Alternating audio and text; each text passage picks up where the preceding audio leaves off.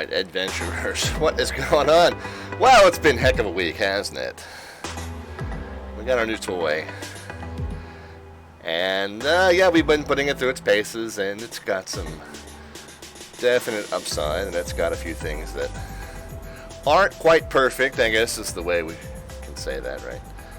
Welcome to the stream. It's our first official, complete Microsoft Flight Simulator 2020 stream, and welcome to it.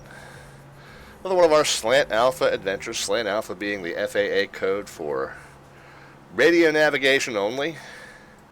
No GPS or FMC to speak of in an aircraft that's got Slant Alpha equipment. Of course, we were talking today, it looks like VATSIM has finally started to migrate over to the new ICAO codes. Of course, they're not really that new. ICAO has been using them for a while. But VATSIM finally starting to migrate, at least its new pre-file page, its new flight plan pre-file page is using the ICAO format.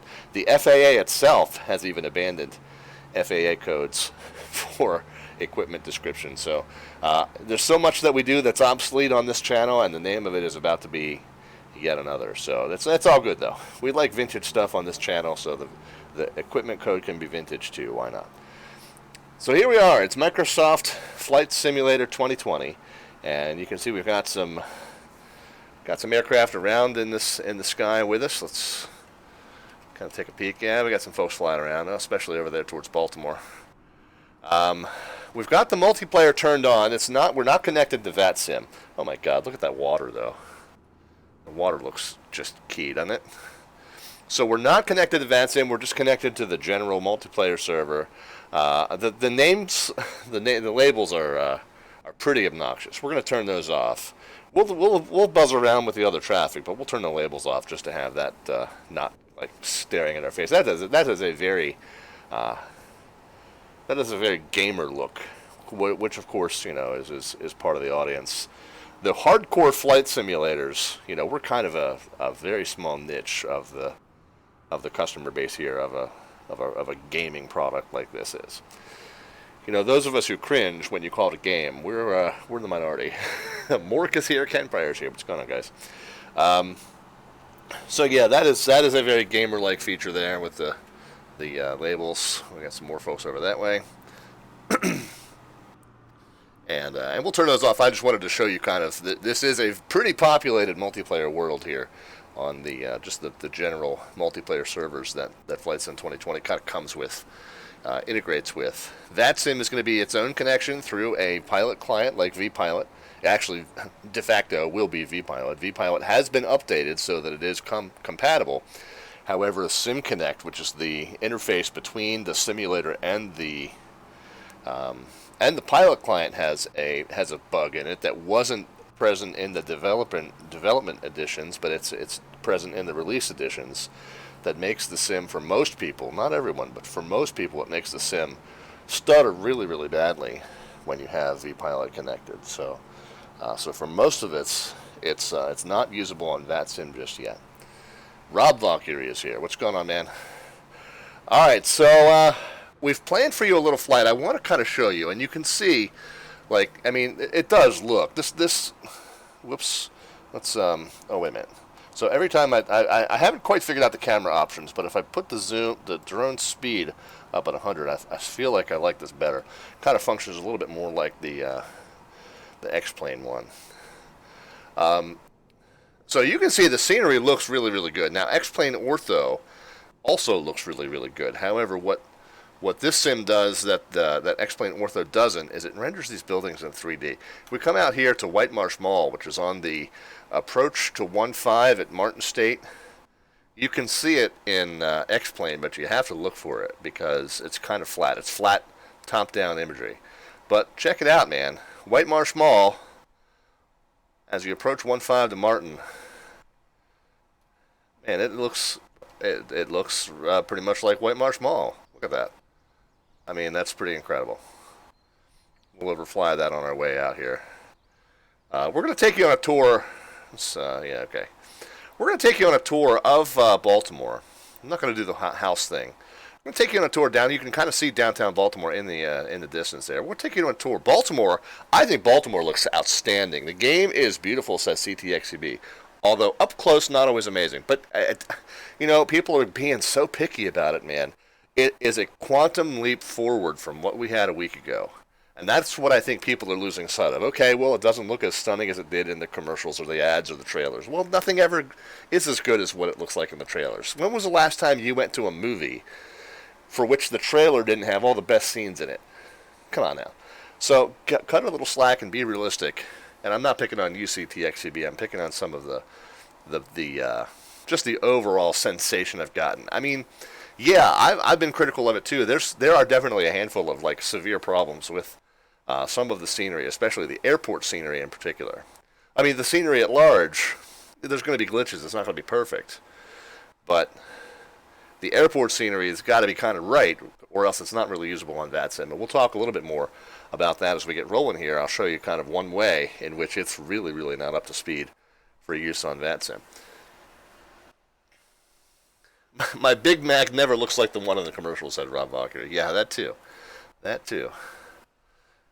All right. Anyway, so like I said, overall, I think they've done a really good job, and as we'll see in Baltimore that my gosh, it's detailed, man. It's detailed. We'll get rolling. The other thing is that a lot of the avionics in the more complex aircraft don't really work too well.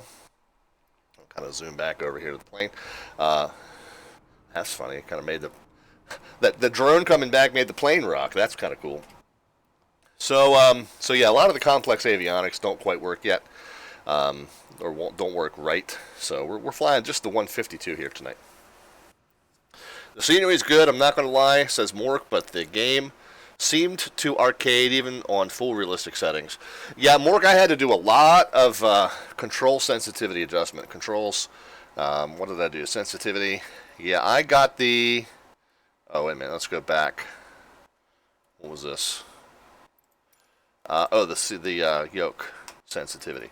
Yeah, I got these turned down to -40 for the X and Y axes. Of course, you can see that there's some issues with my centering there, but that's just my hardware. But yeah, I got them dialed down to -40, and then I think the rudders I got. What did I do with them? I think -50 on those. Yeah, -50 over here, because with them at 0, the controls were way too sensitive. I was drastically over controlling the plane. I do think that the flight model in X-Plane still feels much better. There's still no beating the feel of the X-Plane 11 flight dynamics. Rob says, do you have the developers mode on when you're flying? What kind of frames do you get? I don't have it on, but I did toy with it, Rob, and I'm getting probably 40 or 50 most places. Pretty good gaming setup here that I've got. Let's okay. One thing I want to do, I do want to go into the general settings and I want to take away those nameplates. Those nameplates are obnoxious. Traffic, show nameplates off, apply and save, and go back.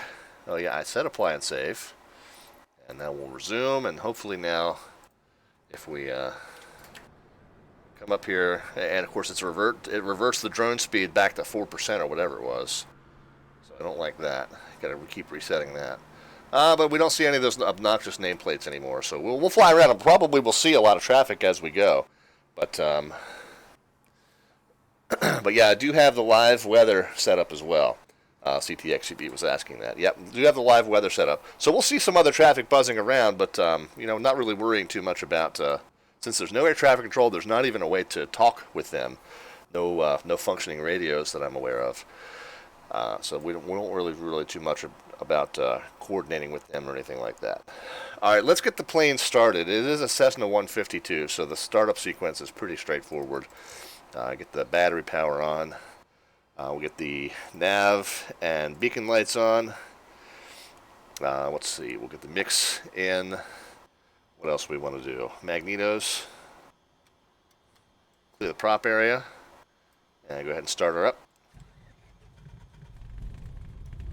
Yeah. All right, we're good.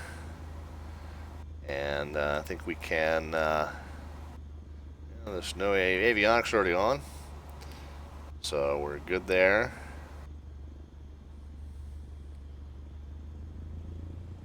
What do we want to do? We want to set the trim.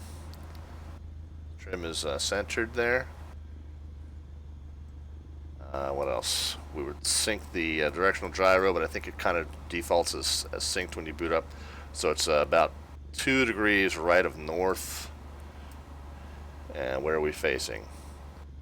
About 9 degrees right of north. Okay, so we'll back it up there. Just make sure I read that right. Yeah, about 2 degrees right of north, and 2 degrees right of north. Okay, good. I'll set the frequency to 22.8, just out of habit. But again, there's no nobody to talk to. We got the squawk set to 1200. Altitude mode is on. So this is as far as it zooms. It won't zoom any further in than this. That's as far out as it goes. That's far. We don't have with us our trusty downwind sim binoculars. So this is as far as we can zoom. But let's see, what else? I think we're good here, guys. I think that's it. Taxi light on. Like I said, I'm going to depart. I can't remember what the weather set, whether I have realistic weather set or not. We are going to go ahead and taxi out here. And taxi out to runway 33 at Martin. So we'll take off heading northbound up over the mall. And then we'll follow I-95 in to downtown.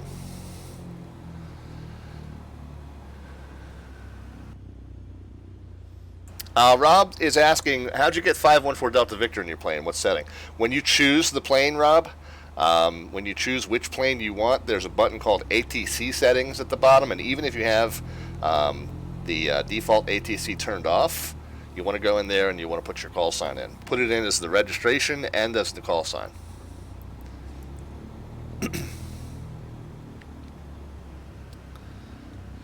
What do I have set for the other planes? Real or AI? I have that off. CTX CV. I have just the multiplayer traffic on, not any of the AI not any of the generated AI nor any of the real data generated AI. I have those off. So it's just other gamers that we're seeing in the air. Of course, we've hit some little bumps and potholes on the taxiway down here, but that's fine. That's semi-realistic. I don't know how good the condition of the pavement is. Redneck Lovin' Life is here. What's going on? I do want to show you something kind of funny. Now, again, it's an AI algorithm that takes a top-down image. Oh, one thing I want to show you real quick. This is one thing that's irking me as a VATSIM controller. It is calling that taxiway Charlie at 15 and 33. I want to show you something real quick, guys. Not that. That is a blank notepad.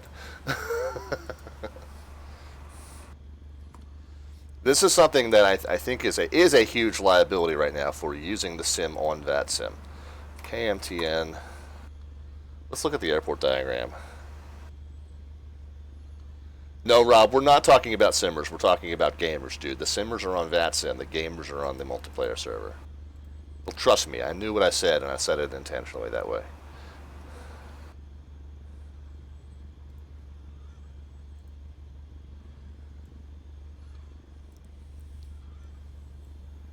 Taxiway Charlie is up here by where we started taxiing from. We're at Taxiway Juliet down here. That sign says Charlie for sure. That is a problem, because Martin State Airport is not the only airport where this problem exists. I will show you when we get down to DCA. The taxiway letters there are they're just made up. They bear no resemblance to reality, and this is going to be a huge problem, especially at the bigger airports. Rob's got me 5x5. Yeah, man.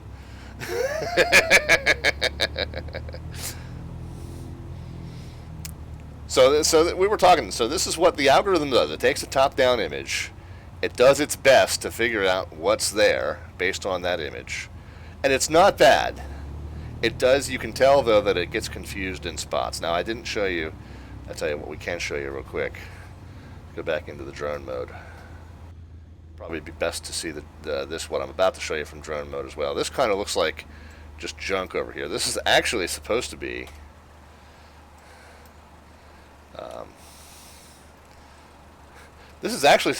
another little area where there's some planes parked, but it looks like kind of a car junkyard, doesn't it?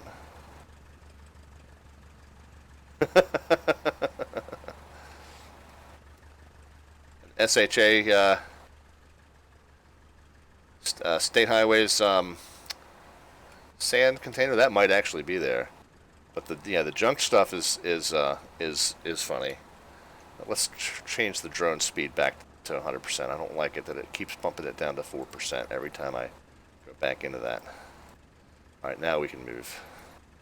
But yeah, so this is like a little this is supposed to be like small hangars, but it's turned it into like a little shanty town of storefronts here, storefronts and garages, which I think is funny.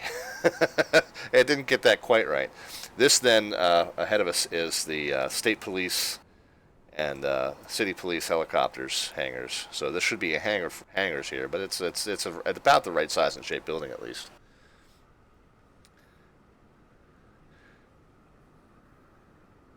Even FSX got that right by default. That's sad, says Northwest. Yeah, Rob says there's a big update coming on the 27th, and JCT has corrected us. The announcement of the patch is coming on the 27th. Yes, exactly, JCT. Yes, an update on the update is coming on the 27th. That is correct. What was the one thing I wanted to show you back here? This is all supposed to be like little hangars.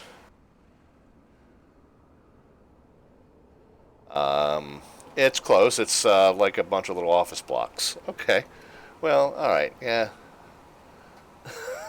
Got a little office complex here at Martin. That's all right. Like I said, I don't expect this to be perfect, especially right out of the box. I do think it's funny that the plane gets rocked every time I take the drone back into its default position. That's funny.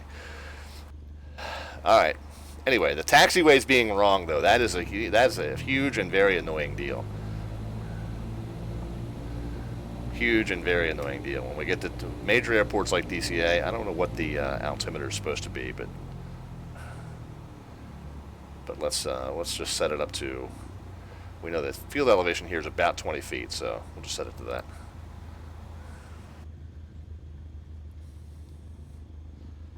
All right, it's got flaps set. Trim is already set for takeoff.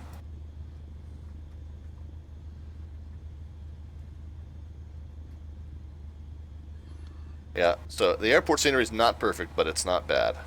Yeah, so that should be the state police and city police helicopter hangars there. State police, state, city, and county, actually. All three agencies are based there. And again, notice no taxiway letter diagram there.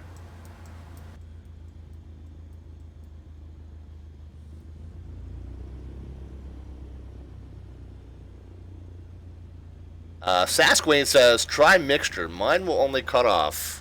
Not really lean. Yeah, I've been messing with the mix, but I don't know that it has the desired effect. I mean, this is, like I said, it's a default plan. I'm not expecting payware quality here. All right, so temps and pressures all looking, I guess, okay.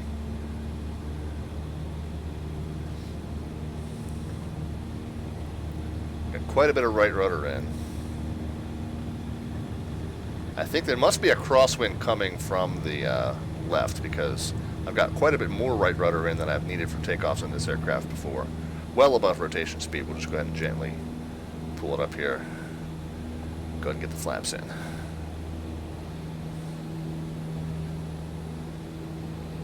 And I do like to sit up a little higher. Yeah, not quite that. Yeah.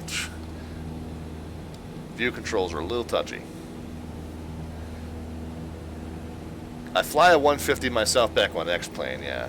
So if I lean the engine out, it will, especially at high altitude. Now, this I do like, by the way. Hold on. Pause that conversation.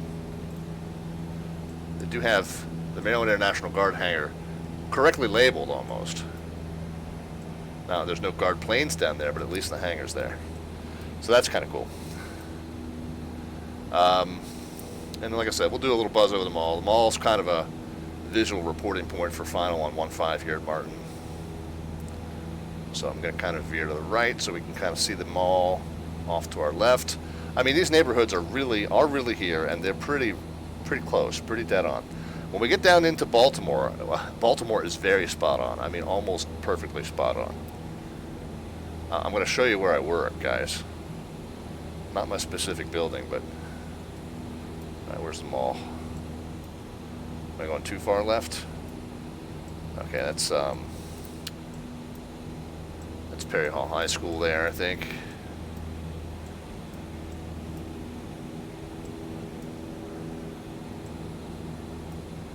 Mall up ahead.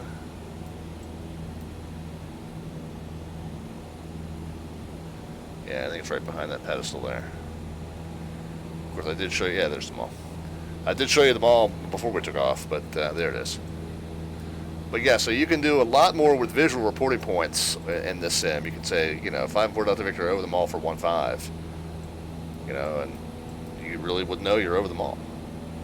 Like I said, with the ortho scenery on X-Plane, you can see it, but it's flat.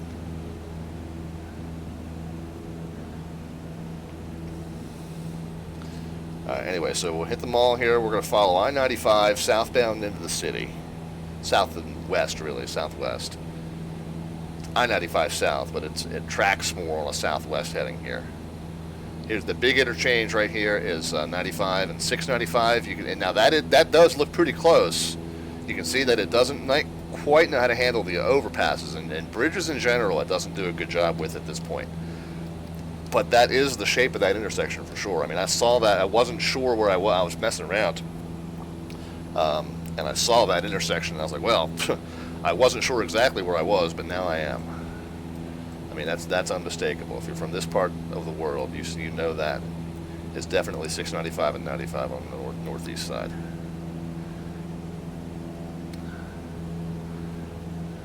When we get into the depths of Baltimore, will you sing a rendition of Good Morning Baltimore? CTXCB is asking. No, I don't think I will do that. I do enough singing on this channel. I don't take requests.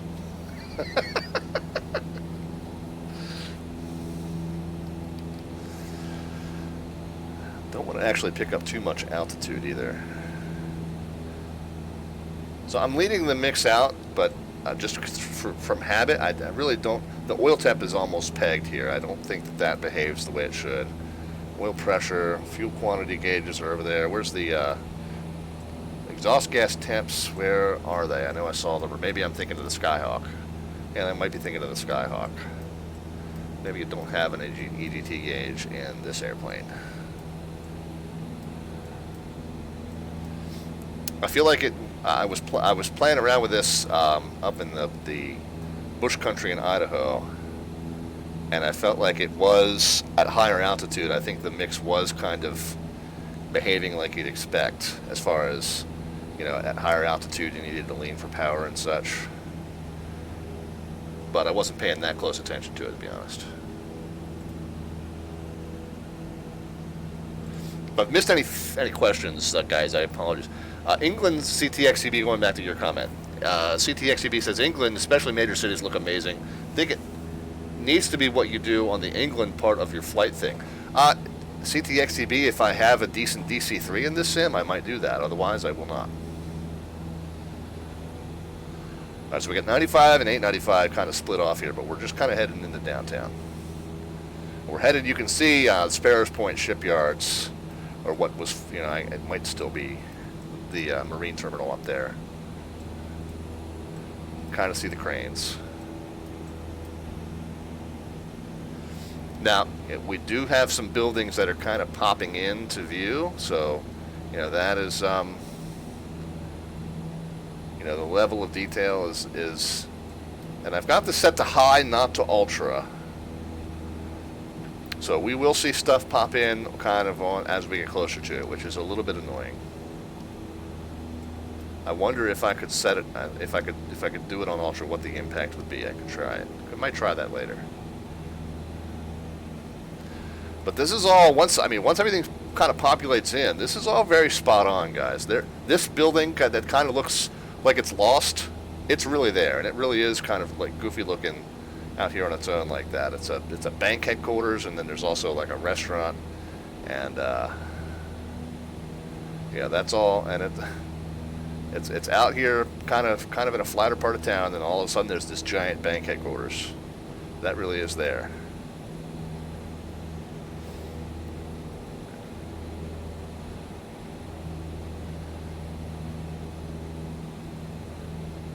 And then as you get here to the water,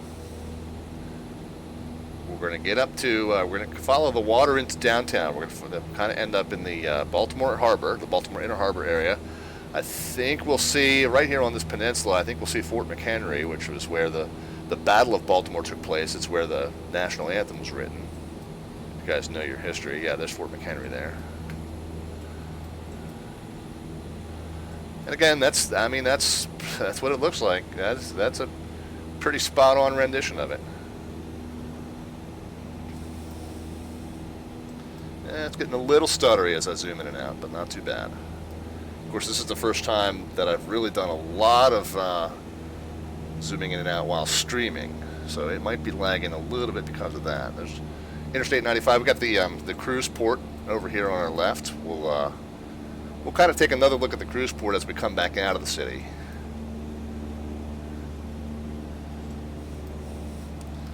Well, here we are in the Inner Harbor. And this is all very, very, very authentic looking. There's the glass triangular building is the National Aquarium. The one closest, the white triangular building ahead of us, is the Dolphin Pavilion. To the right is the power plant, which has been turned into kind of a tourist attraction there. It's where Barnes & Noble, there's a Gold's Gym. Used to be it's Phillips Crab House is in there now. They've since moved from the Harbor Place Pavilions. Transamerica building, which you can see from Oriole Park and Camden Yards. There's the big old Maryland National building with the trapezoid-shaped roof. Got that steel superstructure there on that one. I forget what it's called. But this is all very, very authentic looking. Very, very true to life. We've got the sports stadiums will be passing over here to our left. I'll touch on those as we come back out of town. And yeah, I'm passing over the city at much lower than what would be considered a safe altitude, of course. But I just want to show you how far down you can go and have this stuff really look spot on to what the real thing looks like. We're headed north now. We're going to go kind of up Charles Street, and I want to take you up to Johns Hopkins University. I mean, you'll see. Not that I expect many of you to know what Johns Hopkins looks like, but trust me when I say it's pretty much the real deal. I'm going to climb a little bit just to get my bearings. Okay, yeah, there's the lake. There's Druid Hill Lake. I want to come a little further east. Let me just get my bearings here.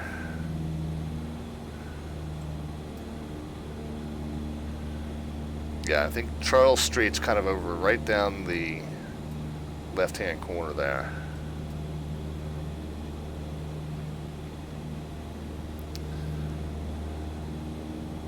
Okay, no, I gotta come a little further right. Charles Street's over to the right some. I think. It's Montebello over there, I think. Okay, yeah, here's the university. Hold on. Big apartment on like 28th or 29th. I think it's 29th that the apartment building's on. Baltimore Museum of Industry, Mason Hall, academic buildings there. The one by the loop, the brick loop there, that's the Milton S. Eisenhower Library. That is the Matin Center, the kind of rundown looking one, and yeah, it's not that far off. MSE Library is the one at the top of the loop there. And then over here you got the baseball stadium and the football stadium.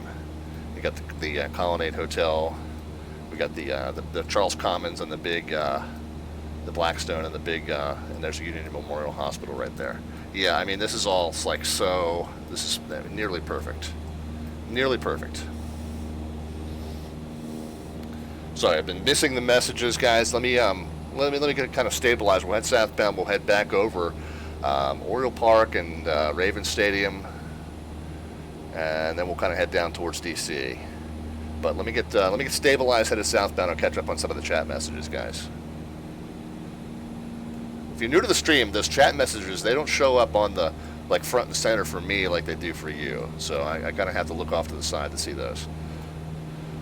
So bear with me as I get turned around, get headed back down towards downtown. We'll show you the sports stadiums. We're going to kind of go over the western side of the Inner Harbor area. I guess I should point myself. Yeah, down. We'll go straight down the southbound, probably following down like Howard Street here. CTXEV, did you test the alternator and battery before you took off? It's something that I do, even though it's probably not all that important. No, I did not. It's a default plane. I'm sure it works fine. Northwest says it's one of the things stopping me from buying this no good DC3. Yeah, well, I bought it and I'm flying it, but I'm not giving up X-Plane anytime soon. My X-Plane installation is alive and well and shall be for quite some time, I'm sure. How are you moving your views? Hold the right mouse button and just drag it. Drag it around. Scroll wheel does this, and hold the right mouse button and move around. Jonathan's here. What's going on? All right. So coming back into the downtown area now, and like I said, so there's the Inner Harbor area again. You know, we kind of went over those. So yeah, the top of the power plant looks kind of spiky, but when you get closer, you can see it'll pop in, and it should look like the 4 smokestacks that it's supposed to. There's the Pride there, tall ship. That I didn't notice that before. That's really cool that that's there. There's Federal Hill, the grassy area. Federal Hill in the park, and then Federal Hill, the neighborhood, is like everything that's around it. There's the Lunesta Hotel there. Camden Yards right below us, and the famous warehouse, and then Raven Stadium right here. Okay, looking sharp and dead on. All right, let's follow 95 South down to DC now. Now DC going to be a bit of a different story, I think. And here's I-95 below us with the traffic looking very much like I-95 traffic during a pandemic. Like there's hardly any of it.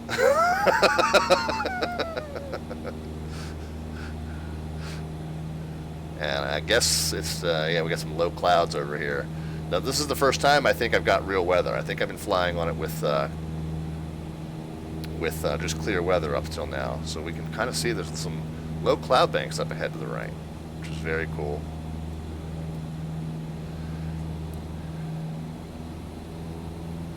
I know I'm in the yellow with the airspeed, and probably redlining the RPMs here. Yeah, not quite. So we can lean for power. Yeah, so I'm leaning, and there's not. Yeah, so there's starting to be an effect there. So yeah, I mean, I think the leaning. So there's peak RPM right about there. I think the leaning works okay. At least it does in this plane. We're going to follow I-95 south. We're going to head. We're going to pass over the University of Maryland, which is on the north and east side of Washington D.C. So it's on the side that I guess that's closest to Baltimore. But we still got a little ways to go. So this is going to be a little bit of an interlude, and I'll catch up with the chat messages. We can talk about pros and cons while we get down to the next little part of the tour. I can actually, we can kind of go low, and we can go 110 down 95, which is what most cars do anyway, if you want. Yeah, not too many new chat messages, so yeah, maybe we'll do the dive here. We'll go down 95 like a maniac, like most of the cars do. All right, well, I'll tell you what. Instead of veering over to the right, we'll pick it up over here by the overpass. Actually, 120 knots. If we can maintain 120 knots, that's like what, 135 miles an hour. So we'll be passing most of the cars, but we'll still be zipped past by some sport bikes.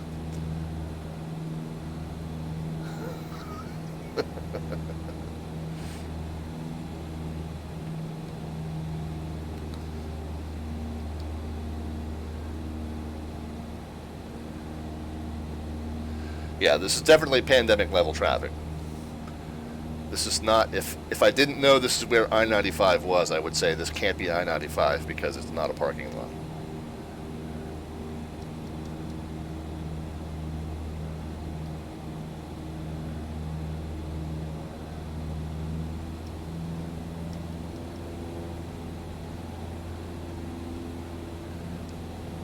Oh, we got some jet traffic flying over us.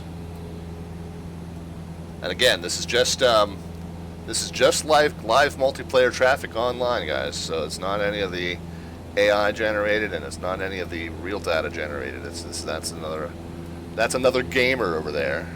I'm a gamer tonight. I'm not a simmer.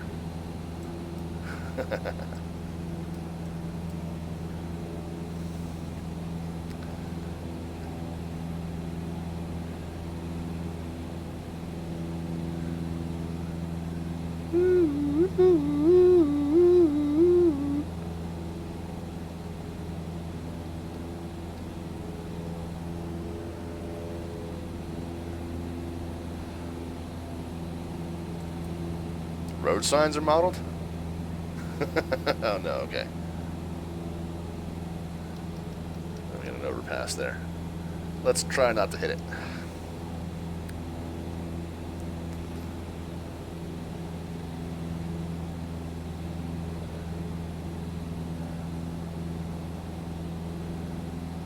The good news about doing this way is I'll be less likely to get lost trying to find College Park. From the air, I was having a little bit of trouble spotting the junction between I-95 and 495. This is definitely Columbia, Maryland here. You can see all the office parks. And these are pretty close. That, I think, is where University of Maryland University College has a campus in Elbridge.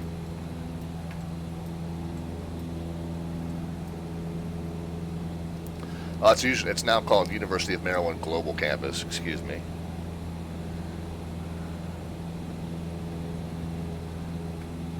Oops.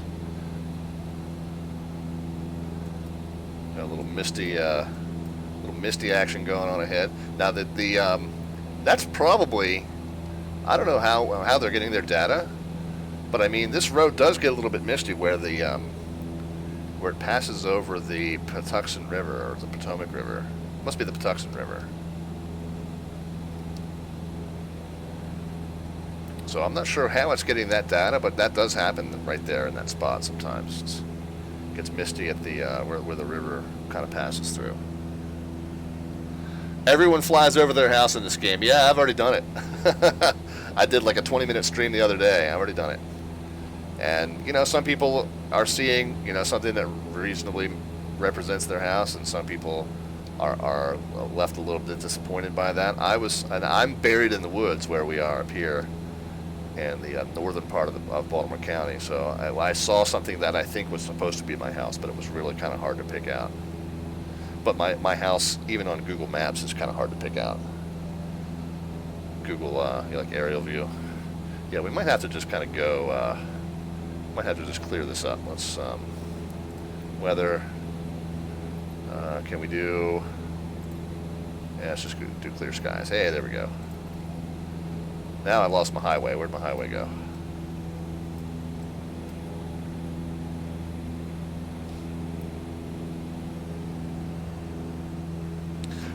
Justin says I landed in the field behind my house. Yeah, man.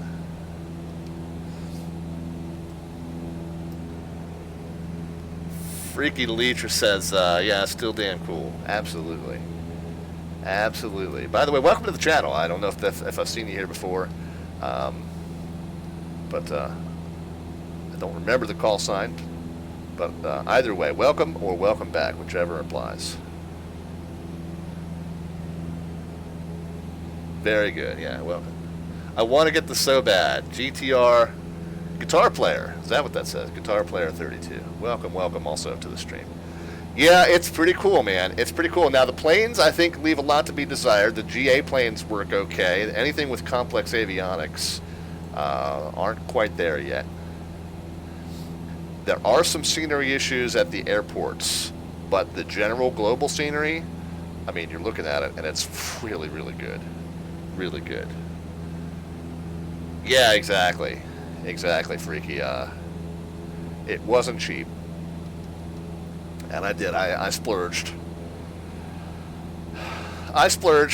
You know, I've always said that the proceeds that I get from streaming, while they're not very much, you know, I do try to hold true to the fact that they go back in to support the stream. And I did. I went ahead and popped for the full version, and I did that with a little bit of help from you guys, so I appreciate that.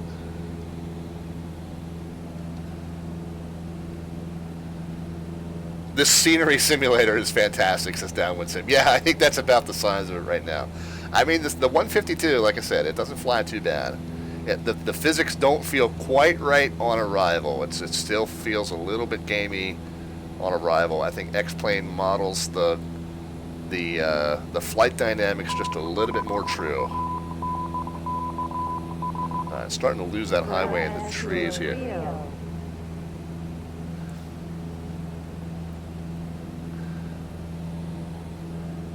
For 20F, Jonathan,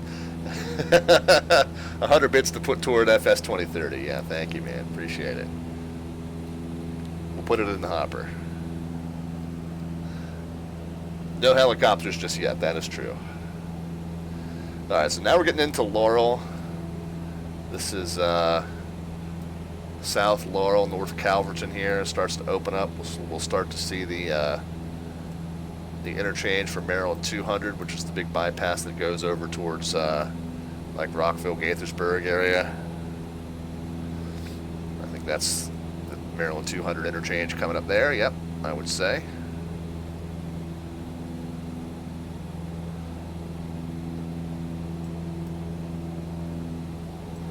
Almost down into College Park, guys. We'll get another little. I don't know how interesting you guys are really finding this.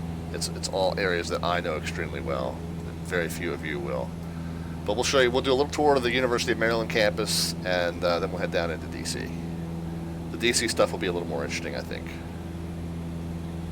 DC is where I think we'll find some spots that that simulate that this scenery doesn't quite get right. And we've got a very irregular highway. There is a hill there. We're coming up on the Powder Mill Road exit. There is a hill there, and then it kind of comes down to the left, but it's not quite as irregular as that. It's a lot smoother. So a little bit of a mesh issue there, but I mean, still, this is really. I mean, this looks. I used to make this drive all the time from Baltimore down to College Park, and I mean, these office buildings are just almost spot on. They're not 100% spot on, but they're definitely close enough that you know exactly where you are and what you're looking at. Beltsville Agricultural Research Center is over here on the left-hand side. So you see in the middle of all the suburbs, you got this big sprawling farmland.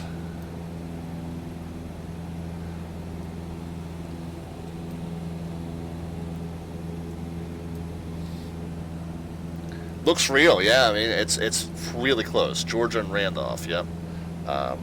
Downwind Sim, yeah. Georgia and Randolph would be right over there to the right. Little ways, a few 7-8 miles to the right. All right, let me keep my bearings here. Yeah, Guitar Player wants to see DC. Yeah, we'll do a little buzz over the University of Maryland, and then we'll head down there. And once we leave the University of Maryland, I mean, we're really close into DC. Now I've lost my bearings just a little bit. Let's see. I'm going to be ignoring the chat for just a few minutes, guys, as I regain my sense of where I am. Okay, there's a split there. Okay, that is probably 95 and 290, or yeah, 95 and 495 splitting there. Okay, there's, all right, I got it. There's the what's it called? The park and ride area where the truck scales are. And if we go up here, we'll pick up. Okay, there's the shopping center with the Shoppers Food Warehouse, and I think there's a Best Buy there, maybe Home Depot. IKEA is over here on the left-hand side. It doesn't quite look like IKEA, but it's close. And this here is a Home Depot, Best Buy, Shoppers Food Warehouse. Little strip there on the end with a real good chili place and then a Chinese place there. All right, I'm going to pull the speed down. We're now picking up Route 1 south from 495. We're going to take this into the town of College Park.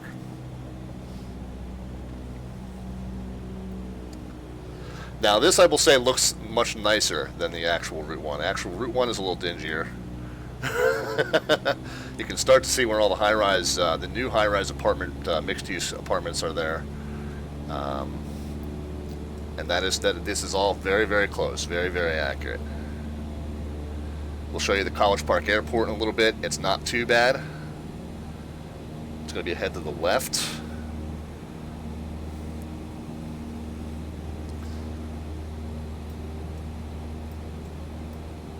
That is the basketball arena. That's supposed to be Comcast Center right there. So it should have a nice big arched roof. It does not.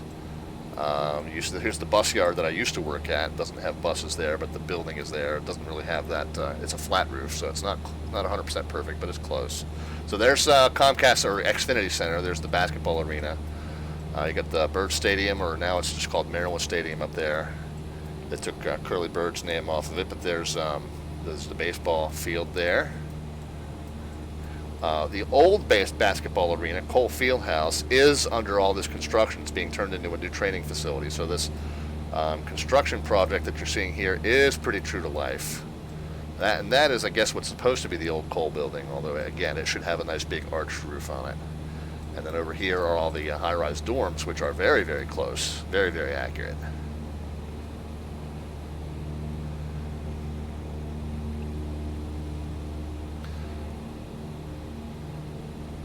Take you on another little loop here. We'll show you the south end of campus. Screaming Cheese is here. Yeah, bear with me on the reading the messages, guys. I'm doing, of course, this is all hand flying, and of course I'm flying by looking out the right-hand window, so I'm kind of flying the plane by feel right now. So that you can start to see. Okay, there's the main administration building at the bottom end of that little mall area, which is very good. The Armory is that multi-peaked building there, which is not. That should be another kind of arena-looking building. So that didn't quite get that one right. The top end of that mall is McKeldin Library, which is not quite as tall as that, but it's close. But yeah, we'll show you a nice view of the mall. Can we see the traffic circle with the M flowers on it? Let's see if we can. Can't quite see the M flowers. You see the flowers in the shape of the M would be in that middle of that traffic circle right there. Can't quite make that out. And then this is the chapel field. The chapel doesn't quite look like a chapel, but it's shaped like a chapel. It doesn't have the spire. But then this is the field where the marching band practices here. And then down we go. We'll just head straight down toward DC.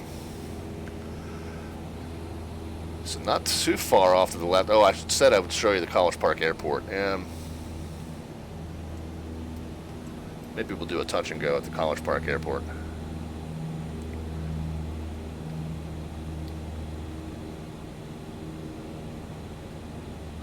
Yeah, these light rail tracks are, that's subway tracks. It becomes elevated tracks over here out this far. But that is the the Washington Metro Rail. There's the College Park Airport right there. So we'll end up kind of on a right downwind to 15. Maybe I'm not that high. Well, Lake Artemisia right there next to the airport. You kind of have to come right, and this is true. If you ever watch an approach to College Park Airport, you do have to come like right over the Metro Rail tracks on the approach to this thing.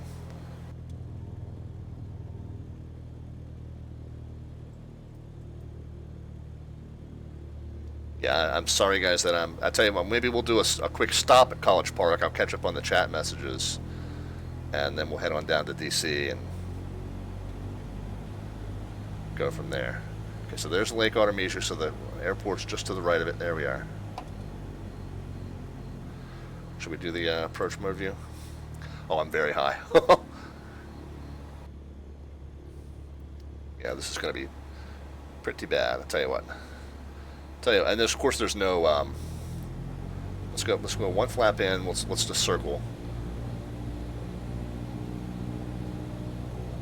There's no landing rate prediction stats. So we'll just do a quick circle here.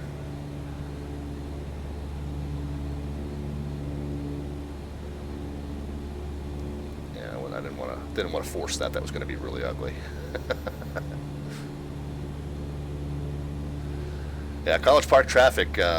Cessna 1514 Delta Victor. Short final 15. We're going to make a right 360 for idiot proofing. College Park.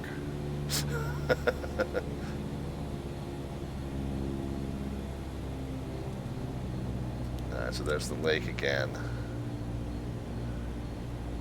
And the runway should be just on the right side. Probably still a little high, but more manageable. Yeah, you're still a little high, but not too bad. We can do it. There's a displaced threshold there. You're not aiming at the very edge of the pavement, but yeah, you're coming down right over top of the metro rail tracks. And that tower is really there.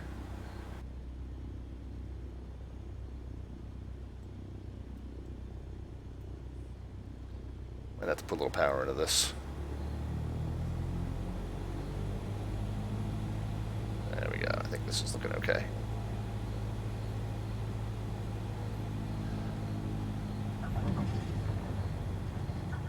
Felt pretty buttery to me.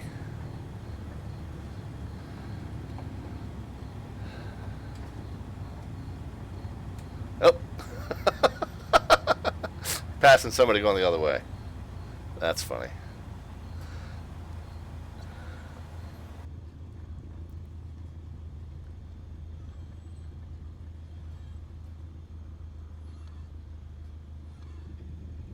Alright. We'll do a quick taxi back. You know, and now that I think of it, guys, I don't know. I'll have to check here. Yeah, I never did get landing lights on, taxi light off, strobe light on, pitot heat on. So, of course, now that I'm leaving the runway, I should have been doing the opposite. But we'll leave it in that configuration. We'll leave it in airborne configuration for when we get back down the other end and take off again. So yeah, we saw somebody taking off from College Park going the other way. That's hilarious. There is a museum over here. Let's see. There's a restaurant. Let's stop and do a quick tour here. Just pull the parking brake. So there's a restaurant here, an old restaurant. There's tennis courts are there. That's the and those are actually those three. These buildings here. Let's put this. See, this resets the drone speed to 4% every time. I don't know why it does that.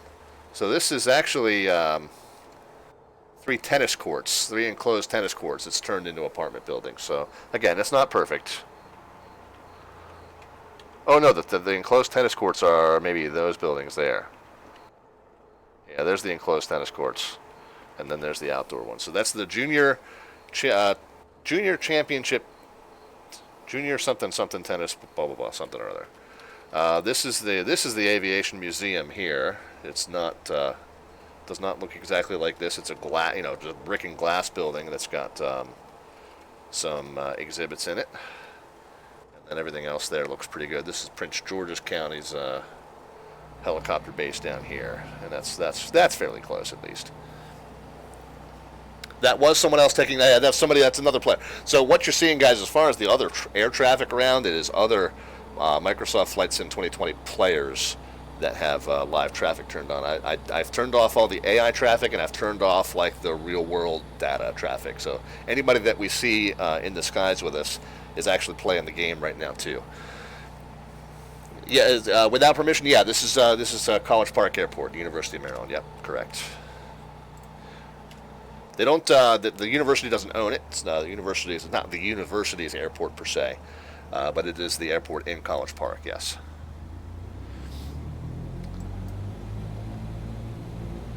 Let's taxi back down to,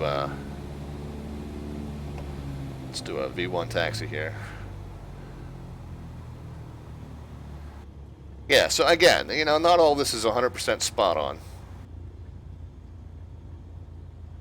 But it's damn close. It's all recognizable for sure.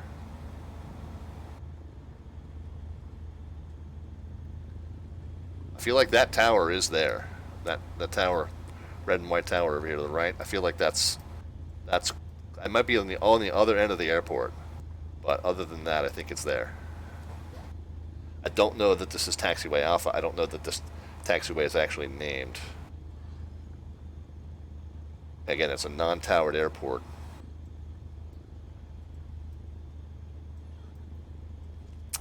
There's the Prince George's County helicopters. Police helicopter base there. Alright, so now we would go landing light on, taxi light off, strobe light on, pitot heat on. We've already done all that. Alright, let's head down to DC, guys. Oh, I said I was going to catch up on the chat messages, too. I didn't do that, but we'll do that once we get airborne. No autopilot in this 152 either, by the way. All hand flying. Should we do maybe notch of flaps? Sure, let's do a notch of flaps. Checklist, schmecklist, right? So let's head on towards downtown. We'll be all kinds of all over some of this restricted, prohibited airspace, whatever, who cares?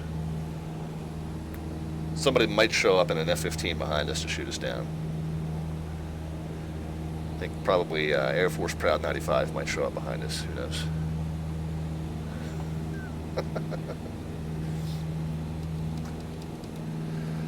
Which way are we heading? We're heading kind of south and west. Alright, that's cool. Alright, once I get stabilized here, pointed reasonably toward, I should be starting to see stuff that I recognize. There's 201. Anacostia River is down here to our left, and should kind of empty out.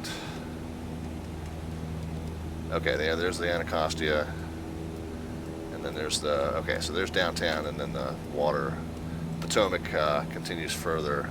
There's DC. You see the lights, the flashing lights of DCA. So we're heading in the right direction. We're going to kind of cut off. We're going to cut over to the west, and we'll pick up the Potomac, and we'll do kind of the river visual.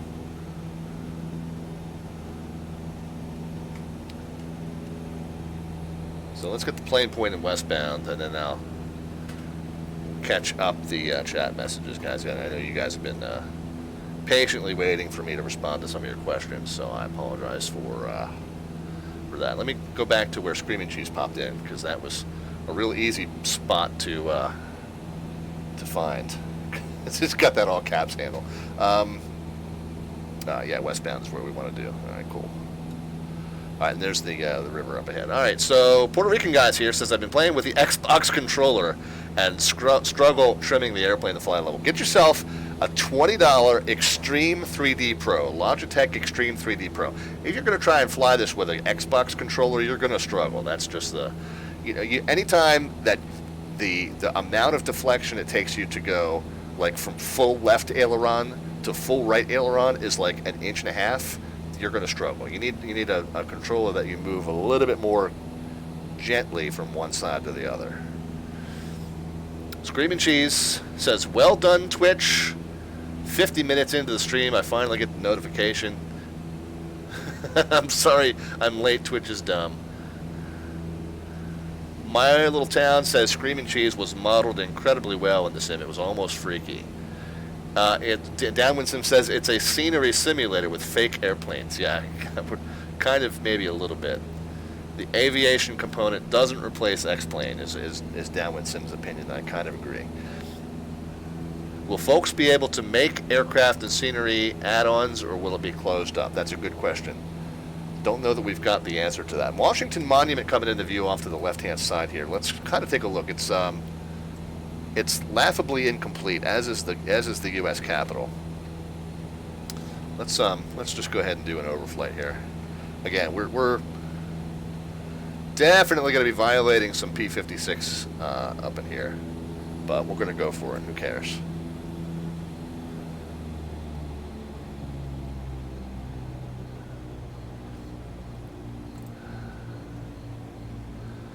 Let's fly down right down the center of the P56. Why don't we? Who cares? The lights are crazy bright, says Downwind. Which, is this an open world multiplayer, guitar player asks? Yeah, pretty much. Pretty much. I mean, you can close that all on. That's your option. You can have that on or off. You can have AI traffic. You can have traffic that's generated by real world data, so it's AI, but it's based on real world positions. So you got a lot of different options with traffic. Or you can, connect through to VATSIM with a third-party app, vPilot, and have just the network traffic, although the vPilot interface isn't quite 100% working yet. Let's take a closer look at the Capitol building, guys, and let's see if I can do this without crashing into any buildings. I am not trying to reenact anything here, guys.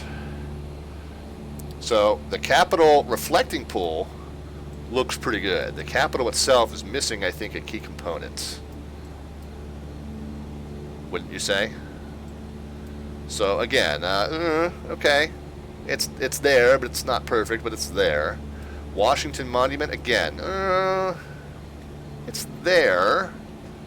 It's missing a little something. Lorena Bobbitt got to it, I think, maybe.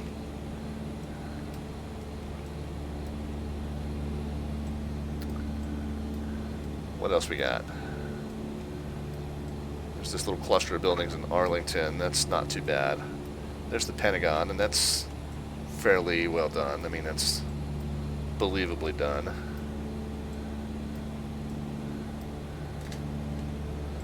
We're looking at kind of so in this area of all the the federal buildings. This is reasonably close to what it looks like.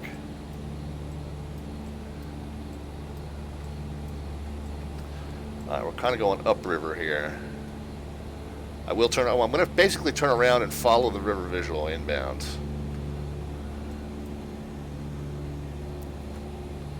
We'll do that. I mean, and this,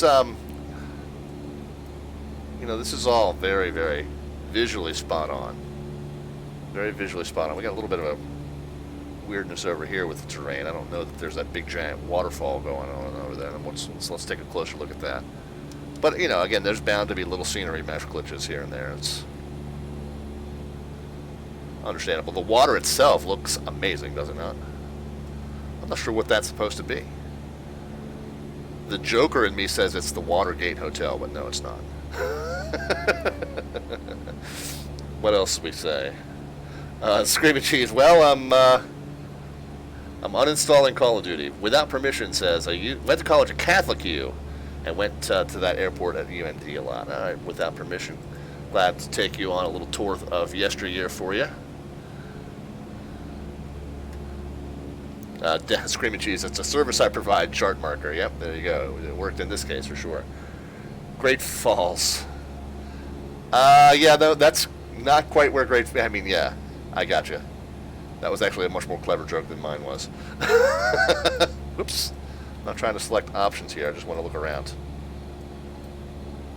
I mean, as far as the buildings for Northwest here, this is not bad.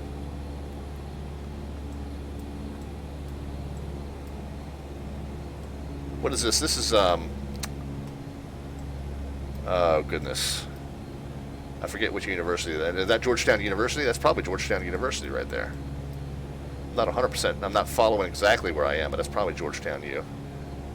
Oh, GW. That's GW University. You can see the logo right on the field.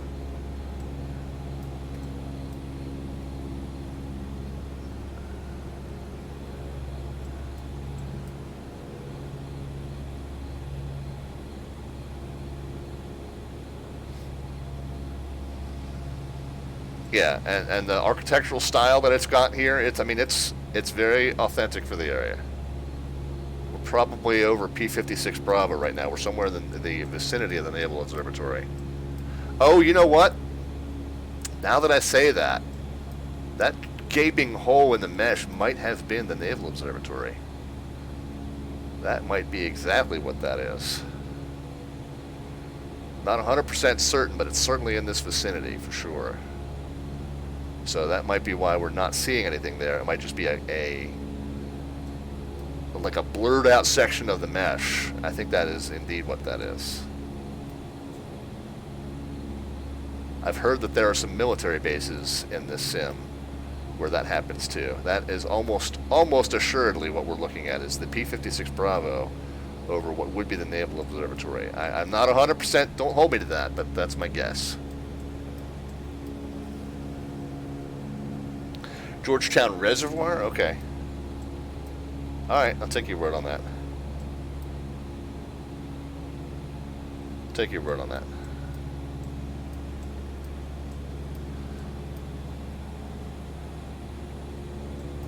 It's not too far from that that second part of the P-56, though. We're definitely in the right ballpark for that. Oh, somebody just flew past.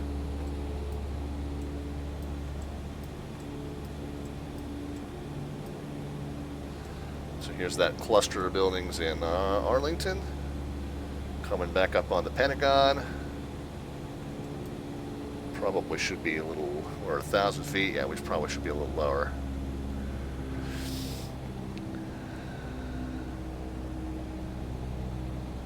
Langley is, I think, on the Virginia side of the river, so that wouldn't be CIA headquarters. Langley's a little further up the river on the left. As we go north and west, Maryland's on the right, Virginia's on the left. So that would be the wrong side of the river for Langley. But someone was saying Georgetown Reservoir, and I don't know that area that well to confirm or deny, but it sounds reasonable. But somewhere in there is that second half of the P-56 and the Naval Observatory, so who knows. I heard that there were some military bases that, even some part-time military bases that are missing from the sim because Bing imagery doesn't show them. We gotta get some speed off, guys.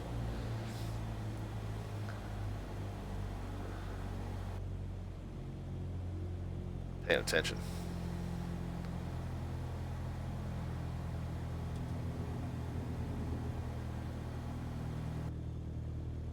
Want to do the... You want to watch me botch this approach?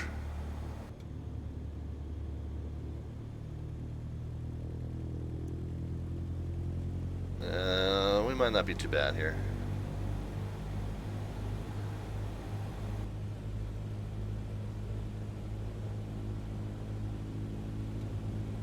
They're not flaps in, we'll go full mix. Add a little power. A little more power.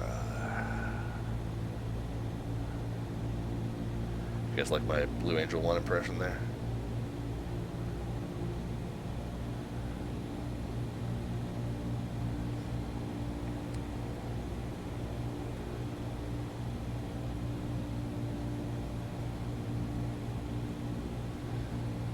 I would not at all be surprised, by the way, if we get run over by somebody doing the river visual in an airliner.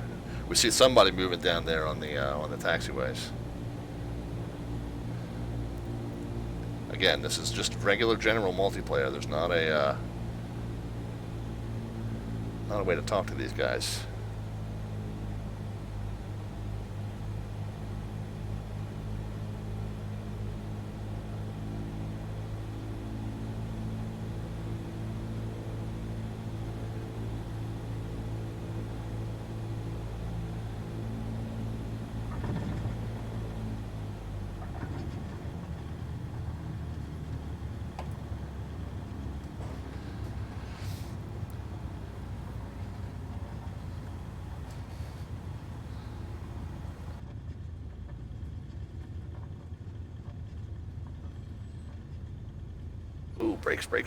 Brakes. His brakes are way less effective than what I'm used to in X-Plane. Not sure which is the more realistic behavior, but brakes in FS2020 definitely don't stop you as quickly as they do in what I'm used to here.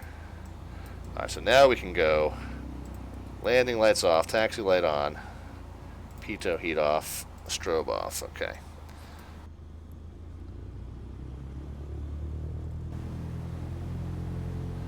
Somebody doing some aerobatics over there for us.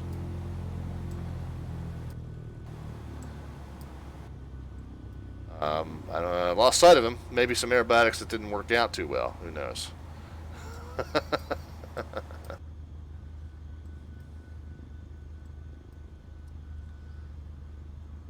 That I think is static. I think I've seen that there before. The airliner that's sitting at the terminal there.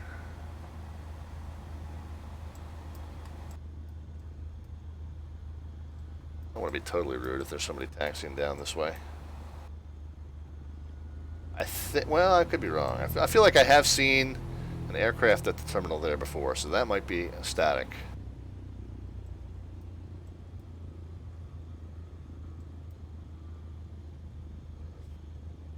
This is down here, the south end. This is where the Southwest terminal is. So this is what I want to do. We'll park here. We'll kind of just, we don't have to go all the way into the GA area. Yeah, there's somebody doing an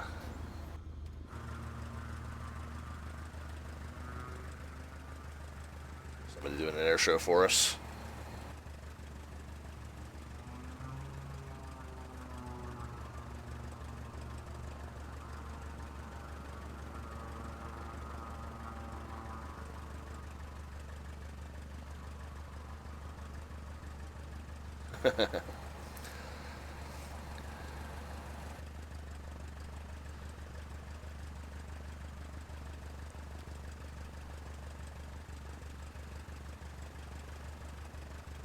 Don't know whether I got the parking brake on, but I think it's set now.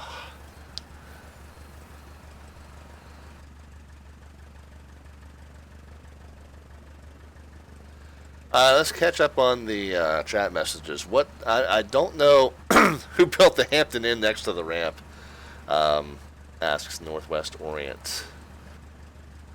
Oh, talking about College Park. I've scrolled back quite a bit.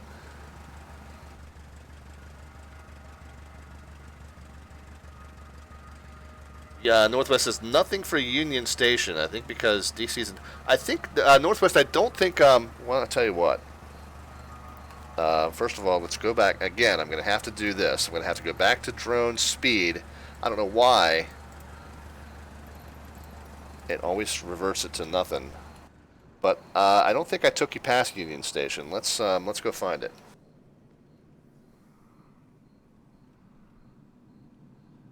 Union Station will be north and east here. We go to the. Well, we were close to it. I guess we did pass over it.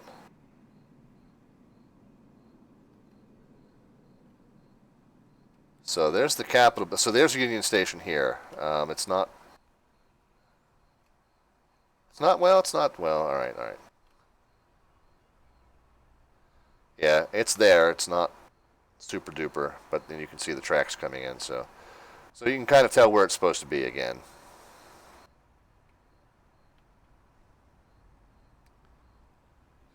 Anyway, let's rock it back here. How does FedEx Field look? I haven't flown up there yet. Yeah, Justin, good question. I haven't either. Oh, you were talking.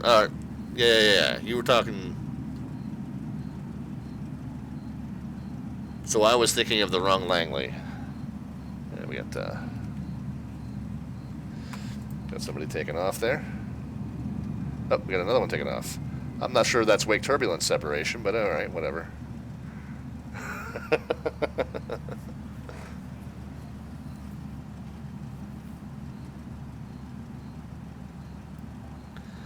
Will the Xbox version have aircraft downloads? I have no idea. Vespid Walker's asking that. Vespid, welcome to the stream, by the way. Yeah, I have no idea. Not a clue. Yeah, they didn't wait 3 minutes. No, they did not. Again, we gotta get Air Force Proud in here doing some ATC for us, because this is ridiculous. Of course, I'm sure that the guy doing the air show in the pits for us. Where'd he go? Oh.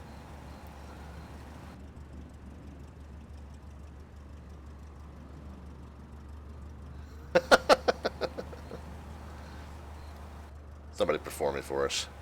All right, let's taxi back up. Let's depart out again, and I want to do just a right pattern off of 19 because I want to do a comparison flight. I just earlier today I was feeling a little like in need of a quiet flight to myself, and I did a VFR flight in the X-Plane 11 Baron from Norfolk up here to DC. Came in from the south, followed the Potomac up from the south end of the Bravo, and wound up in a right-hand pattern for runway 19 on X-Plane.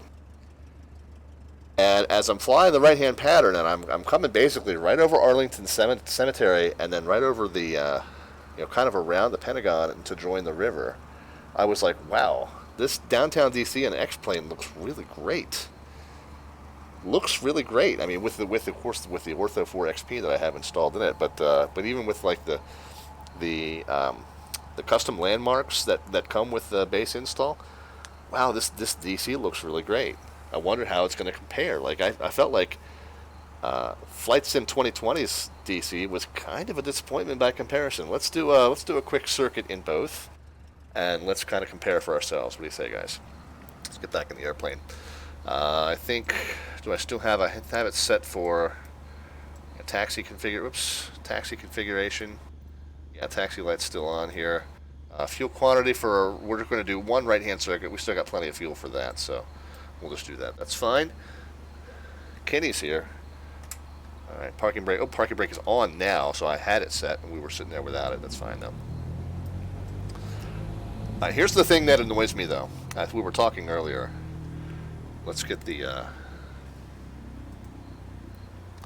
one thing that does truly annoy me, and this annoys me as an air traffic controller on VATSIM, but I think it should annoy you as a pilot on VATSIM as well, if you are one. Let's get the parking brake back on. I want to show you this. We'll do the...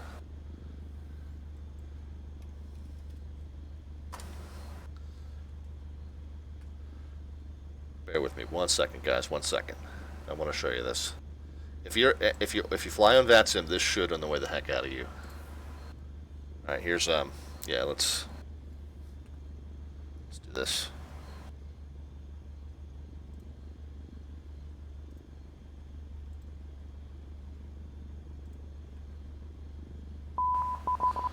And we got some stream activity there. I'll check on that in just a second. That is Sid Fisk that has followed us. Thank you so much for that. So here's the deal with the... Let's jump back out of the airplane again. Oh, and of course, now that I've gone out of the drone, I gotta... This is annoying. Alright, now we can move again. Okay. So whoops. What taxiway are we on here? Oh, we got a flight of 2 coming in. Alright. What taxiway are we on here? We're on 22 and 4 at Alpha? Alpha? Are you sure that's Alpha? Because on my chart... Well, we'll watch them land. We got 2 coming in and 1 departing. So again, the separation standards are not quite being upheld here. But that's all good. Okay, so we're looking at 22 and 4 at Alpha. Again, there's no Alpha. Alpha's down here to the right. Watch this. We'll watch this landing as well. Oh, there we are. Got my windows mixed up here. Ooh, that's going to be a face plant. That was a little rough. That one was a little rough for Ryanair landing there. Do like that you can hear them, though. So where are we? What are we looking at here? We are... This is what we're looking at. This is Kilo 5 in Juliet. There's no Alpha anywhere around here. Alright, now let's go a little further up the road here.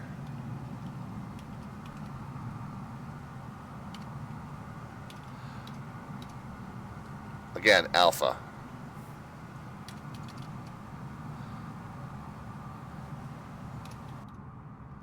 And 1 at Alpha. No. That's probably golf, maybe?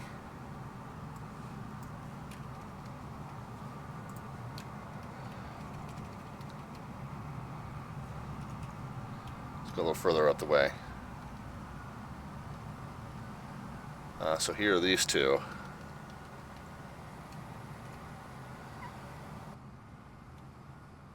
We're still showing it as alpha. No. I think we're at November 1, or maybe Mike.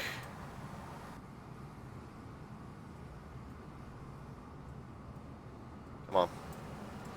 I mean, alpha's clear down here. It's missing the signature DCA tower, yeah. So, that's all well, that's eye candy, okay? That's just wouldn't it be nice? But to get the taxiway letters completely wrong, or just made up, or just not even caring, that's going to affect operability. That on VATSIM is going to affect operability. We're at the intersection of Alpha and Bravo here. No, we're damn well not.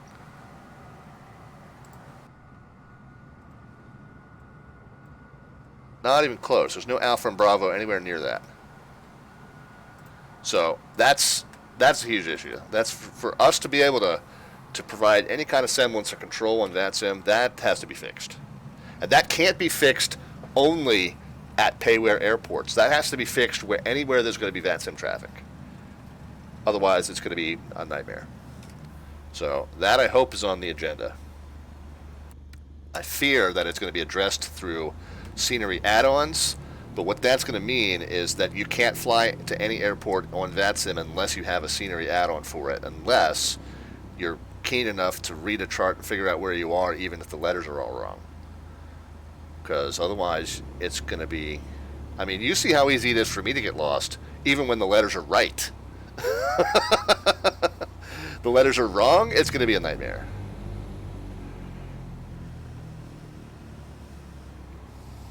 But yeah, no, I mean, I agree with you, Northwest Orient. I totally agree with you. But that kind of stuff, you can fly the sim without it. But to try to give taxi instructions to pilots who are unfamiliar with an airport and the taxiway letters don't match up with what's on the chart at all. I mean, we run into it enough because the taxiway layout is outdated, which is annoying enough. But when the taxiway layout is just flat out horrendously wrong from the beginning, then I don't even see an excuse for that. Look, we've had default scenery with correct taxiways for like 20 years. Not sure what the holdup was on that. We're going to depart on runway 1 here. Landing, taxi, strobe, or Pito and strobe. There we are. I'm not even going to bother worrying about traffic, making traffic call-outs or separating myself from anybody. Oh, I said we're going to do a right pattern to 19, so we'll do a V1 back taxi here. It might be a V2 back taxi. But anyway, so yeah, the taxiway numbers are wrong at every single airport. Taxiway letters, rather. Taxiway signage is wrong at every single airport, except for the 5 or 6 payware ones that you happen to have. That's unconscionable. That's going to cause use problems on VATSIM. That's got to be addressed.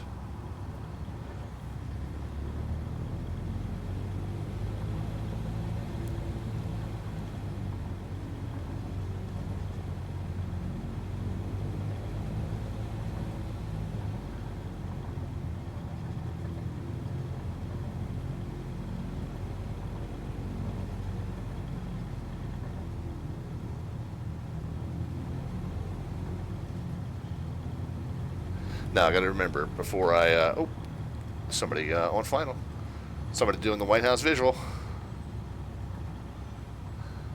I'll be nice.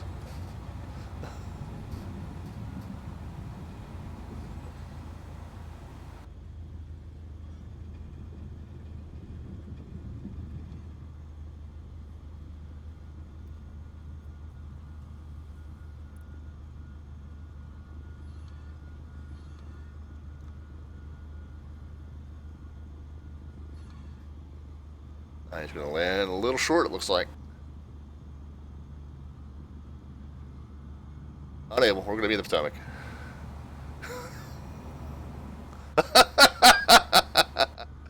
Oh, he came back. What is this guy doing?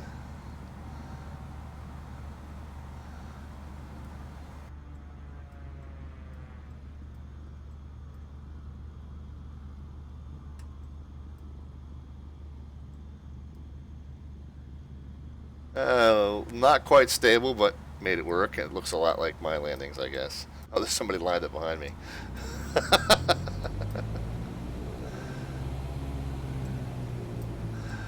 All right, yeah. Let's do a right pattern 1-9, and then let's do the same thing in X plane and compare. Oh, never mind. I got line jumped. Go ahead, guys. You do you.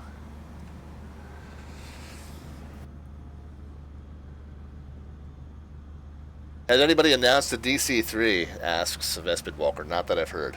I haven't heard any announcements about payware aircraft, but that doesn't mean there haven't been any. Alright, screw this waiting my turn thing. This isn't working out. Waiting my turn isn't working out too well for me.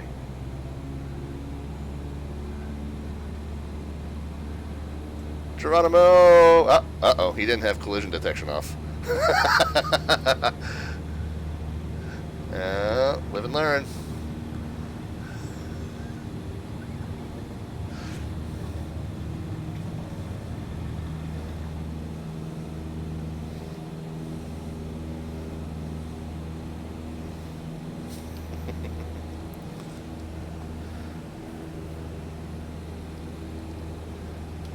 Let's see, yeah. Pop the view. The view controls are a little touchy. I wish they would operate a little bit more slowly.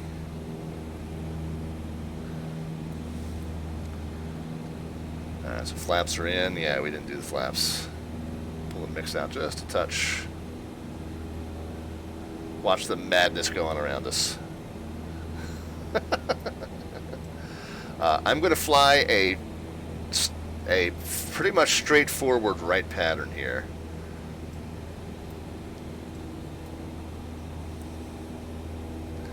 So there's 700. Let's go ahead and turn our right crosswind.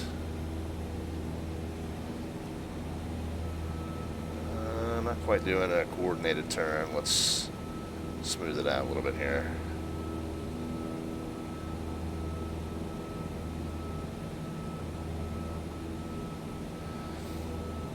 Get up to about 1,000. There we are.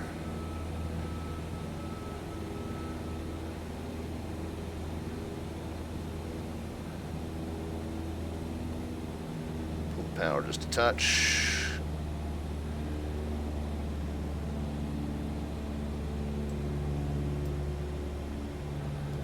Let's kind of go west of the central part of Arlington.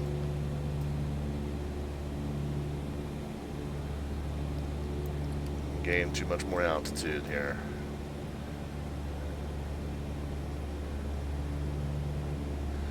Where's the building that I want to loop my? Yeah.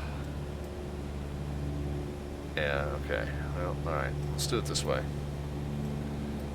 I think this is fairly consistent with what I flew in that flight I did earlier. So I did an offline. For those of you who missed, I was talking about it earlier. I did an offline flight in X plane where I flew VFR into DC and I wound up flying a right pattern. So someone going up? No, that's light bloom or something. Wound up doing a right pattern into DC. Kind of came up around the Pentagon. Yeah, so let's do that. We'll do right kind of toward this cluster of buildings here. And then we'll kind of do a right base. We'll join the river. And then we'll touch down at on 19 again. So just doing a right-hand traffic pattern to 19 around the Pentagon. So as I was doing this in X-plane, and I was looking down, and I was looking around, I was like, you know, actually this scenery, even though it's not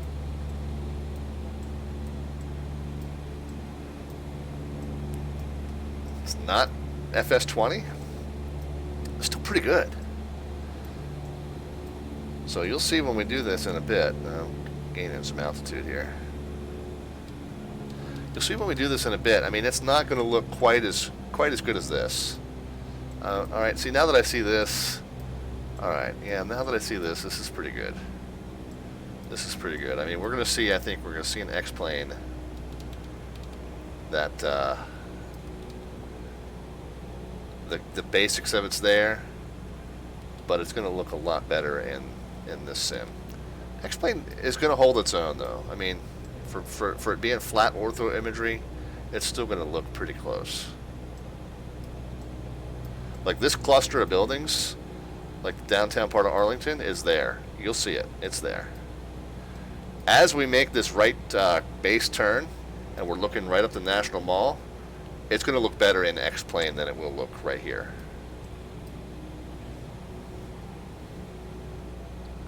It's going to get a notch of flaps in.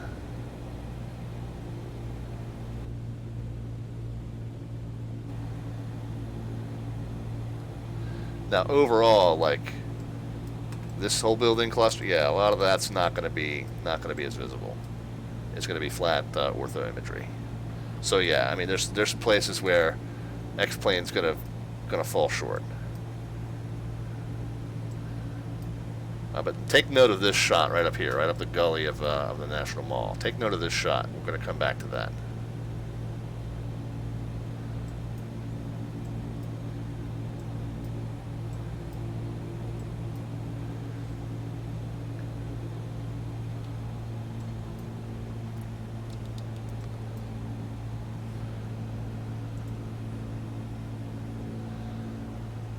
Imagine the Skyline route. Yeah, Don, I'm going to actually do it. I'm going to do it on September 11th.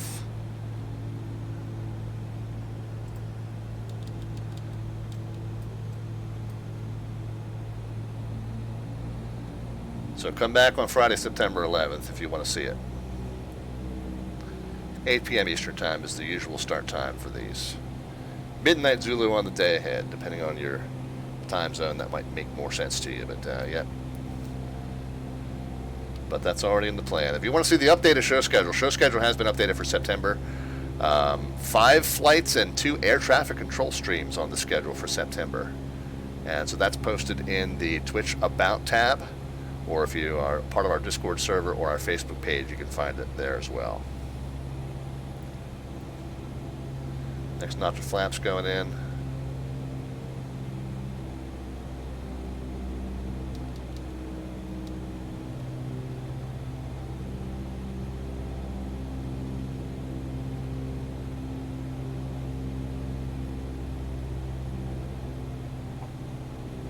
High.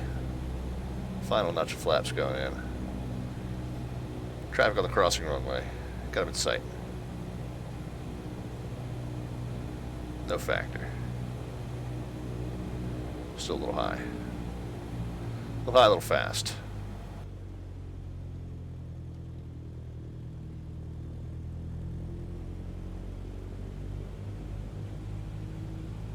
Traffic off our right side, no longer a factor.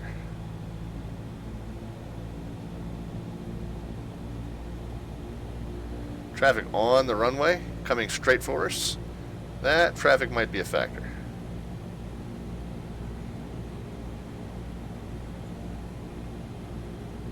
Think I'm going around? You got another thing coming.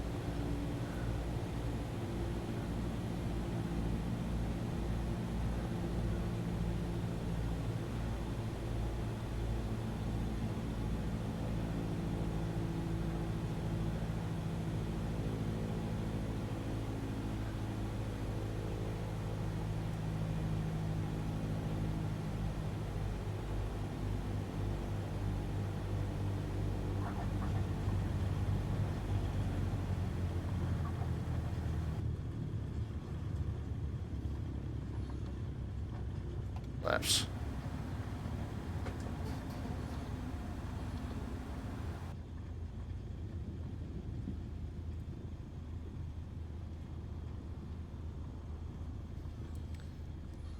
Alright, so that's how it looked in FS20.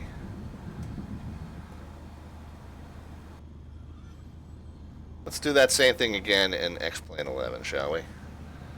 Let's catch up with the chat messages. Let's go ahead and close this out, guys. You're going to see my cloudy desktop there for just a few seconds. You can hear the sound finally cut off.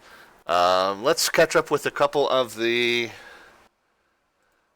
chat messages. I'll tell you what, let's get X-Plane loading while we do that, and then I'll catch up with the chat messages. Bear with me for 1 second. Get this thing over here. Come on, come on, come on. There we go. There we go. All right, let's go. New flight. What are we going to fly, guys? Let's So we don't want to go through the whole REP stuff. Let's do the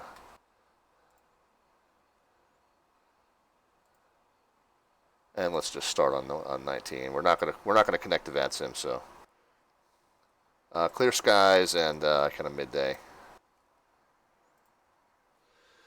All right, let me catch up with the chat messages while that's loading up. Where are we? Where are we?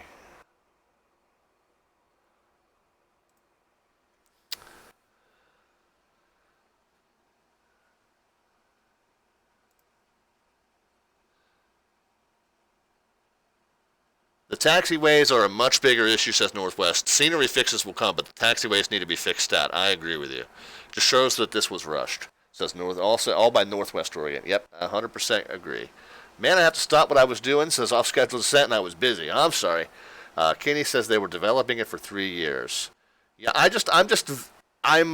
flabbergasted that we can't get accurate taxiway labels, which we've had in the sim for decades, and we couldn't get it in Flight Sim 2020. That's just that's hard, just unfathomable to me.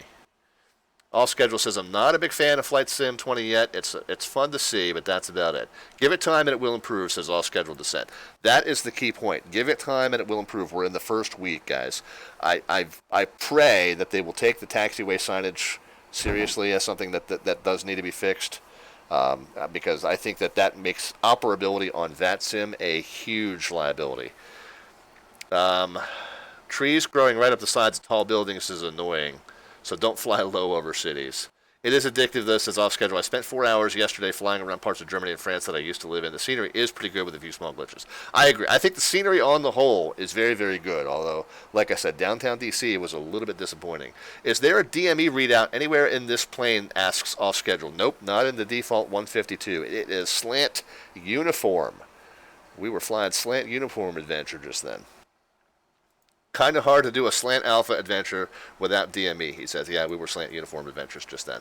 Yep, Northwest Orient was... Northwest, you beat me to the joke. Very cool. They modeled the Lincoln Memorial, but they couldn't bother with any of the others. Yeah, inexplicable to me. How you miss the Capitol building and the Washington Monument. I don't know how you get that. How do you get that older radio stack to replace the GPS? Off schedule, I was flying the 152, not the 172, so that may be the difference there. I deleted X-Plane to make room for Flight Sim 2020. Oh, no. Yeah, this installation is staying alive and well for me for quite some time. Is this default scenery in X-Plane 11, asks Could Fixins? No, this is going to be Ortho 4XP. So I think it's default buildings, I think. I don't think I've got... any of the Washington. I think it's just I think there is like a scenery pack that X-Plane comes with that includes some Washington landmarks, but I don't think it's any special installation other than the ortho scenery. All right, let's get this plane fired up, guys. Mix. Let's get avionics, beacon, and nav. And we'll run the fuel pump for a second. Magnetos, clear the prop area. Start it. Shut the fuel pump. We can get the avionics on. And altitude reporting mode. Let's sync the heading. So we're on a 1.8, maybe 3 or 4. Well, that's wrong. Yeah, there we go. Right about to there. And so let's go.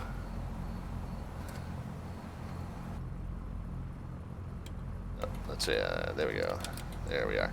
All right, so now we're ready. I think I do want to sit a little higher in the plane. There we go. All right, so now we're on. Now we're just by our lonesome. No, no multiplayer traffic, and we don't need. We want to. Yeah, we'll just do flaps 1 because we always do flaps 1, and set our trim here, and we're good.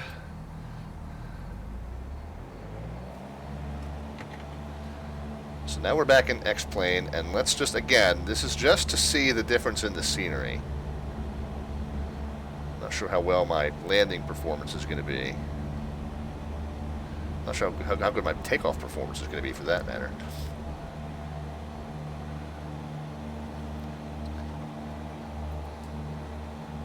Alright, but there we are. And let's just, first of all, let's compare the airport. I mean, you know, again, it's not perfect, but it's good.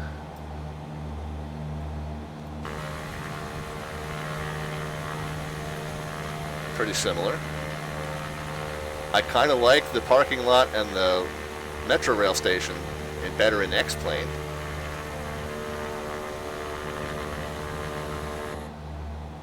I definitely like my livery better in X-plane. Oops. Always forget to do that. Alright, we're going to go ahead and start our crosswind turn here.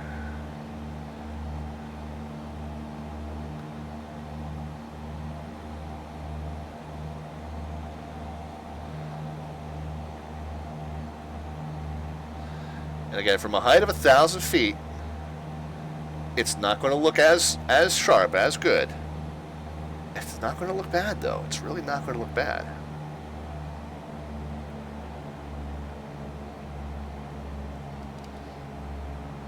Let's just go. It's kind of the same thing we did. Around the Pentagon and then up toward that little cluster of buildings in Arlington. Now see, to me, this is a better representation of Arlington Cemetery. Is it not?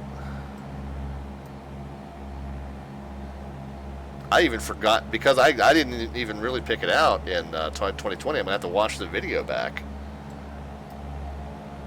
But it was so not visible in Flight Sim 20 that I didn't even mention it. Now again, you can see there's Pentagon City Mall. Okay, obviously that's a flat image. It's not going to look quite as nice. But I mean, this isn't terrible. You can tell it's not 3D, but it's not terrible. Pentagon's there. Let's when we turn right base, let's compare shots, guys. Let's compare shots. Well, I'm well above pattern altitude. Let me get that sorted out here. But again, I mean, this is right where I was flying over before, and this is supposed to be Arlington National Cemetery. I don't feel like... I feel like I wasn't seeing this. I think that FS20 kind of erased, or put buildings over it. I don't remember now. We'll have to look. Melvin, yeah, the new marketing. I should be X-Plane's marketing director. X-Plane, it's not terrible.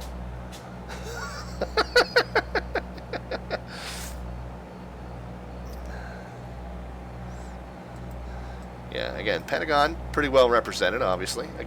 Again, this is flat imagery, but from 1,000 feet, it's not a joke. This cluster of buildings in downtown Arlington looks pretty comparable. I'll tell you what, the proof in the pudding is going to be when we turn right base, guys.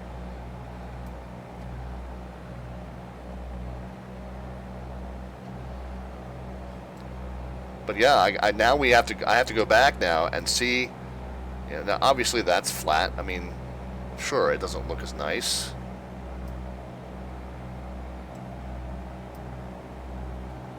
But the cemetery is at least there, at least recognizable. You know you're flying over it. I completely forgot all about it in our and take one of this adventure. All right, let's go ahead and get that notch of flaps in. Whoops. Wasn't ready for the ballooning.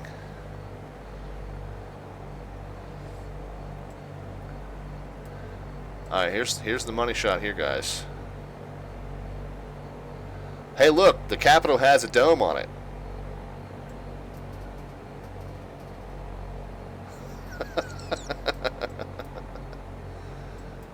Yeah, all right. So that area looks a little more sparse than it should. I mean, I know there's it's pros and cons, but that's, come on, guys, look at that. X-plane 11. We're looking at X-plane 11 right here, right here.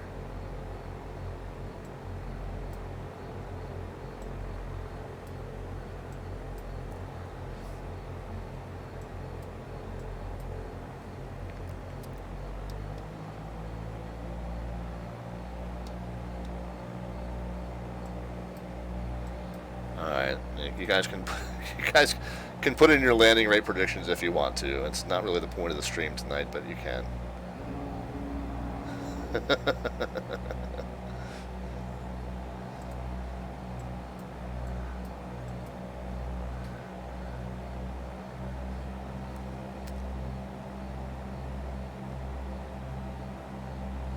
course, I'm in a tail dragger now. I got to be much more on my game.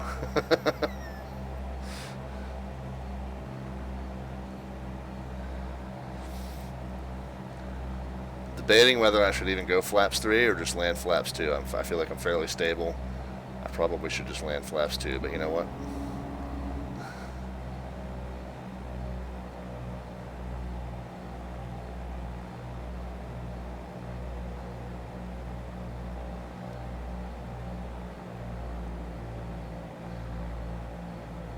There's the GW Parkway there, passing underneath of us to our right.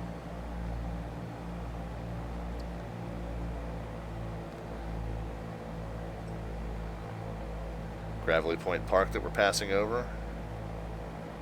You know, again, I mean, yeah, there's a difference. Obviously, it looks way more full and lush and, you know, and complete in Flight Sim 2020. But I mean,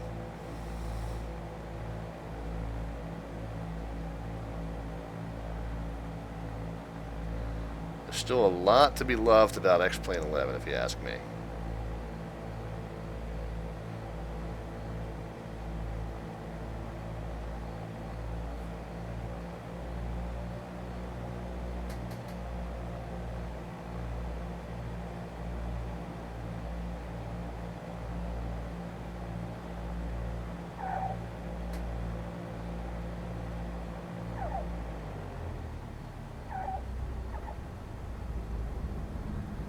You know what X-Plane 11 has that Flight Sim 2020 doesn't have?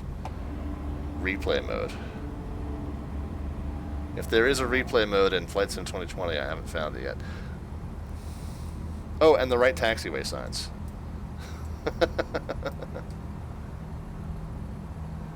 Hey, look at that. We're off on Mike, and it actually says Mike. What a novelty.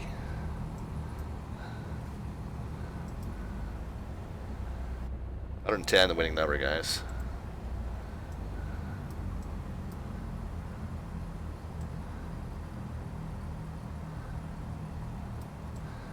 Hey, look, we're on Taxiway Juliet, guys. Who would have known in Flight Sim 20 you would have been talking about being on Taxiway Alpha, way up here in the north end of the airport.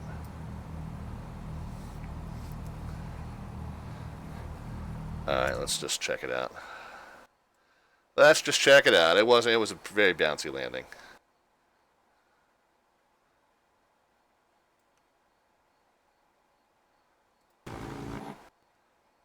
Whoops. All right, I guess we're not using that view. The tower view was a view of the tower.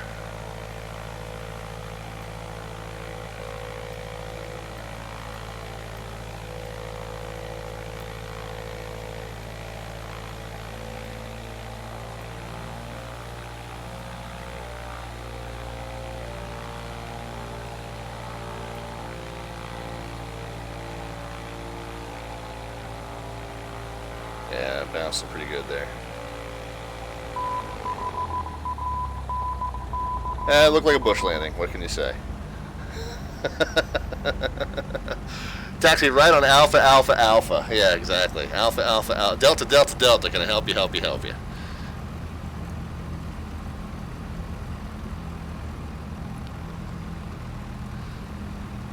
Melvin said 2020.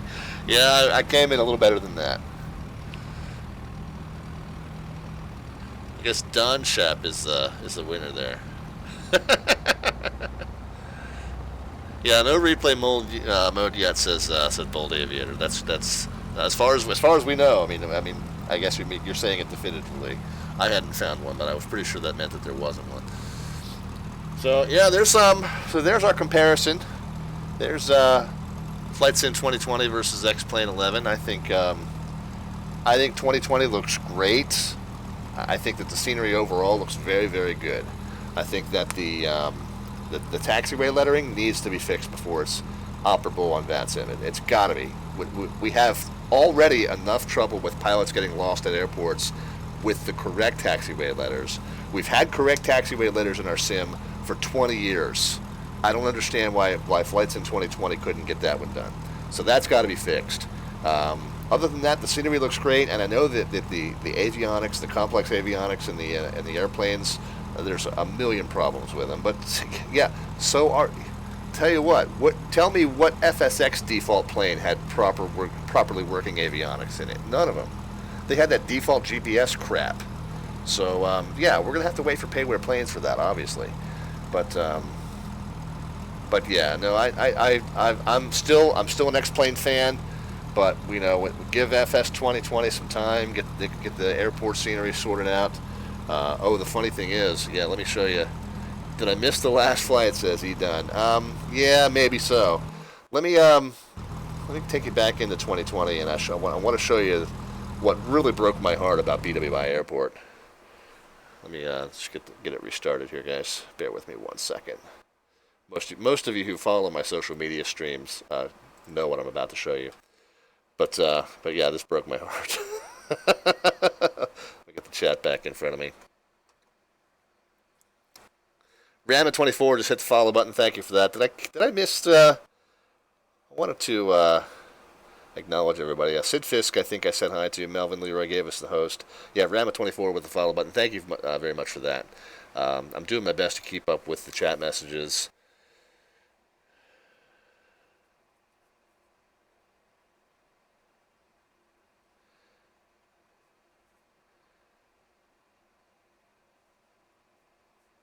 A lot of the sounds from FSX were recycled into 2020, says Northwest Orient.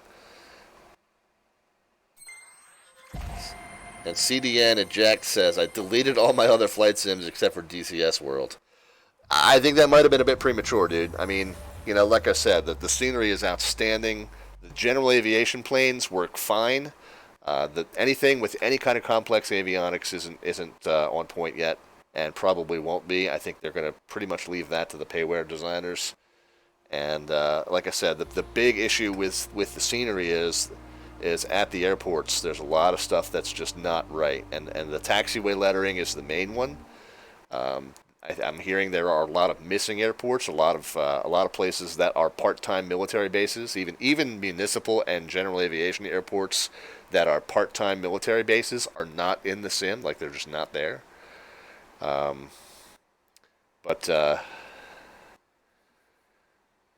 yeah, that's hopefully going to be fixed. And then, like I said, I'll show you this one at BWI.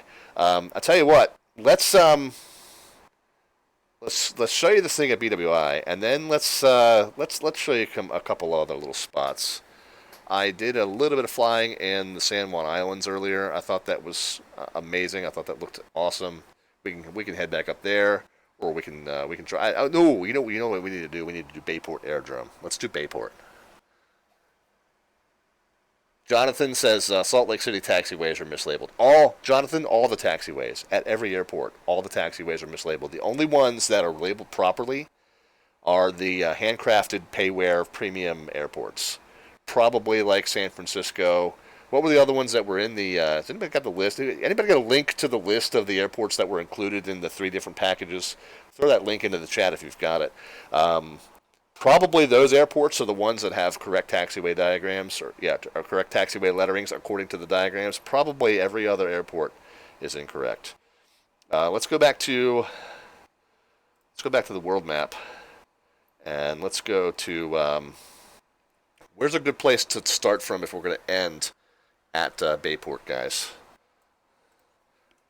Well, Islip would be one, huh? That's this little flight that I did earlier. Islip to 23 North, or 23 November rather. Let's do that. Let's do Frog. Let's do Froggy. All right, let's do that. KFRG will spawn in there. Departure airports. KFRG. Republic. Runway 19er. Yeah, let's just that'll work. 19er. All right, so here's, by the way, Rob Valk here. I think you were the one asking earlier, and I don't know, is my monitor too wide or is this all on the screen? It's all on the screen. Good. Okay, ATC options. And this is where you want to put your tail number and then call sign. You put it in. Probably if you just put it in the tail number only, it probably works, but I put it in both there. Aircraft is the 152. There's nothing to do with weight and balance, blah, blah, blah. That's all good. Flight conditions, let's just go. So this is where you usually, I want to see the multiplayers, or you can see people that are just in your group. So if you didn't want to see anybody, you can put it to that. This is where you choose, like, do you want AI-generated traffic, or do you want, like, realistic flight data generated traffic? And we'll leave that off. We'll just see the Microsoft, the gamer network stuff there. And then weather and time, we'll just leave that for live for now, but I will change it back to daytime. So I think we're good there. And we'll go into, let's make it daytime. Back it up, back it up, back it up. Okay, make it daytime. And I think we'll just, I think we're good. All right, so if we're departing Farmingdale, what do we want to do here? Probably just straight out to the barrier islands. And then like that.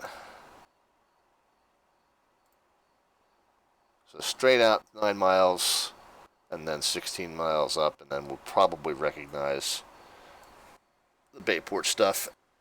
Tell you what, we'll do Bayport, and then we'll do, I want to show you Cypress Island and the San Juan Islands, because that was real cool. And then maybe we'll take requests. Iron Condor simulations just hit the follow. Good to see you here. I've lurked in on your stream a couple times. Good to see you. E-Dun has hit the follow button as well. Thanks, E-Dun. We are not E-Dun. We are going to fly some more. Here we are. We're ready to fly. I think I just started up on a runway. Yeah. And whatever. It's general multiplayer. There's no way to talk to the other players. It's just kind of everyone's flitting around this wherever they want. Oh, the other thing we'll show you. Those of you guys are joining late. Let's go under general options here. Traffic and nameplates. So if you wanted to see who everybody was, you can hit that on there. Apply and save and go back and resume. And yeah, you can see we got a few people. There's Kennedy Airport, so there's going to be a shit ton of people up there. Oops, pardon my language. There's going to be a ton of people up there. So there's Kennedy off to our right. So we'll see quite a few folks over there. I think that's obnoxious though. So we'll change that option back. Banana Man, Red Hawk, Dutchman. Yes, we have no banana. All right, let's general. Where do we go? Traffic. Nameplates off. Apply and save. Apply and save. Go back. Go back. Back to the woods. All right, let's do some flying, guys. Who's with us? My man deserves a follow, says he done. Yeah, I appreciate it. Iron Condor says good evening. Kenny's saying hi to everybody. Melvin says you're purist. Yeah, exactly. Is this always live with real life players? No, you can turn it on and off, man. You can in the ATC options where I was putting my call sign in, you can choose not to have that. You can choose not to have the gamer network on, and then that would leave you open to joining just your group of players, so just the group that you form. Or you can use like a third-party app like vPilot to join in on to VATSIM, which is what most of us purists would do. The massive server with everyone, yeah, exactly. It's anybody that's playing Flight Sim 2020 is on that massive server, and so we're going to see people kind of flitting in and out here. We don't have a way to talk to them. There's no radio comms on the server, so it's just whoever we see, and so there's no bother trying to coordinate with them or fly realistically and with any kind of separation. We're all just kind of goofing around. This is the goof around server. This is what I call the Air Force Proud 95 server. Rob says, I'm in at FRG and I don't see you. I don't. It shouldn't matter which server you're on, Rob. I am. Where am I? I'm at. I'm short of 19.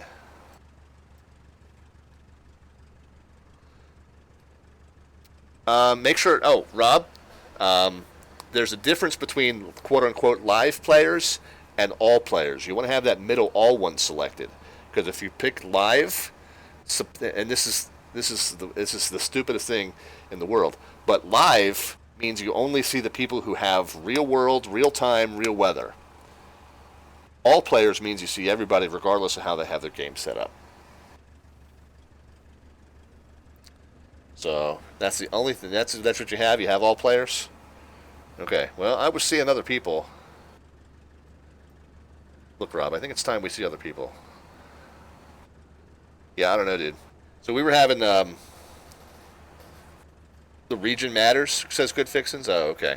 I believe I'm on the USA East server, if that makes a difference. All right, let's get back.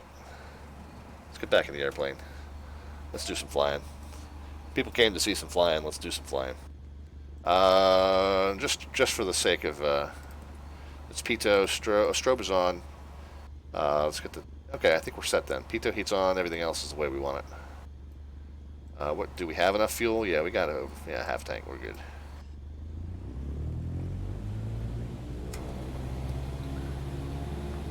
And the plane handles, I mean, reasonably well. Oh, we don't need flaps for this departure. We got plenty of runway. So the region does matter as far as Good Fixins is saying. It matters which server you connect to. I don't think that it does. Honestly, I don't think that it does. But in case it does, I am connected, I believe, to USA East.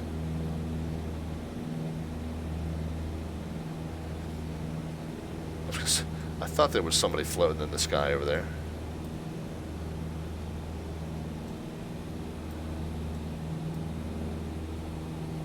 So southbound out of Republic. Hit escape and click on your name in the upper right. To choose the server. That's what you're trying to do. All right, cool. All right, well, Rob, if you want to spawn in at 2-3 November, Bayport Aerodrome, that's where we're going to head. The moment when Rob and Rob broke up. Yeah, I think we should see other people. It's like sitting up a little higher. I am a fairly tall person. I'm not unreasonably tall. Of course, I'm also wide. I'd have a fat flab hanging out that door for sure. Alright, I'm not that wide, but still. Yeah, you'll see, by the way, you're seeing these schools and buildings and baseball fields. Obviously, this is all going to look way better in this sim than it does in X-Plane. As much as Downwind Sim did a great job giving Bayport some character for us for our Bayport fly-in, he gave Bayport some character in X-Plane 11. The Bayport Airport looks a lot better in X-Plane with Downwind Sim's modifications, but the town of Bayport, you know, you're going to see every house, every building here. It's just going to look a little more complete in this sim than that's probably Sunrise Highway if we were to follow it up. Matter of fact, we might be seeing. No, I think we're going to go a little further up. I think we got to go around that little button hook there. I think Bayport's on the other side. I think the flashing lights in the distance might be Islip, actually. So we got a little ways up to go, a little ways north to go.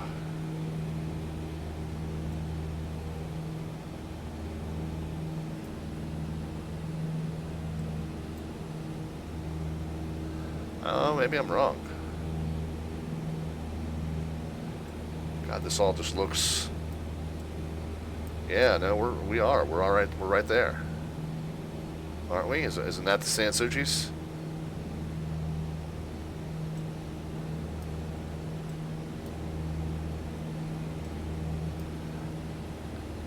Can't be. Can't be.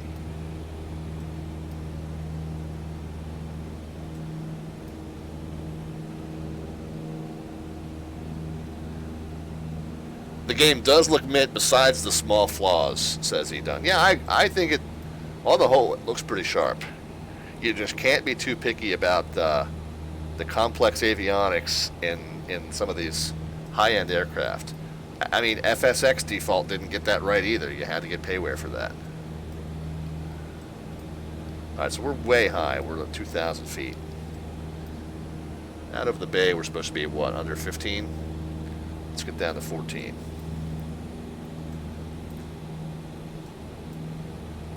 Let's get down to 14. Now, I remember... Yeah, that can't be... I don't know. We'll have to come back to that. I think we got to go further north, though. I think the thing is, like, we'll know it when we see it. It's so familiar to us by now. We've done enough fly-ins at this at Bayport, and I think we'll know it when we see it. All right. Well, here's this bridge, and this will tell us, because this is on the sectional as the Robert Moses Causeway Twin Bridge. So we're not far enough east for Bayport yet.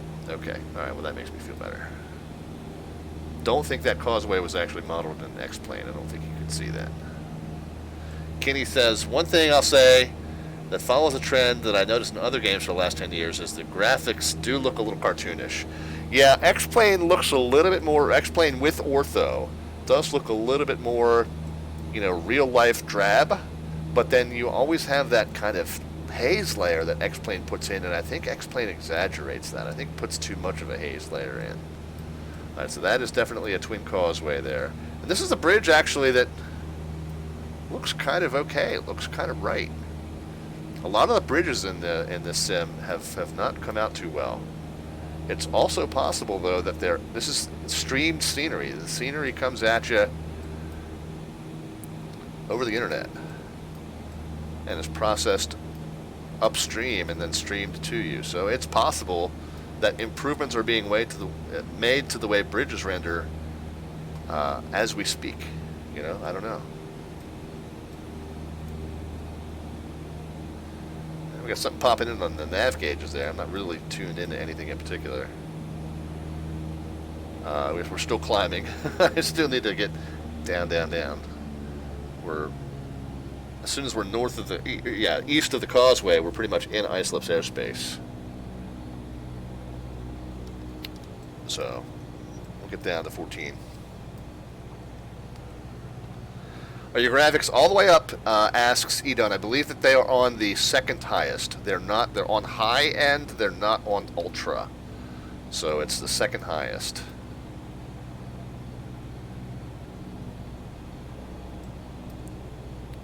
Is that something you can change on the fly? Maybe we can try it.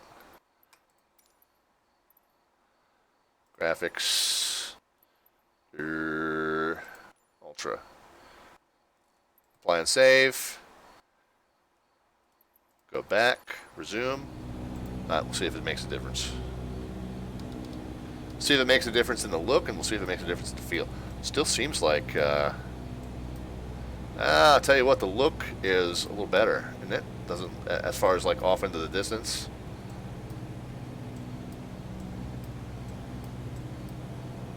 And we still kind of got stuff popping in as it comes into view, so it's still not perfect. As far as the feel, though, I'm still feeling pretty smooth movement here.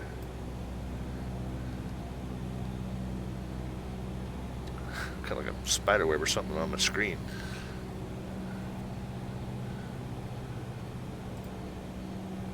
There's 1400. We can kind of level it out, add some power back in.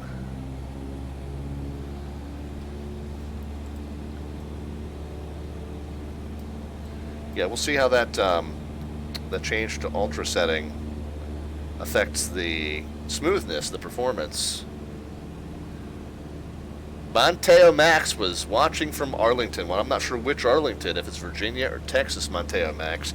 Welcome to the stream either way, but if it was Arlington, Virginia, we probably flew right over you. You should have waved to us, man. I mean, obviously we're in our sim, but it felt so like we were there, didn't it?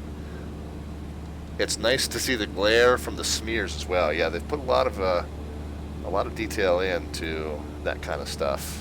I mean, X-Plane has that kind of stuff too, not to this level. Little chips on the windshield there. Yeah, I mean, all looks pretty good. How are we doing on altitude? Yeah, we're holding level at 14, so we're good.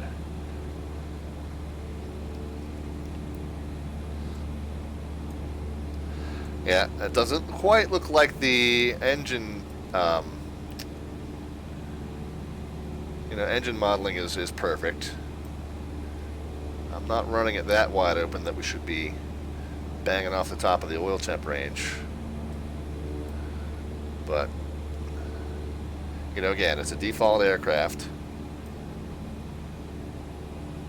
Those kind of things are not going to be perfect. What is this? This is, all right. This is on the sectional. It's called Heckscher State Park. Heckscher. That loop there, you can see it. Heckscher State Park. In the southwest corner of the Islip Charlie. So we're still making our way up. We're doing good here, guys. We're doing good. Honestly, can't wait for the pay wear on these aircraft. Should be unreal, says he done. Yeah, I'm definitely going to need a DC-3. Definitely going to need the citation that's in here. I had some real issues with the FMC, getting the FMC to import a route properly. I don't know if it was me. I'm assuming it was it. Could have been a combination thereof. Fuel consumption on that citation was way off. It consumed about 3 times as much fuel as it was supposed to. I had to dead stick it about halfway. I flew from DCA to Charlotte, and I had to dead stick it into Burlington, which I wasn't even supposed to be over Burlington, but the route took me down that way because it imported the wrong transition. So, so yeah, there are some issues. But, again, I'm not expecting default aircraft to have perfectly functioning complex avionics. There is the Sansuchi Lakes there that lead us into Bayport Aerodrome. And again, this is as far as I can zoom in. The X-Plane kind of lets you pull the downwind sim binocular cheat there as much as you want to. So this is the marina coming up that we want to turn in on. Let's go ahead and get ready to do that then. Go ahead and get our altitude down. Got to be below 700 to join this little nook in the Islip Charlie, or this little nook below the Islip Charlie. Okay, so that runway let up there was not Islip, by the way. Looks like it might be Luke for 49 November is what we might be seeing up there. But to join this little nook in the Islip class Charlie, you need to be below 700 feet. So I think before we turn in, that's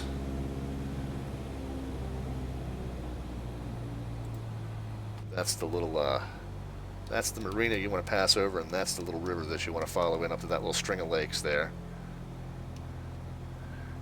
If you're new to the stream, we've done some fly-ins at this Bayport Aerodrome a few times. That's why we kind of know, those of us who are regulars on the stream, we kind of know this procedure. This is a very kind of interesting little community grass strip that we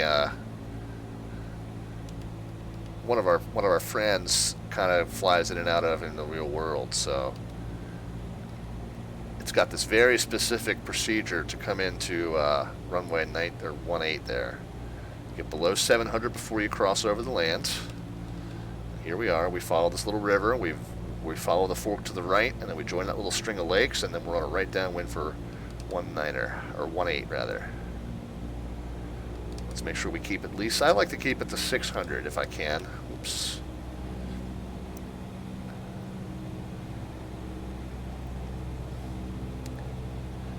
supposed to be below 700, so 699 is technically legal, but on the controller's scopes, you know, they're going to see altitude rounded to 1,000. So I'd rather not be showing altitude 007 if 700 and above is in their airspace. I want to be showing it 006 so they know I'm below it.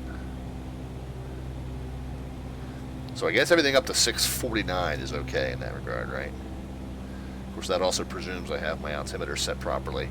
So here's the Bayport High School. This is something that Downwind Sim added into the model for the X-Plane that we did. But it does look a little more authentic here, I have to say, as much as Downwind Sim did a great job with all that stuff. And then you'll see when we get to the airport here looks good, but it just doesn't have some of the character. That's going to have some kind of bland, generic-looking buildings. So it's not going to have the character that that our quote-unquote model does have. Let's go ahead and get a notch of flaps in. Still pulling 80 knots up over the lakes here. We're coming up on that Sunrise Highway. We're going to need to slow down and start that nice tight base turn. So we'll need to get some speed off. Go ahead and get that second notch of flaps in here.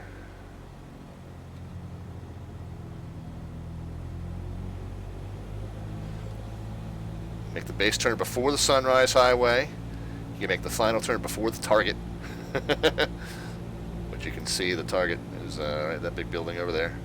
The target's, I think, the one that's right up next to the road. Behind it is some sort of a warehouse, I think. I'm not sure what we decided that was. But there's Sunrise Highway. Go ahead and throw the third notch of flaps in.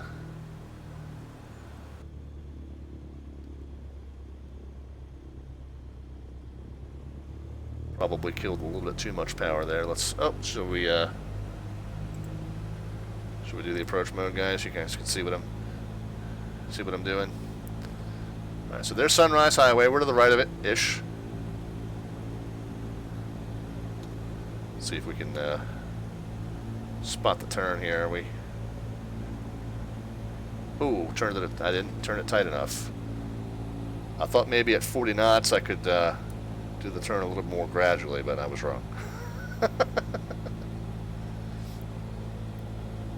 And I am starting to feel a little bit of a frame rate lag here. So I think we might have to go back to high rather than ultra.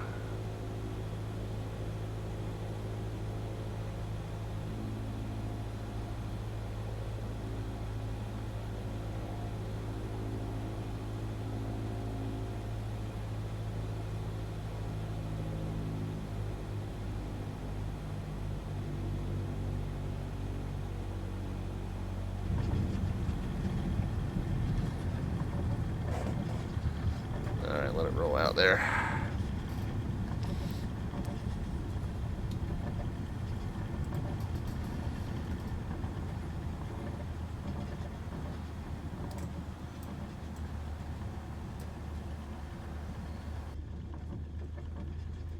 Where's our hangar? Yeah, I'm starting to notice some choppiness in the frame rate here. Yeah, I'm gonna have to switch it back, guys. Much as I did want to see what the difference was, and I think visually we could tell, like in the distance, it was definitely better. But yeah, I think it's just a little too much here. Apply and save. Back, resume.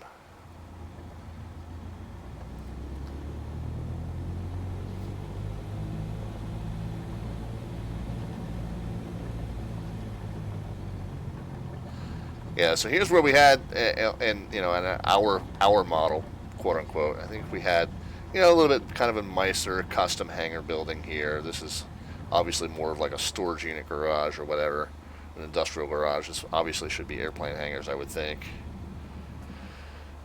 So yeah, I mean it's just a guess based on the top-down imagery, and it's not 100% accurate, but it looks pretty good. Yeah, the grass is amazing. What was I think Sim Caesar was was joking about how, like, 9 terabytes of grass modeling here. Let's kind of take a look at it.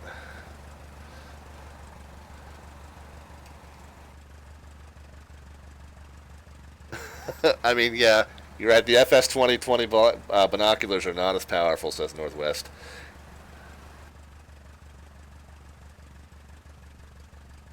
Um, Edon asks, any helicopters? And Good Fixin says, no, not yet. And that is correct. Yeah, the grass is...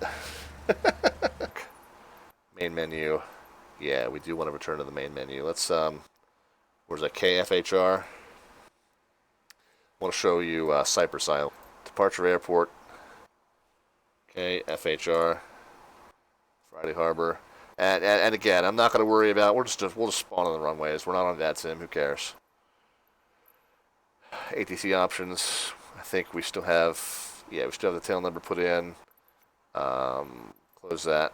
We still have the flight conditions. Yeah, all players, but no air traffic, and we'll just do a preset.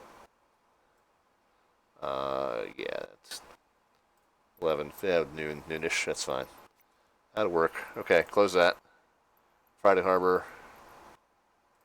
Yeah, let's go ahead and spawn in. Alright, while let's thinking about that, let's go ahead and get our map up here. There we are, Friday Harbor. So, my goal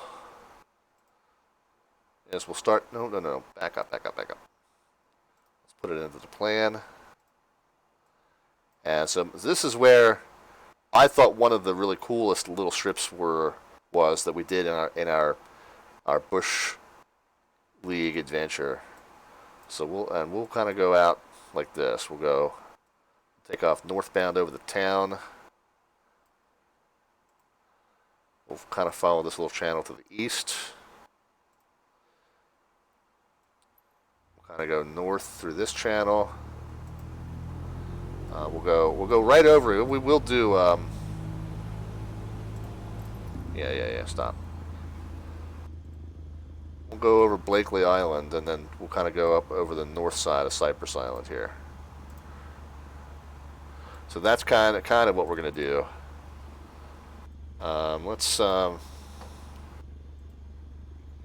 Let's clear that up.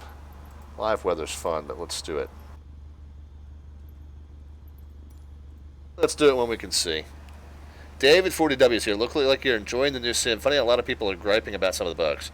We remember the joys of FSX. So David 40W here, and I know you're joining late. Here's my summary of it so far. The world scenery is phenomenal. The world scenery is absolutely phenomenal. There's little glitches here and there.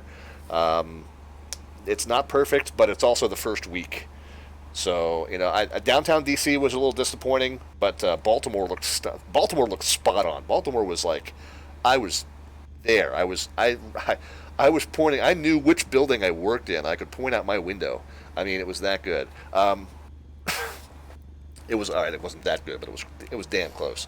The big shortcoming, David 40W, and the reason I am very, very, very apprehensive about this being flown on VATSIM right now is that every single airport, except for the dozen or so premium airports, every single other airport has incorrect taxiway lettering.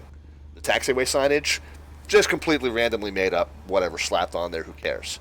That is not going to work on VATSIM. VATSIM ground controllers have enough trouble with aircraft getting lost with the correct lettering. With incorrect lettering, it's going to be chaos, and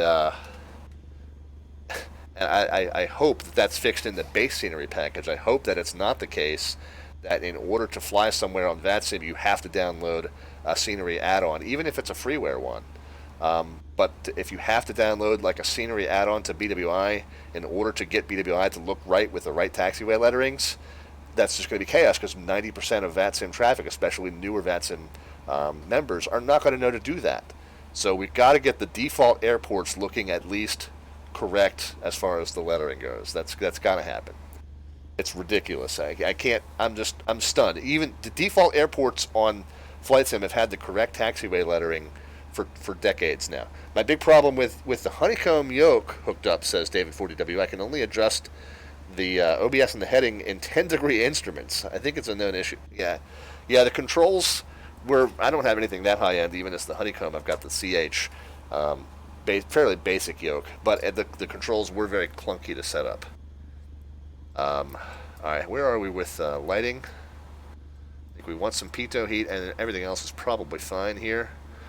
Nav and beacon is on, strobe and landing lights on, and our pitot heat, so yeah, I think we're good here.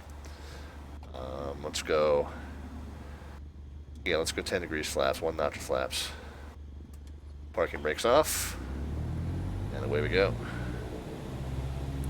Oh, are we on the northbound runway or the southbound? We're on the southbound runway? Okay, we'll need to do a left downwind. Left crosswind departure, essentially. We must have some up trim in because the plane's wanting to go up before I'm ready for it to. Alright, that's fine. We'll just take off then. Positive climb, gear up.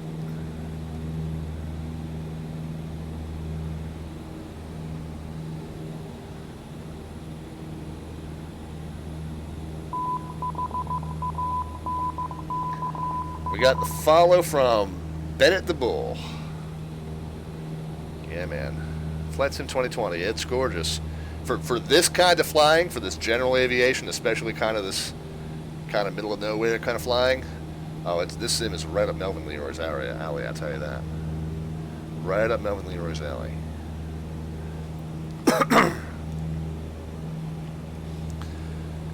For the planes with the more complex avionics, yeah, you might want to wait.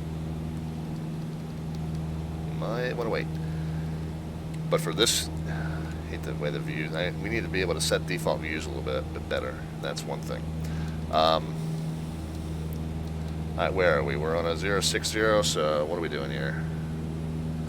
Let's revise our plan here. I think so we did this, and now we're pretty much, where are we? Okay, so there's straight ahead, straight off the nose is the northern little spindly tip. I think Decatur Island or Lopez Island, whatever. So we're kind of pointed toward that. That point that I just added, I think, is what we're aimed at here. Whoops, can't see it now. Okay. So from there, I think we go kind of eastbound. We'll go over the northern tip of Blakely Island, which we might be able to see. I think the northern tip of Blakely Island is that next one ahead, right where that little airstrip is. Right over the center of the cowling is that little airstrip. I believe that is Blakely Island airstrip. It's the one that's kind of in the center of the screen here now. Blakely Island, the little magenta dash with that very short runway. I think that's what we're pointed at. So, bump right there. So we'll pass right over Blakely Island airstrip. And then from there, Cypress Island is one more island to the east, and I want to show you the little strip on the side of Cypress Island. Really cool. And even in default mesh, it's landable. It's not perfect, but it's landable. Wheels Up says we're in his neck of the woods.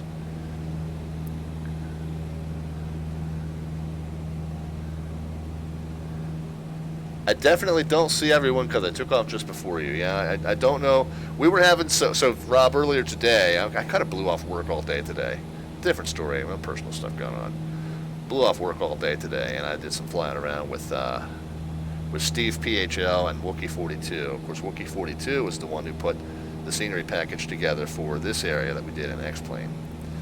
But Steve PHL and Wookie 42 and I did some flying around in Idaho, and we were having trouble seeing each other, and it took a lot of closing out and opening up and making sure we were all connected the same way with the same options. And yeah, it was kind of a pain. And in the end, we aren't really sure what we did to get it working right. So those options are still kind of a little shady and need some work. Okay, I keep gaining a ton of altitude here. I don't mean to. Guess it's not a bad problem to have. Yeah, the opposite problem is a little bit more troublesome. Wheels Up says, I finally got my computer back from the shop getting upgraded, and I'm downloading the sim now. Yeah, it depends on what exactly you want to do. If you want to fly the Dreamliner, the 787, I think you probably should wait. If you want to do this kind of flying, get it yesterday. I think that's the conclusion I'm coming to.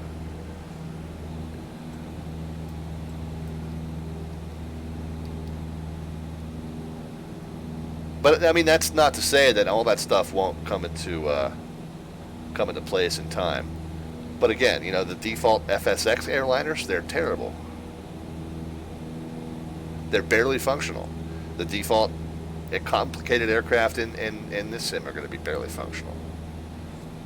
We're going to have to wait for, you know, your PMDGs and your, you know, flight factors and your FS Labs or whoever else you get your airliner add-ons from. They're all, believe me, they're coming.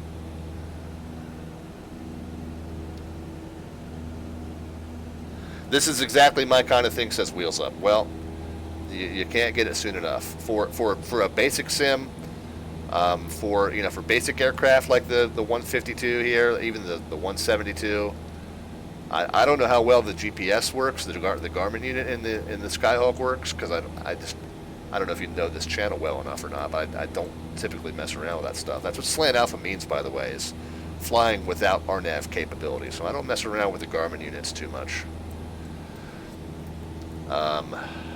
But you know, the stuff like this, I mean, this aircraft works perfectly fine. It's not perfect. Like I said, I don't know that the oil temp needs to be banging off in the red line, but whatever, it flies.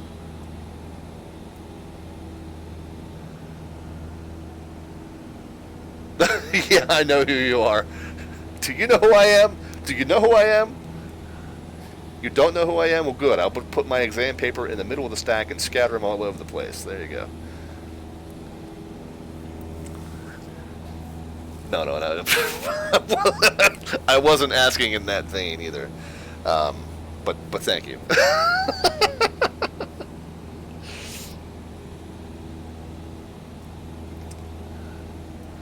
But wait a minute. Wheels Up, do I know who you are? Is the next question. Anyway, we're off topic. Oh, you used to watch... Okay, I got you. You used to watch me fly the Baron all over the place. All right, yeah. I still do that a lot. I did it on that 48-state tour last year. We still fly the Baron a fair amount. Now we're doing a tour with the Douglas. We're taking the Douglas DC-3 up and over the North Atlantic and into... We're actually on Monday, I think. I'll have to check the show schedule. We'll announce this at the end. But on Monday, I think we're taking it into the UK. Or no. Monday we're taking it to the Faroe Islands, and then the September episode we're taking it into the UK. If you've seen a few of those, you've seen of those episodes. That's awesome, man. All right, so I think this is the northeast corner of the northern tip of Cypress Island. So right here, kind of where I have this point, let's put the point out more like where I'm going to actually do this turn. Something like that. All right, watch this, guys. This is an amazing little strip. And again, we found this in X-Plane. Wookie42 did a model of this little strip for us in our San Juan Adventures for our Bush League group.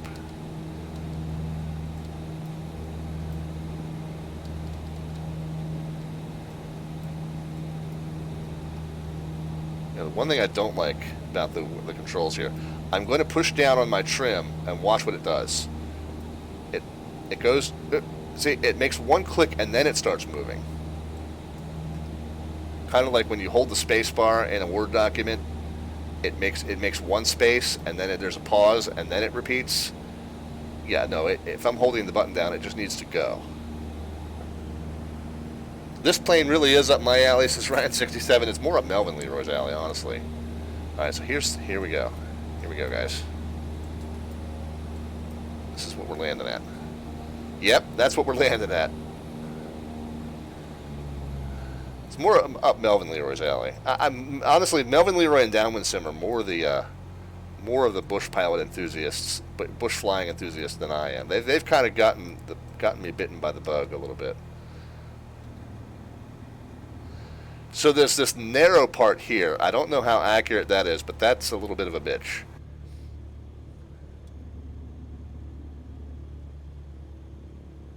And I don't know, I can't remember. I don't think that narrow part was there in our X-Plane 11 custom modded version. So yeah, all this bush flying, this is much more up Melvin Leroy and Downwind Sims' alley than mine. But I've gotten into it because of them.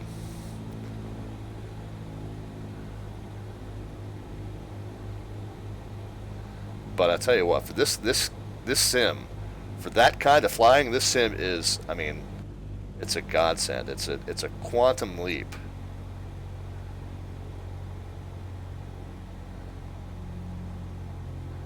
Yeah, I'm too fast.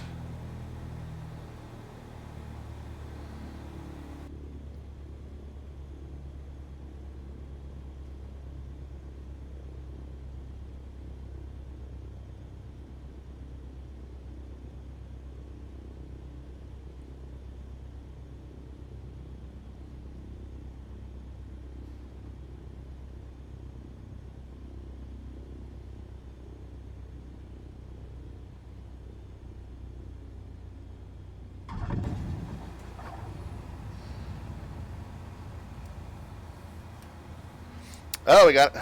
Not too bad.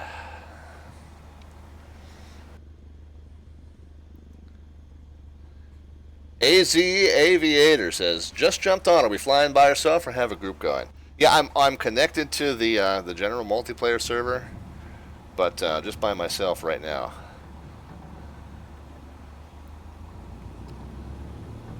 Yeah, so I mean, you know, we did a lot of, I guess Wookiee 42 did a lot of modifications to get this strip looking flyable in X-Plane. In this sim, it just came this way. So that's the truly stunning part. Is it just comes like this.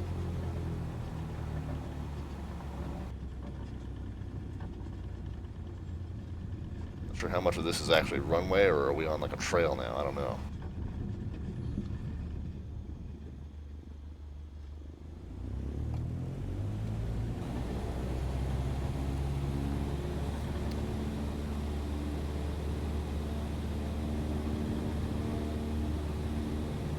Yeah, so there's this little narrow piece here that I'm not too sure is how accurate that is.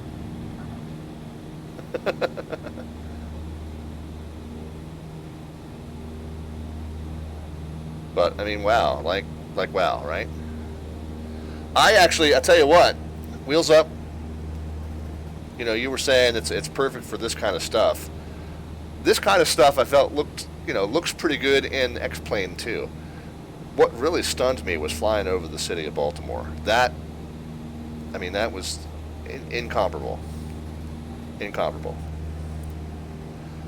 On the other side of that coin, real airports with Charlie airspaces or missing taxiways don't have signage yet. So yeah, Ryan, we've kind of been touching on that. There's some definite hits here. There's some definite misses here. We were talking about the taxiway diagrams earlier, or the taxiway signage, yeah.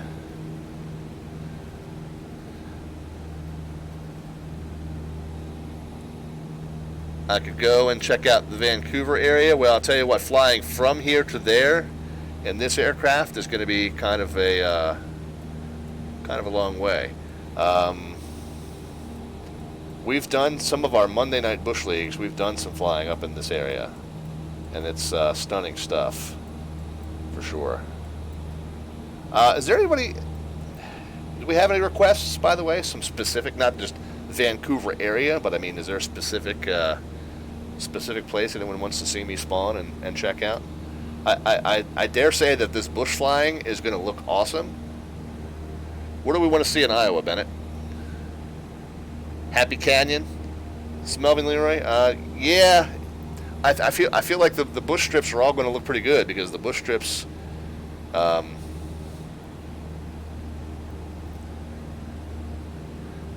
yeah, Quadam River, says Ryan. Bennett, I'll tell you what, Bennett. Tell me which airport to spawn at, and then give me directions to like Iowa State University or something like that. Give me a nice big stadium or something. I tell you what, the landscape's all going to look really good. I trust that it will. The landscape in X-Plane 11 looks really good. Give me some scenery. Give me some buildings. Give me some awesome buildings to look at. That's what I want to see.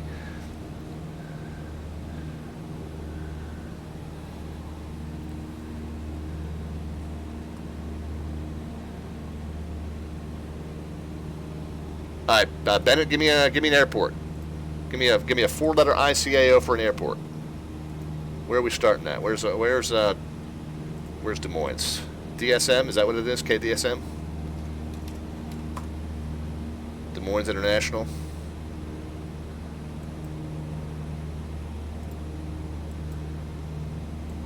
Alright, so if I spawn in at Des Moines International, I know I'm pronouncing it with the S, Des Moines. I know, what an out of towner, huh? If I spawn in at Des Moines International, navigate me to like Hawkeye Stadium from there or whatever. All right, let's go back to the world map.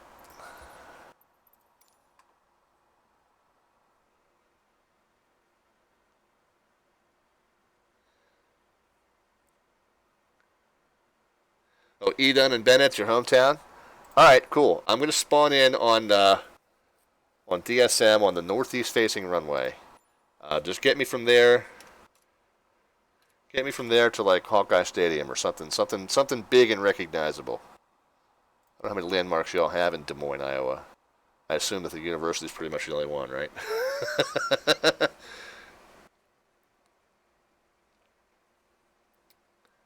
AZ Aviator, I did, and I'll show you how. I'll show you how. All right, hang on, guys. Let's get spawned in on the runway. Let's spawn in on the northeast facing runway. 1:51 in the afternoon. Yeah, that'll work. What are we gonna do? We want to fly. Let's do it. Yeah, I'll show you, man. I'll show you. AZ Aviator's asking about adding a curve in. Yeah, the controls were all like hyper sensitive. I had to tone them all down. Not just the rudder. The rudder was the worst. The rudder I put in negative 50% on the sensitivity. The pitch and roll I did 40%. But I'll show you how real quick. Just north to Ames is Iowa State. Okay. Iowa City is Hawk. Okay. All right. Where's Ames? Just trying to see like where would it be from here.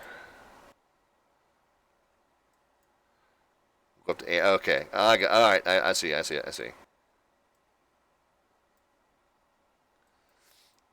How far is that? We start there. And we end there. 28 miles, so 12 minutes. Yeah, we can do that. We'll do that. Let's go ready to fly. Let's just, I think we're going to get the yoke out of the way. I think all we need is the pitot heat. Everything else should be good. Let's just show you these controls. So AZ Aviator. Controls. You select which control you're going to configure. You got the yoke. You got the rudder. In either case, you hit this button up here that says sensitivity. And then you can dial this down. I got the pitch and roll dialed down to negative 40. And then over here on the rudder, sensitivity, got it dialed down here to negative 50 here. That helped me a ton. I was drastically over controlling when I first booted it up. Setting up the controls was a bitch. It took me forever.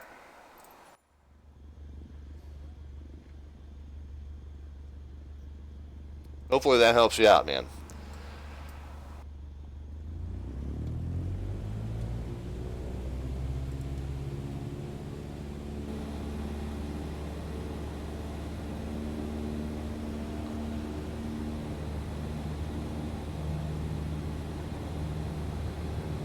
All right, so Iowa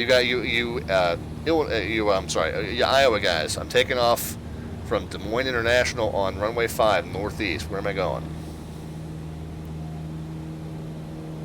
Show me something cool. Show me a stadium. Show me a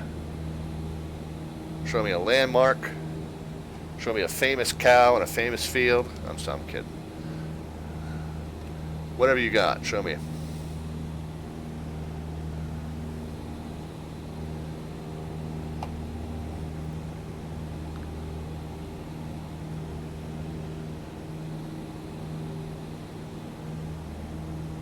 Should I just head straight up to Ames, or are we something in Des Moines we can see?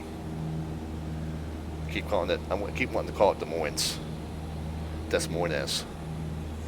We're heading toward downtown, guys. We're gonna head toward downtown until you tell me otherwise. I don't know where downtown Des Moines is, but I'm gonna head toward that cluster of buildings.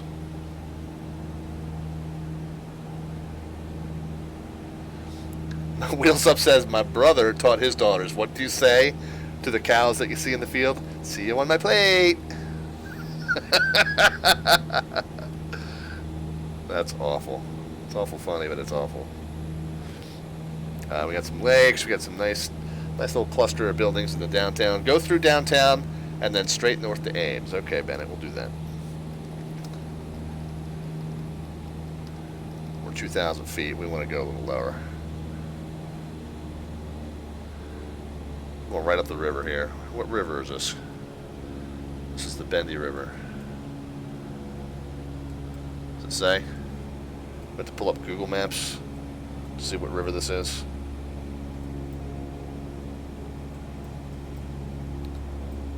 Red Rock Reservoir.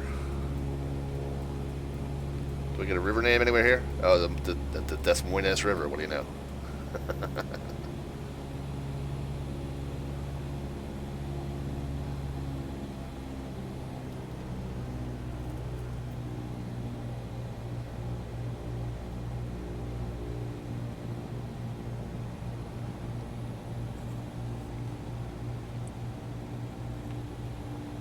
Pardon me while I grab a sip of water here, guys. Yeah, so the bridges, the overpasses, yeah, they're not quite perfectly handled by the algorithm. It always wants to put these skirts in on them. Kind of defeats the purpose of an overpass. But you know, that's learning that will come in time. AI learning that will come in time.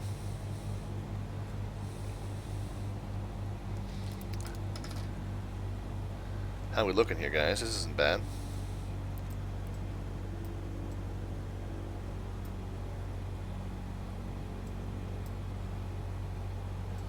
Is that supposed to be a stadium? Is that kind of looks in the shape of a ball stadium there, maybe?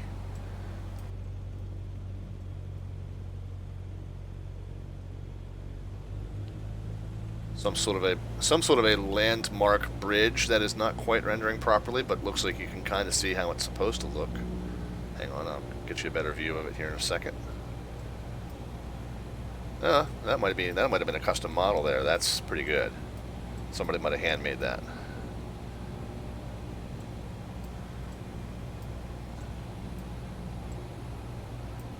An arena of some sort there. Oh, you can see the name of it. Wells Fargo Arena. There you go.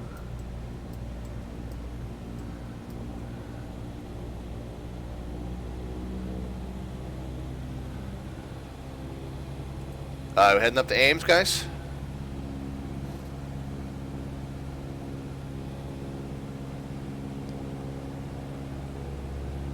I talked to a streamer the other day that tried to fly under the Golden Gate Bridge. Yeah, I don't think that would have worked too well based on the way the bridges and overpasses and stuff are rendering. You know, again, it's new technology. They're gonna fine tune it. I have no doubt. Alright, am I following the river? What am I doing here? I want to be on, based on the sky vector plot, I kind of want to be on a zero, I basically want to be on a due north. Okay, so if I follow the river, I'm no bueno.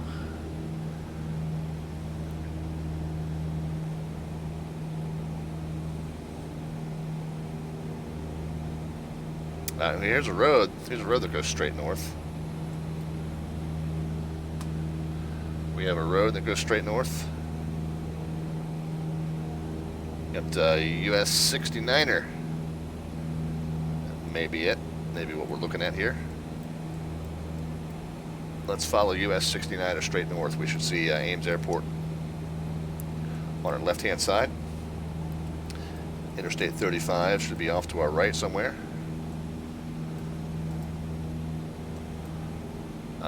Well, we might be seeing both. Let's. Okay, that's probably the interstate over there, I would guess, right?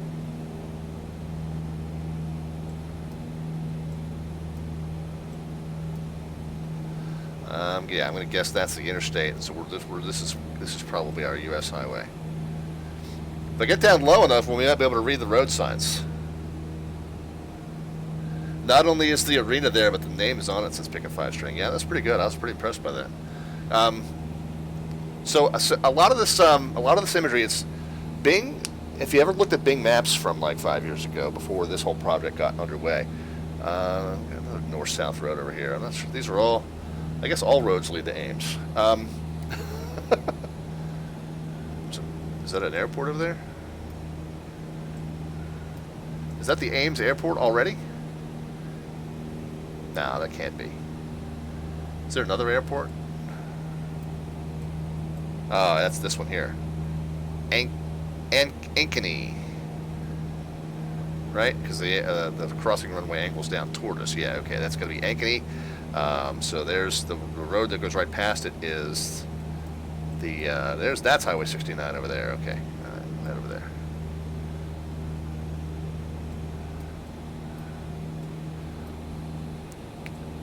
So, okay, yeah, I think we could probably see.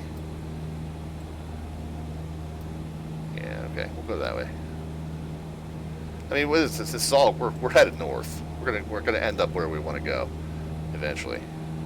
So we've got a fairly sizable highway down here to our left, fairly sizable highway over there to our right, and I'm stuck in the middle with you. I sing that one a lot on stream, don't I? I get very easily triggered into that one. Highway 69, where's Sim Caesar? He's down there somewhere. That's probably his red car right there. I have no idea. No.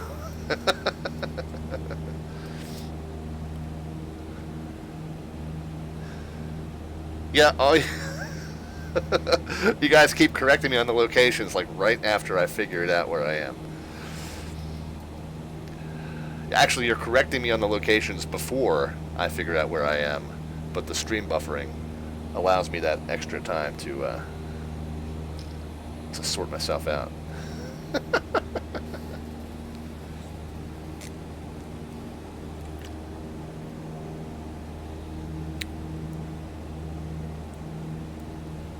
What's the graphic settings set for? It's the second highest. It's not ultra. It's the one right below that, which I think is just called high. We were messing with that earlier, Bloody Stuff. Hey, thanks for joining us, by the way. I don't think I've seen you here before. Yeah, we were messing with that earlier. Putting it in ultra, it caused just a little bit of choppiness. It mostly actually felt, well, let's do a comparison now. I feel like it's going to render more 3D buildings further into the distance if we do that. Of course, there's not as many buildings to see in this area than where we were when we messed with it last time, but let's just see. Graphics, ultra, apply and save. Think about it for a second. Go back, resume, resume. Yeah, you can kind of see a little bit more detail. Yeah, a little bit more detail in these buildings here. I just felt like when it got into, yeah, I mean, that looks stunning, doesn't it?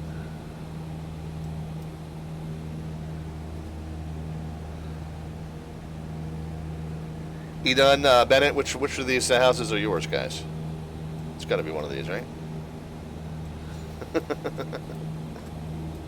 Wind turbine off to the left. We got some sort of major industrial plant over here. Isn't one of the big automakers in Ames? Something big's in Ames. There's my house. Something down there with a little circular courtyard in it.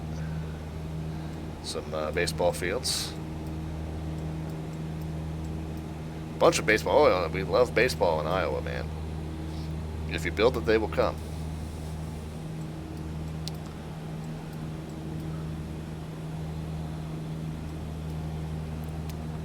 The John Deere plant? Oh, okay, cool. Nice, nice. Thank you, sir.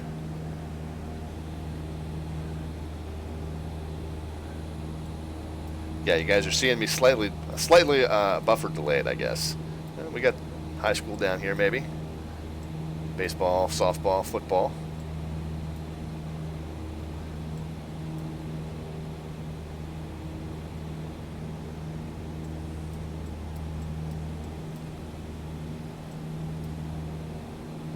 Are we still going north? Yeah, we are. Okay, good. Well, there's our interstate, so we're good. If we follow this interstate, we're good.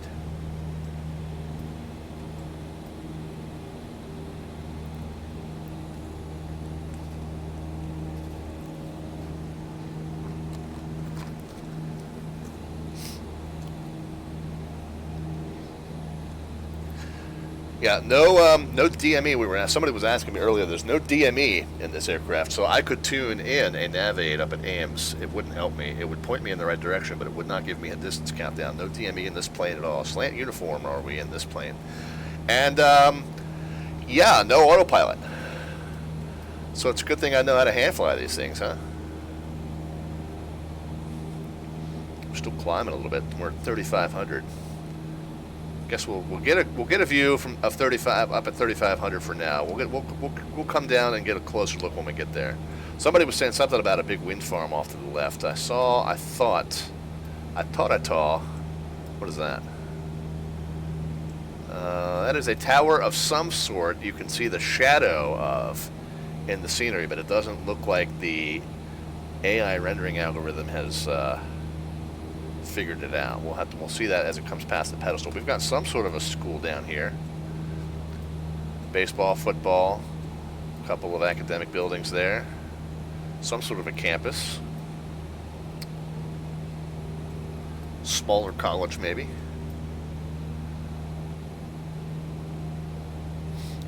I'm going to guess that's a college and not a high school, though. I think it's got a couple too many buildings and a couple too many sizable athletic facilities to be a high school. I could be wrong, but I'm going to guess that's a small college there. You guys can maybe tell me if you know.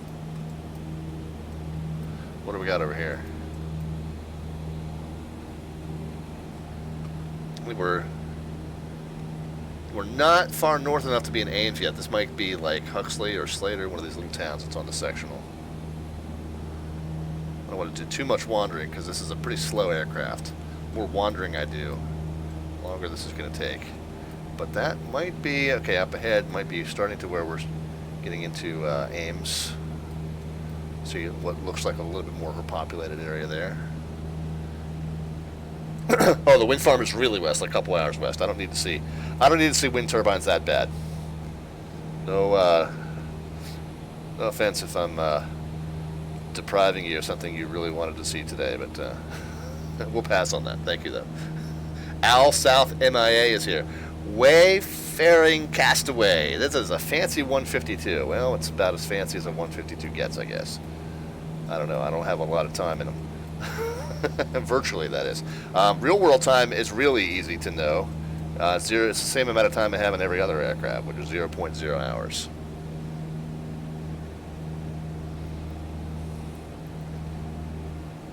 The one I flew only had one nav and comm. Yeah, all right. Well, we're doubling up on that, but we don't have a DME, and we don't have autopilot. So.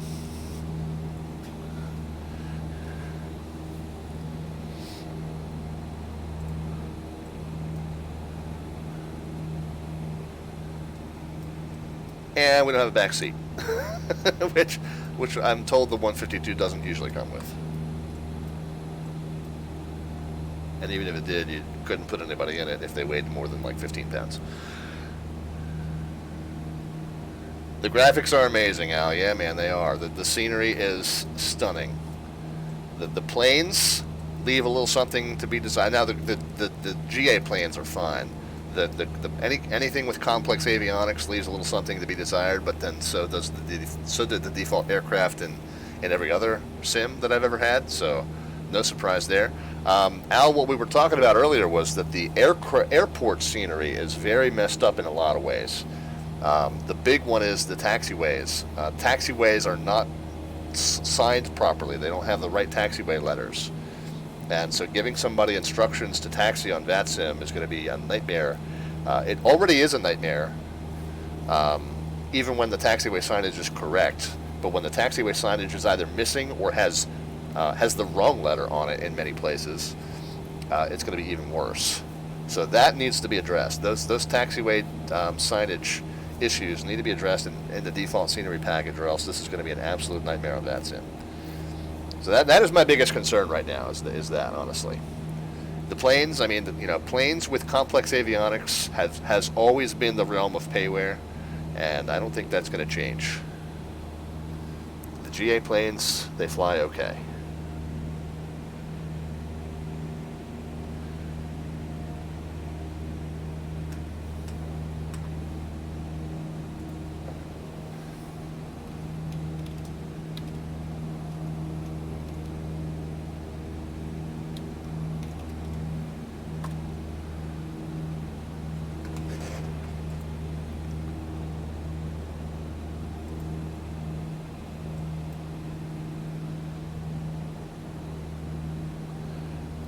Who needs an autopilot with a 152? Yeah, I think that's kind of the way we feel about it on this channel.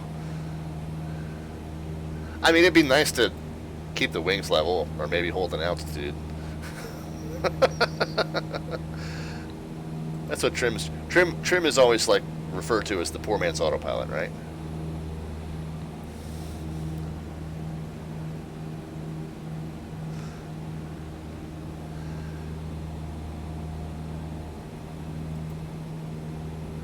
Alright, so I was going to say, let's go ahead and tune a VOR just to see how far away we are. We can't. We don't have DME. But this does kind of look like it might be coming into the town. Is this, well, hold on. Maybe not yet. God, we're going slow. I don't see this lake on the sectional. It might not be. Oh, okay. Oh, there we are. There's the Ames Airport there, I think.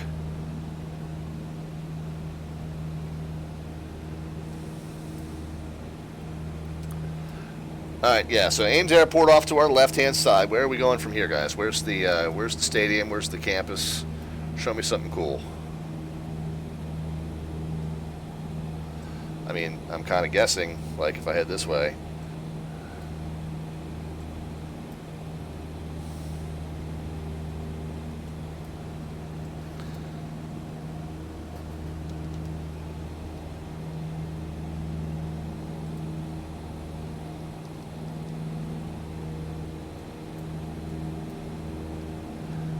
By the way, Edun and Bennett, we're going over kind of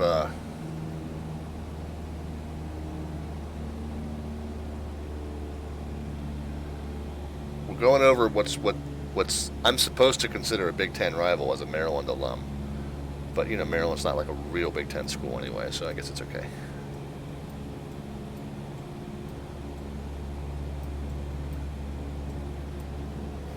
Like straight ahead. Yeah, I mean, I'm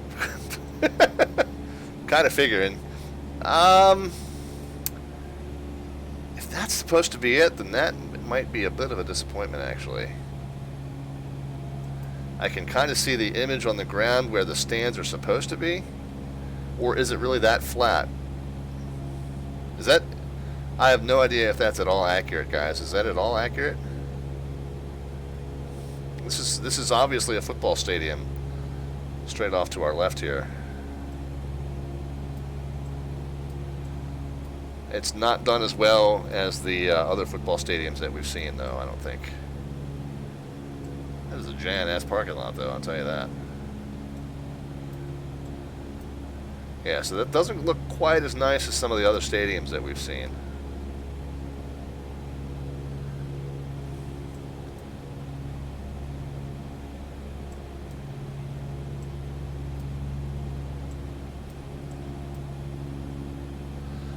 Do a little pass through downtown Ames here. Maybe we'll circle back, land at Ames Airport, and then we'll figure out where we're going next.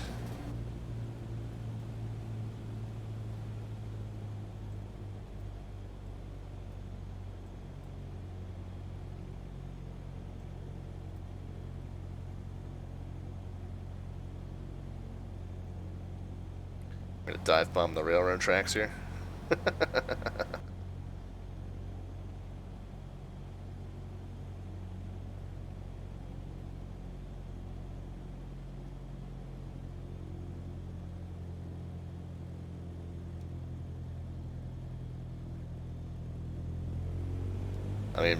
I mean, check it though. Regardless of what that one building looked like or should have looked like, What do you think, guys? It's pretty stunning, pretty impressive. For Ames, Iowa, and I'm not trying to cast, shade here. You know that, like in the other sims, Ames, Iowa is not going to look this well built up. You have to have AI algorithms working on imagery to build up Ames, Iowa this big, because no human modeler is going to model Ames, Iowa to this level of detail. And again, I'm not trying to cast shade. A lot of people live in areas that are just not as popular, common, or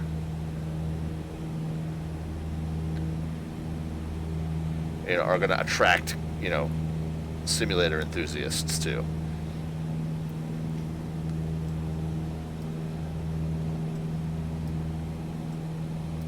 I mean, heck, Baltimore. Baltimore looked amazing. No human modeler did that.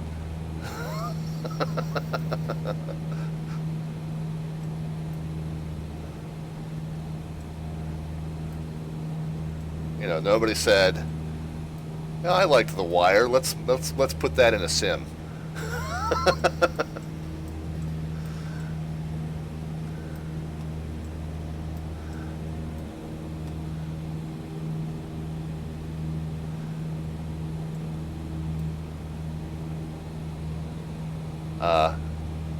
Not sure he's following the traffic laws, but sure.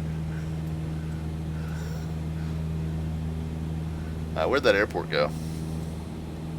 I've got myself kind of turned around here. Am I facing south? Oh no, I'm facing west. That might be why I'm not seeing it.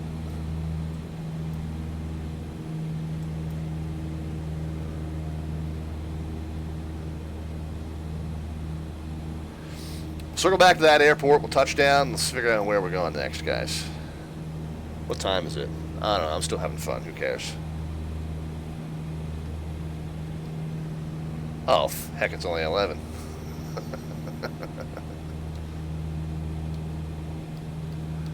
We still got another 2-3 hours of flying.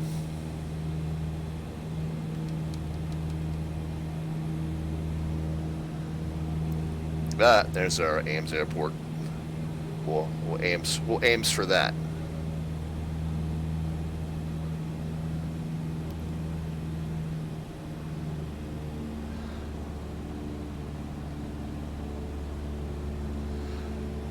So pick a 5-string says Baltimore likely is one of the 140 cities that were scanned aerially with LiDAR. So I think that's what I started to talk about earlier, and then I got distracted. Pick a 5-string, but yeah, you're hitting on it.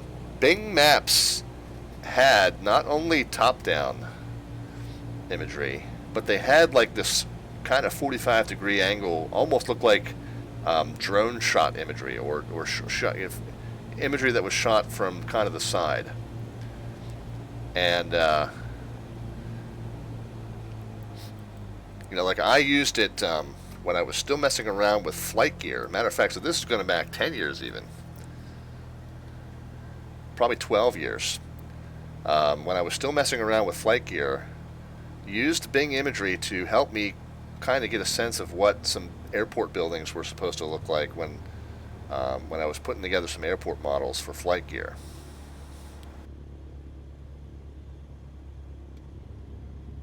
And so you had the top down, but you had this kind of like side shot view. And I think that is probably what a lot of this was based on. A lot of the more detailed ones, at least. That's why at like Martin State Airport, you've got the Maryland Air National Guard hangar that actually says Maryland Air National Guard on the front of it, because you wouldn't get that from a top-down view. You'd have to get that from sort of a side view. A little bit high and fast. Go ahead and put the control cam up. Sure, why not?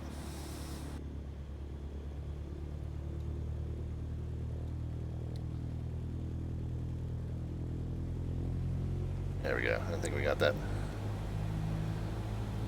Got that approach angle a little more under control now.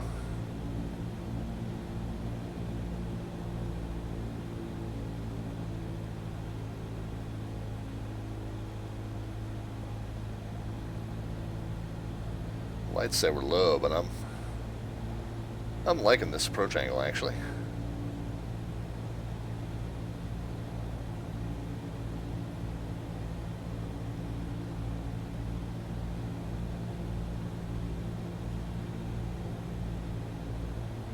Plane's a little floaty, and I don't know if that's me or if that's questionable physics. I don't know. Could very well be a combination of both.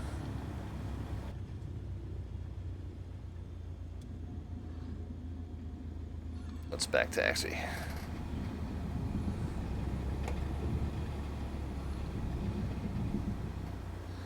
Yeah, so, alright, so let's just look. This, for example, this is Alpha here. Let's go to park here. This is supposedly Alpha. Let's see.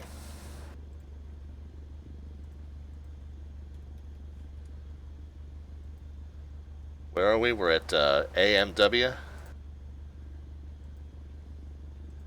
KAMW. Now watch, this will be one that's correct.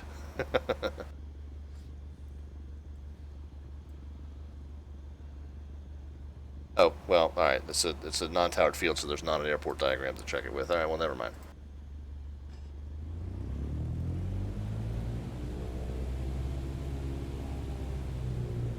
Yeah, towered fields where we have airport diagrams, you know, that's where we need to check. But we will find that they are almost all just wrong, just slapped in there haphazardly.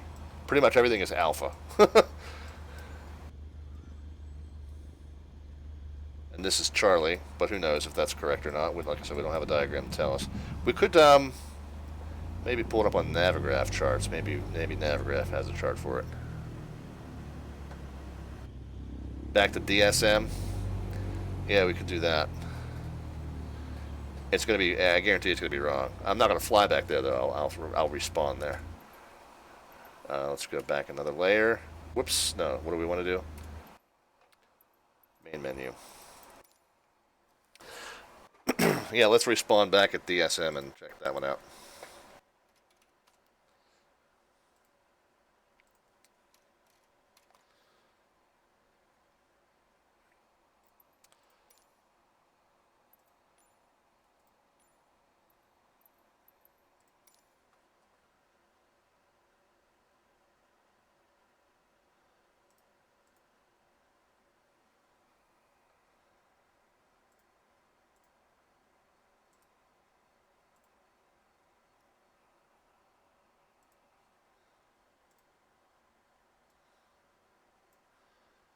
So here is the actual taxiway diagram. Whoops. Come on, there we are. So here's the actual taxiway diagram. Let's spawn in and see how accurate or inaccurate it is.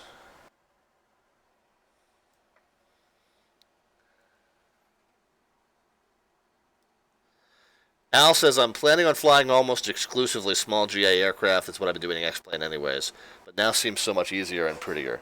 Yeah, like I said, I think the terrain is going to look good in either sim. But when you're flying over populated areas, that's where the stark difference is going to be.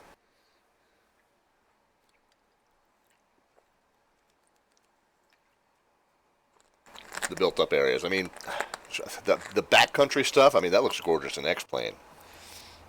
Alright, let's fly.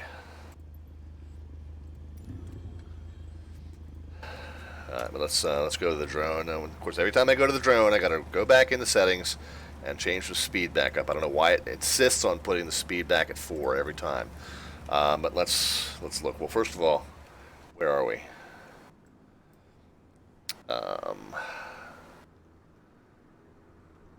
don't know what runway we spawned in at. We're spawned in at 13. So, we spawned in up here. So let's see what these letters are. Oop, oop, oop, oop.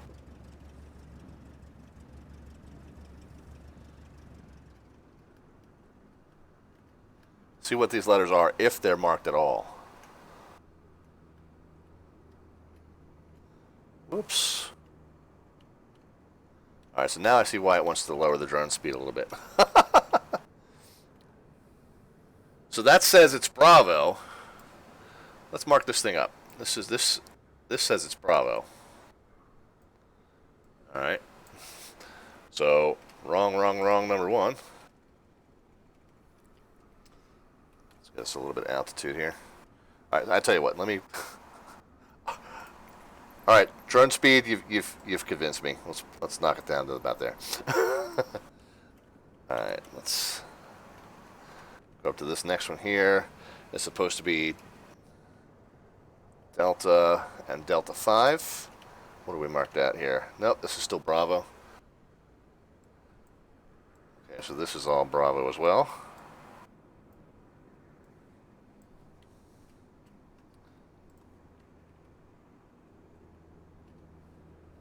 Yeah, this is what this is going to make giving taxi instructions on VetSim an absolute nightmare.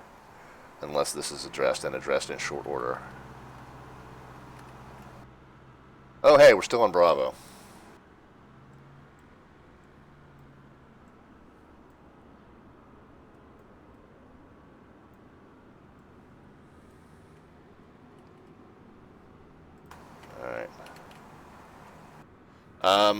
All right. Obviously, it thinks this is Bravo. Let's just move on to another one. Let's cross over the crossing runway. We'll make a right turn. And what are we? What do we think we're on? If we went over the crossing runway, we made a right turn. This should be at Papa and Papa 3. Where are we?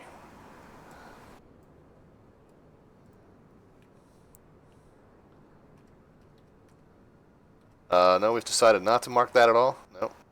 Oh, we're on Alpha now. Hey, look at that. We're on Alpha. Okay. So no, this is now Alpha. All right. Yeah. So this is what I'm talking about, guys. This is like it's not even close. It's just there was no effort made to even be correct. So this is the part that really worries me. Like, as amazing as this sim is, this issue, for this sim to be usable on that sim, and if you're flying by yourself or you're flying with a casual group, who cares? Okay, and that's probably the thought that was put into it, was it's not that big a deal. But on that sim, it's a big deal. On that sim, if these letters are wrong, there is no way we can give any kind of semblance of instructions to anybody and have them expect to follow it. Of course, our expectations are already fairly low with compliance with taxi instructions. I mean, people get lost at Dulles even with the correct signs. But this is just going to make it chaos. So I mean, yeah, normally and on a regular day when there's 5 or 6 aircraft at an airport, yeah, it's not going to be that big a deal. But any kind of event that you try to hold at a VetSim airport with the taxiway signs this badly messed up, it's going to be an absolute nightmare. So that's got to be addressed. That's the biggest concern I have so far, is that the airports are a little messed up. Oh, speaking of messed up airports, I don't think I showed you this, guys, earlier. I started to talk about it and didn't. I'll show you the one that really broke my heart. General, no, not General. What? Yeah, okay, we want to go back. North 514 Delta Victor, hold short of Bravo. Which Bravo? Yeah, exactly, Northwest Orient. What do we want to cancel? Cancel. We don't want to save that, no. This is the one that really, really broke my heart, guys.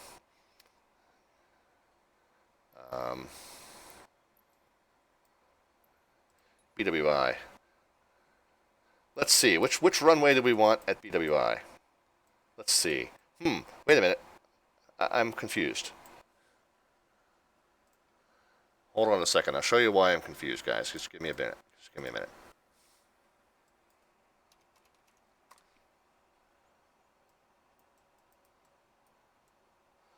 Let's get this over. Okay.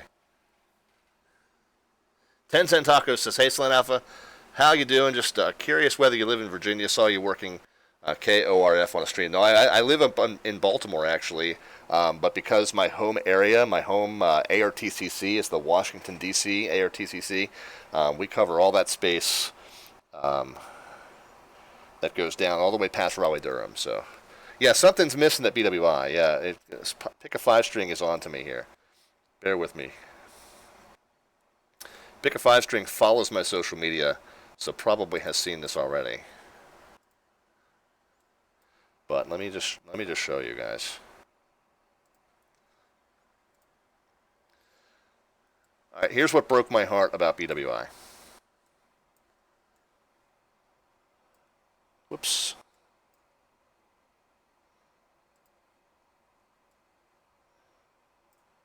Yeah, are we missing a runway here, guys? Hello? Did you forget something? Did you forget? And then the other thing is, like, this runway here, about 7 years ago, got taken out and turned into Papa, but it is back. It is back from the dead. Runway 4 and 22. That's 6. I can't draw upside down. 2, 2. So yeah, runway 4 and 22 is back from the dead, but runway 15 right and 33 left has disappeared. Let me show you why. It's almost laughable. But let's just spawn in. That doesn't matter. We'll spawn it up here. Set as departure, sure. Okay, fly. Yeah, so 10 Cent Tacos, the Washington ARTCC. Let's see if I can kind of show you real quick while we're waiting for that to load in. Pull up. What should I pull? I pull it up on that spot. That'll be the easiest thing. So yeah, Washington ARTCC. It's not being staffed right now, but it covers this whole area. So shoot, I keep zooming in. I don't mean to. There we go. So Washington ARTCC covers this whole area. That's what I'm doing. Not trying to zoom in.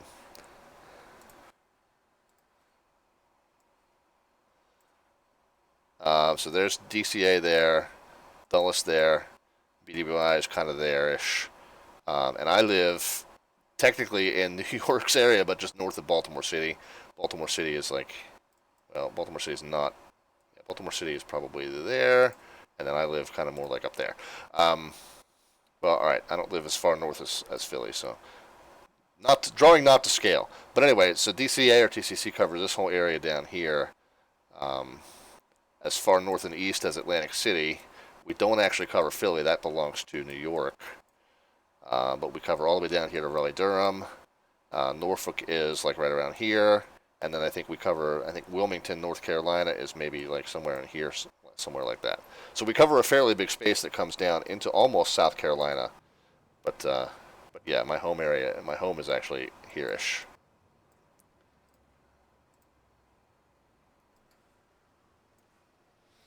All right, we are here. We're at BWI.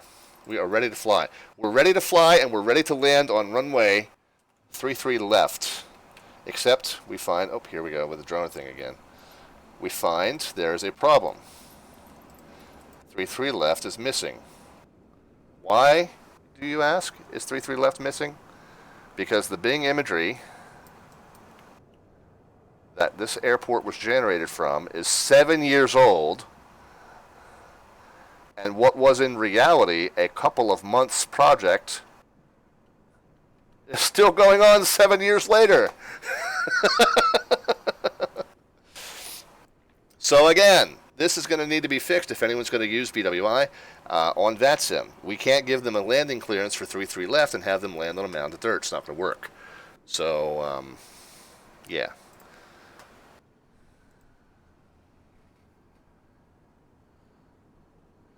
What specs would we need to run this, Edun asks. My specs are in the Twitch channel information. If you go below the picture window there and hit the About tab, you can see what I'm running. It's a fairly new gaming computer. I put it together a couple months ago. It's the first time that I actually got a custom build and put it together myself and all that stuff. So I'm new to having computers with this kind of spec. I'm still kind of drooling over it. But yeah, you want to see the specs. It is an i9-97, something like that. And what else? It's an RTX 2070 I'm not sure what else you want to know. But yeah, the key specs are listed in the the about tab there. Lots of shovel leaning there on that project. Yeah. So pick a five string. In reality, this project lasted just a couple of months. Obviously, the airport authority was pretty keen to, and I presume it was a runway widening. I don't remember exactly why they closed it. However, it had to have been before 6 years ago, because 6 years ago this runway 4 and 22 was removed and turned into that taxiway Papa. So the imagery, and if you go on Bing Maps, by the way, I mean, it's not hard to figure out how this happened, right? If you go on Bing Maps, and you kind of just, where's the, no, we're not going to download Microsoft Edge. So if you go to BWI and you go to the satellite view, which I guess is, there you go, aerial. Well, gee, what do you got there? Obviously, you've got a runway under construction. And you've got a runway 4 and a runway 22. So you can see how this would happen, right? You understand that that's the imagery they were building off of. Okay, but here's the problem, guys. Let's look at Google. Of course, you probably saw my home address flash up on the screen up there for a second, but that's all right. Not that private a person. Yeah, here's the current. Okay, 4 is gone. This whole chunk of pavement between 4 and taxiway Papa, what's now taxiway Papa, is gone. This is all taxiway Papa now, up to where it ends. So, this change was made, like I said, 6 years ago. 6 years ago. So they're using imagery that's at least 6 years old. What's that going to do to O'Hare? It's going to completely reconfigure O'Hare. So again, it's just little glitches like this that are annoying, and of course this is kind of my home controlling airport, so it's more than annoying, it's a little bit heartbreaking, but issues like that are going to have to be addressed. We can't use this airport on VATSIM right now. You can't give, this is a major departure runway.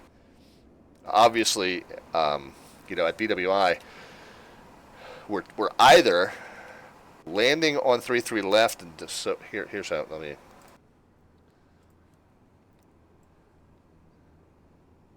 we're either landing them this way, and then they taxi off to the terminal, and departing this way,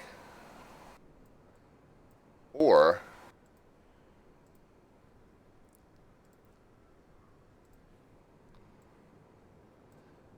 they taxi out and depart straight at us, and then they land this way and taxi back in. So either way, we need this runway to do any kind of volume at BWI. Otherwise, BWI becomes a single runway operation and can only handle half the volume that it handles. So if we were to do any kind of an event at BWI, this will not work. So, Orbix KBWI. Yeah, and pick a 5 string. That's the thing. It's like, you can't rely, and with these taxiway issues, these taxiway lettering, you can't just say, oh, okay, well, the default's going to be messed up, but all VATSIM players have to do is just download and install scenery to fix that. Okay, so that means every airport I fly to on VATSIM, I've got to download and install first? Seriously? Even if it's freeware, that's ridiculous. So these issues, these kind of scenery issues with the airports and the taxiway signage at the airports, that needs to be fixed. But, like I said, I don't want to harp on that and sound like I'm poo-pooing all over this project, because with the exception of this issue, these cars that are a little lost down here.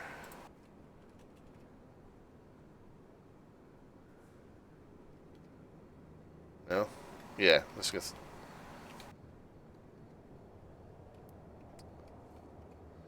Yeah, this guy's a little lost.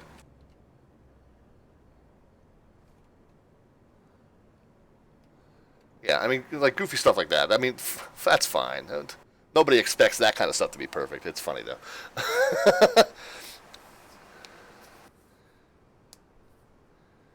So pick a 5-string. Here's what X-Plane did that I thought was genius. The scenery, the X-Plane scenery gateway is it's a crowdsourcing, right? It's basically every X-Plane user who wants to update the scenery and the base scenery uses the X-Plane scenery gateway, and then when X-Plane does a release, an updated release, new stuff that's been added to the gateway becomes part of the base package. That's a perfect model, and that's why X-Plane scenery over the years has gotten so good, because it's been crowdsourced to people that are doing it for free. So yeah, I love how open source X-Plane is, says Northwestorian. It's got a very robust and unparalleled community feel to it, a community contribution culture in X-Plane. And so Microsoft, in order to get these little scenery issues, well, not the cars, I don't, like I said, the cars just funny, but these kind of scenery issues fixed, not only here at BWI, but everywhere stuff like this has come in. You're not going to be able to have a team of people that you're going to pay to do that. It's going to take forever. You get crowdsource it. Dude, you got 90,000 active VATSIM users that want to fix this kind of stuff immediately. Get them on it. Get us on it. Get us some tools that'll help us fix this for you. We'll do it. As long as no other assets other than laminars are used, says pick a 5-string. There's a ton of good freeware that other libraries that aren't allowed in the gateway. Yes, and that is true. However, that is all optional. There are still crowdsourced scenery updates that are in the gateway that are very good, or at least they fix glaring issues like this. So I think Microsoft's going to need to rely on the user base, particularly the VATSIM user base. If they really want VATSIM to be a partner, they're going to have to kind of put their money where their mouth is and let VATSIM users help fix stuff like this, because if they're going to rely on their own scenery people, it's going to take forever. You got the whole globe to fix, with little stuff like this. So we'll see how it goes, man. Where else we want to go? I want to. I'll take one more request. And we got 34 viewers. I don't want to. I want to wrap this thing up just yet. We'll take one more request. Who wants me to fly somewhere? Obviously, like I said, and Melvin Leroy, I appreciate, all the backcountry stuff is going to look pretty phenomenal, I think. Tampa, Florida, we want to go see Tampa. Let's do that.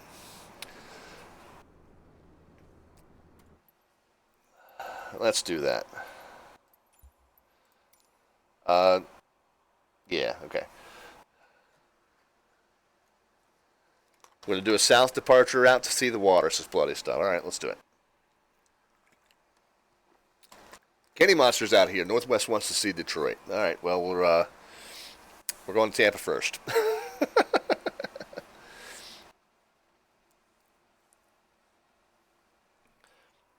All right, so Bloody Stub, you're going to need to navigate me, man. World map. Let's go to. We want to just go to KTPA, the main international airport. It doesn't matter to me. I'll yeah. I'll spawn in at the airport. And you said south over the water, right? Okay. All right. So we've spawned on the correct runway for that. Let me get a sectional up in front of me here.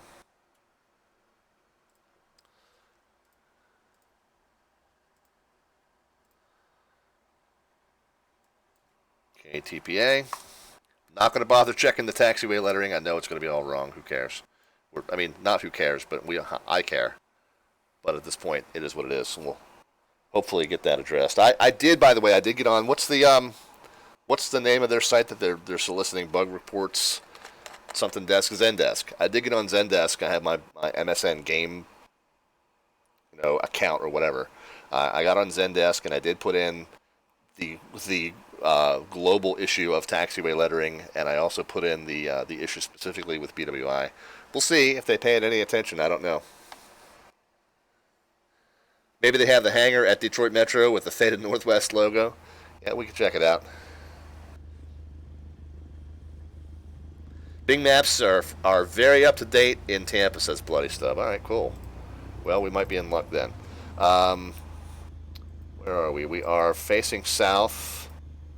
We're on about a one. Oh, we got some rain here. You can see the rain effect. Well, that's the other thing. The rain and weather effects in this sim are going to be pretty stunning. So this is my first time seeing it actually. I've been changing the weather to clear, but I kind of want to take off in this just to see, and then as soon as we get airborne, man, we'll clear it up. Comerica Park and Ford Field. Oh, we're touched our Comerica Park and Ford Field. That's up in Detroit. Yeah, let's do. I haven't visited Detroit yet, but I assume it's going to be poor. There's a joke in there somewhere, Ryan. I don't want to offend anybody, but there's a joke in there somewhere. The main air terminal is messed up. Hold on, let's take a look at it. God, I hate that it resets the drone speed every time. I have no idea why that is. That's so stupid.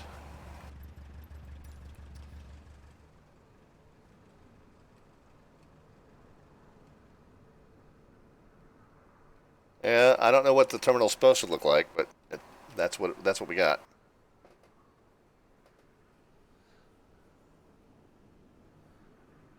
Uh-oh, Bennett the Bull said something that the Modbot didn't like. Bennett the Bull, if you're still with us, man, don't get upset by that. Serve your 2 minutes, and no worries, man. I try to keep the stream a little bit family friendly, but I slip up every now and then. It's cool. No hard feelings, hopefully. We'll need the Fly Tampa scenery. All right, you still want to see the city though, right? Let's get back in the aircraft if I can remember how. Still want to see the city? Okay. Yeah, we'll take off and we'll see the rain effect a little bit, and then I'll clear it up for you so we can do some sightseeing. Let's get the pitot heat on. I think everything else there is fine. No idea what the trim is set at. I think we were trying to sync the. So it's, what is that? A 1. We're 6 degrees right of south, so 186. Is that what that's reading? Okay, and this. Okay, hasn't really drifted at all. All right, let's do some flying, guys. Yeah, Edon. Oh, Bennett. Yeah, Bennett was the one that got timed out. Yep. Bennett, if you're still with us, man, don't worry, man. You're not in my bag races at all. Yeah, we got some gusty winds here. Probably want to throw a notch of flaps in. Yeah, I just want to see the rain effect, and then we'll clear it up. See oh, look at that, guys. Look at this. The rain streaking off the front of the window. That is crazy. That is glorious. Alright, let's just clear it. That was a pretty cool effect. Let's just go clear skies. There we go. Blue skies smiling at me. Nothing but blue skies do I see. Da, da, da. Alright, you were giving me some directions a minute ago. Hang on one second. Gonna get the flaps in. Bloody stub, right turnout, north departure, 3,000 feet. Let's do that. Put ourselves on a right downwind. Climb to 3 and head to the north. Dr. Wigglespank is with us. We have a dog that we call something along those lines. Her name is Ella, but she is fidgety, man. So we kind of call her Wiggles. And then my wife and I were rewatching Downton Abbey recently. Wait a minute, where's my heading? Okay. We were rewatching Downton Abbey, so we're calling her like Lady Ella Wigglesmith or something like that.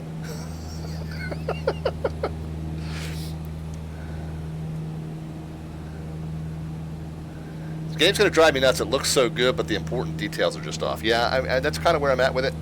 I think that, like, the taxiway diagrams, the taxiway signage is the big one for me. That's got to be fixed. That's got to be fixed. We got a school down here.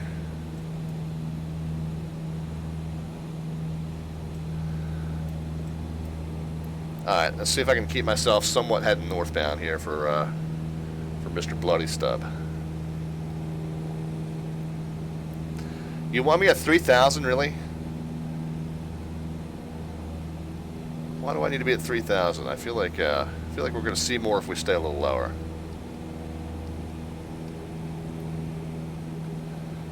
I'll tell you what. I mean, this Florida is so freaking flat, dude. Let's just we'll level that right here at kind of 15. Says it looks nice. City area around Aero looks accurate. The airport needs work.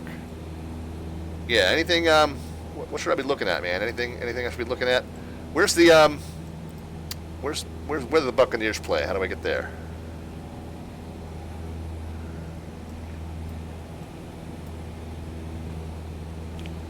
Sorry, I didn't mean to bump the mic, but I got a little gnat flying around here. He needed to die. Yeah, where the Bucks play, man. Northwest says it surprised me that they actually put the floodlights in at Comerica. Yeah, we'll check that out, and we'll check that out next, man. We'll head up to Detroit. Clearwater, Florida's off to the left. The Bucks are off to the south, left towards the city. All right, hold on.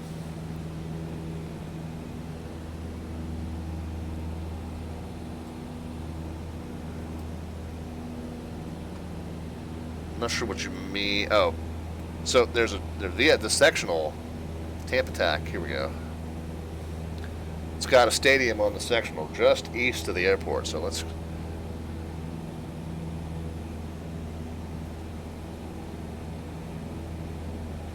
We got some transition routes here. Kind of cool. I did not know that the Tampa Bravo had some transition routes. Might have to pester some ATC and do one of those sometime.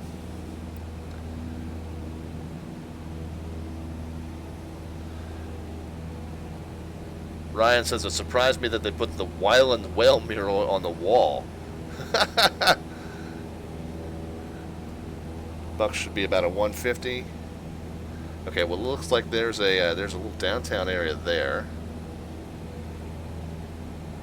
But yeah, it looked like from the tack chart. I mean, Bloody, you can tell me, is this the stadium that's on the tack chart here, just east of the airport? Is that where I'm aiming?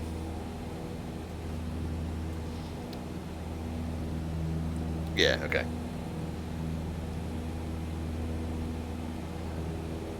Because I'm not. I'll be honest with you. I'm not looking at the gyro at all. I'm eyeballing this stuff here, man. If it's just east of the airport, that's. I mean, the airport's here, so I guess I'm pointing the nose that way. Is this? This might be. Yeah. Again, this is where the ultra setting. Well, wait a minute. Am I still on the ultra? Because it seems like there's a lot of stuff popping in on the horizon here. Let's check. Am I still on the... No, I'm still on Ultra. And it seems to be working okay. Whoops. Go back.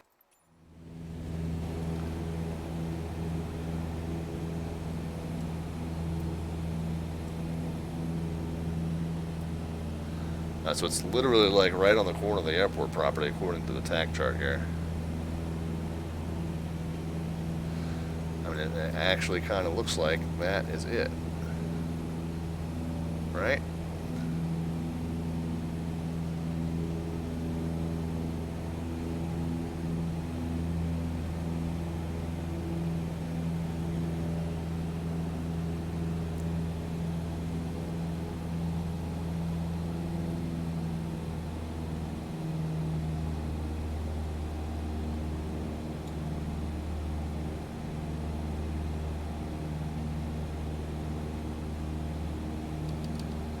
Alright. I don't know what the stadium looks like. I don't know how accurate a rendition it is, but it doesn't look like it's like real artifacty. It looks like it probably was hand modeled, actually. I mean, that's a really good rendition. I'm assuming it looks pretty faithful, though. I mean, that I have to assume. Oh, we got a baseball stadium down here. I assume that's where the Rays play, probably, possibly. I don't know. That might be a little small for Rays Stadium.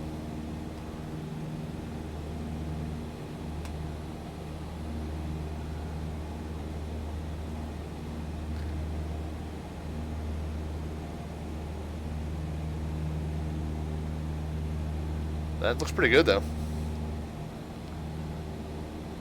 I'm pretty impressed with that.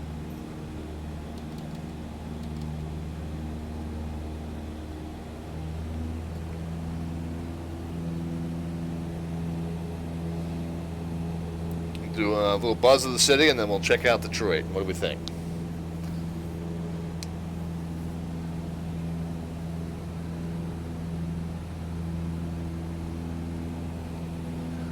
I'd be so distracted watching arrivals in the 2-8 if I was at that stadium.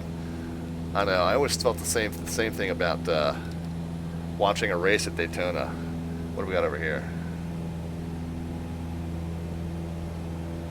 Some sort of a little domed building here.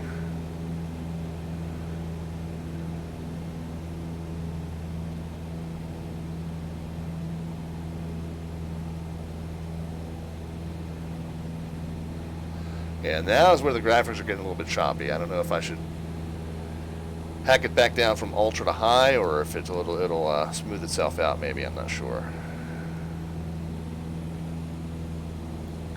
We'll take a spin through downtown for anybody who wants to see it.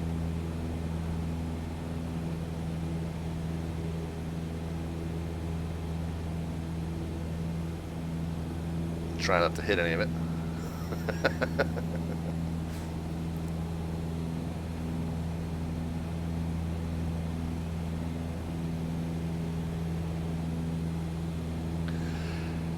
If you'll all lean over to your left, the plane will tip over. I will say this is the first time I've gotten 25 people into a 152.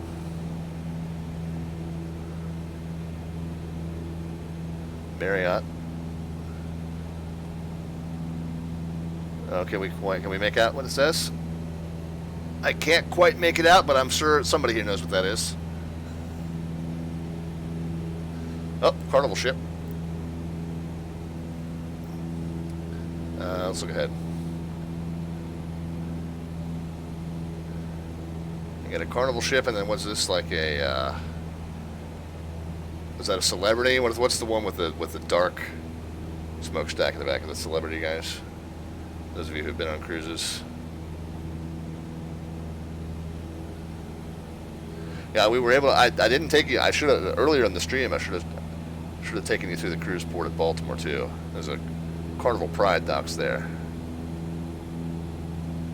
and I don't know if they did that on purpose. So there's a historic ship called the Pride of Baltimore, and Pride of Baltimore is kind of like a unofficial slogan of the city, Baltimore Pride. I felt like we were maybe going to be able to read the road signs down here. But the Carnival Pride now docks at Baltimore. I don't know if that was an intentional homage to the city or what, if they chose that particular ship just because it was the right size, or if that was an homage to the historical Pride of Baltimore. Hold on, just saw something I want to check out.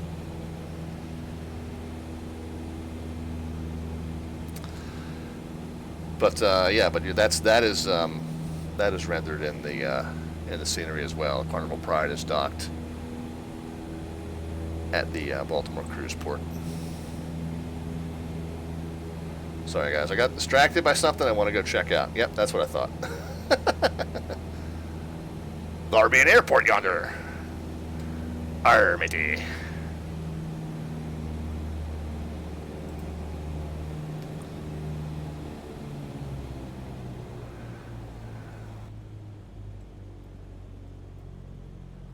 Yeah, am I gonna make this?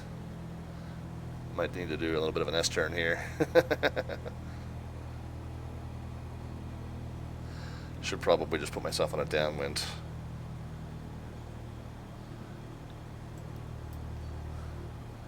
We can do it. We've got it, we've got it.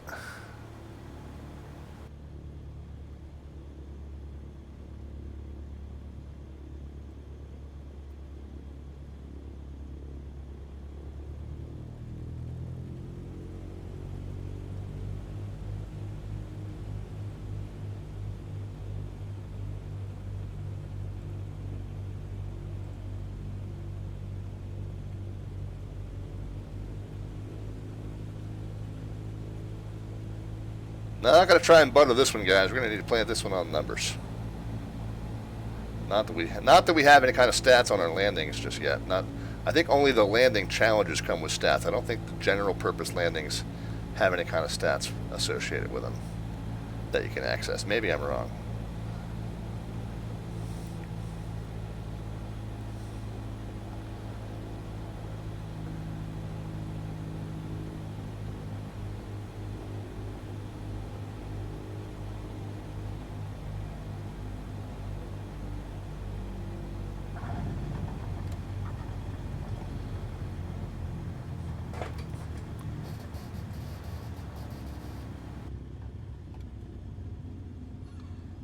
Plenty of runway.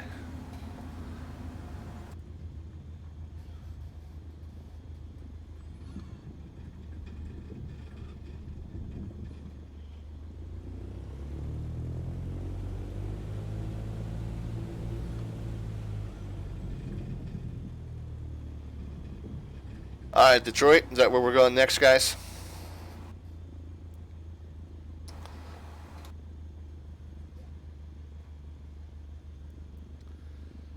Peter O. Knight / David Davis Island. Well, I'm sure I believe you, but it was, yeah, okay. This is definitely the one we landed at here, TPF. Alright, break time for me, guys. I'm going to take a quick break out of the cockpit, and, let's see, where do we want to, yes, whoop, there we are. So we'll let you kind of take a look at, that changes that drone speed again. I hate it. Just leave it where I put it. That's all I ask you. God's sake. Alright, we'll just give you a nice aerial view of Tampa here. Be right back, guys. We're going to do a little spin up to Detroit next. And I don't know how long we're going to be here, but probably a while. I'm not bored yet. I hope that y'all are not bored as well.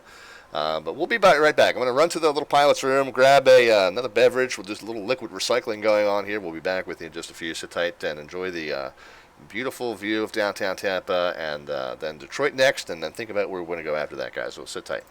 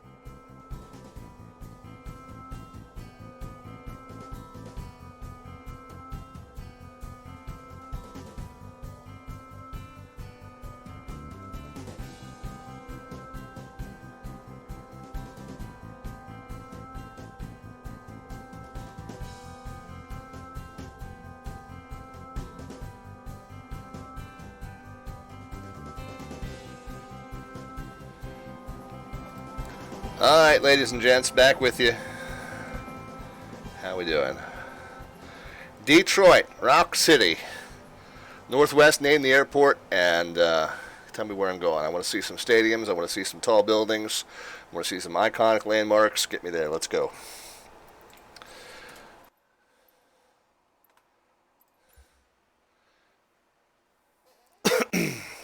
Return to the main menu, that's what we want to do, yep.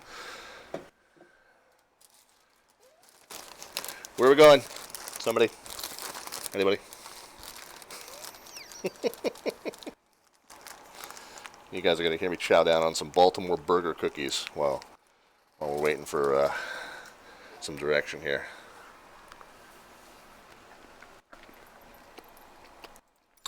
Spawn in at KONZ, depart 35, and we'll go right over his old neighborhood. All right. Sorry, you're listening to the sound of a fat guy being a fat guy. So, my apologies. KONZ.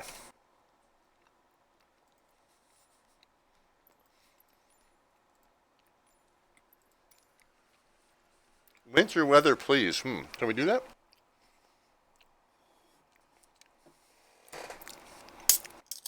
Melvin Leroy, that's an intriguing. You've brought up an intriguing question. Do we have seasonal textures? God, that would be neat, wouldn't it? A firm, says Melvin. All right. I assume we can tinker with that from the toolbar at the top of the screen. It does, says Good Fixins. Yeah, that seems to be the consensus. I mean, we only had 2 people. It won't be much. Detroit winters are usually green. Okay. Well, we'll check it out, man, as soon as it finishes loading in.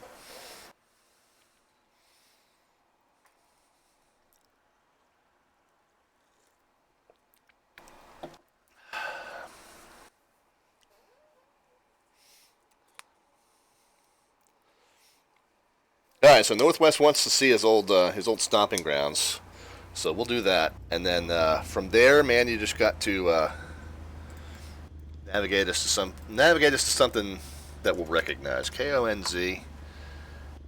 Okay, so that's Gross Isle here. Let's go to the Detroit. Oh, we're on the Detroit tag. Very good. 35 is going to take us north and west, so it's going to take us up here. Oh, we get the plant maybe. And, of course, we got DTW over here to our west, and YIP over here to our west. Yeah, we got some interesting landmarks on the chart. I like to see, like, the stadiums, and so the stadiums are up the river here to the right. Okay, sounds good. You navigate me, man. I mean, I got my agenda, but and straight north along the river, you'll get the skyline, and the stadium says Ryan. Okay, I lived there for 11 years. I only had a white Christmas once. Let's see what we can do here. Live weather. Where are the seasonal options, guys? Do we know? So that's precipitation and stuff. This is your daylight settings here. Just leave it like midday. Where do we go for seasonal stuff, guys? Do we know?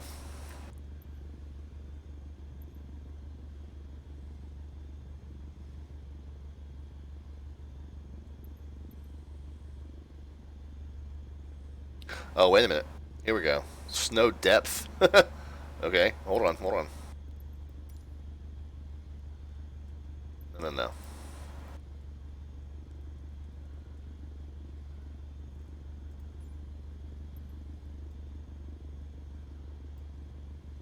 How do I ungray these?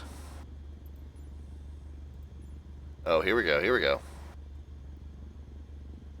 Give it 10 feet of snow. Oh, I'm sorry, that's 10 meters of snow. That's 30 feet of snow.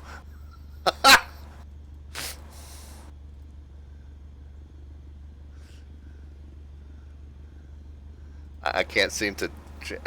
It won't let me change it back now. I've killed it. Oh, there we go. All right. Yeah, let's give it an inch of snow.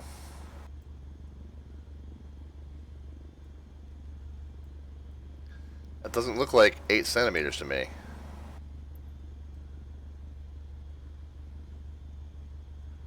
That's not 32 centimeters of snow.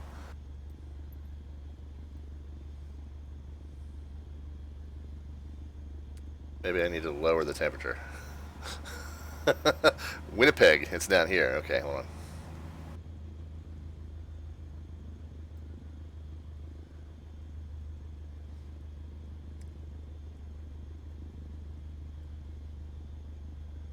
Yeah, that's 40 centimeters of snow. That's. I don't think this slider does what it's labeled. I think it's like a percentage of coverage.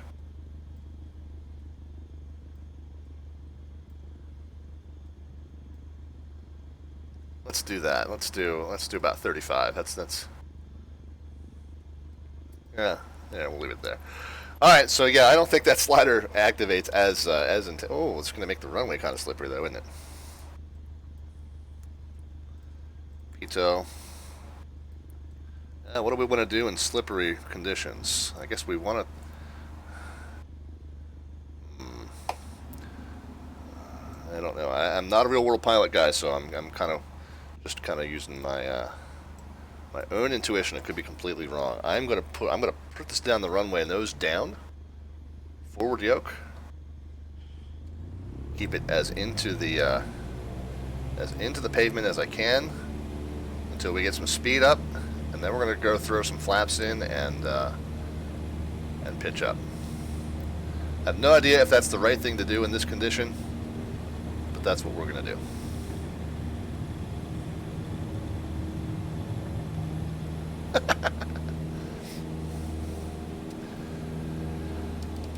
Remember, guys, I'm not a real world pilot. I just play one on TV.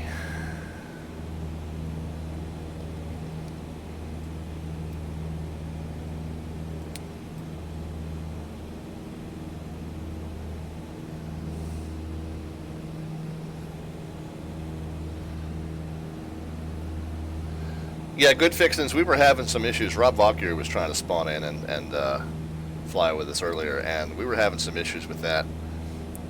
I know that you have to have all players versus live players.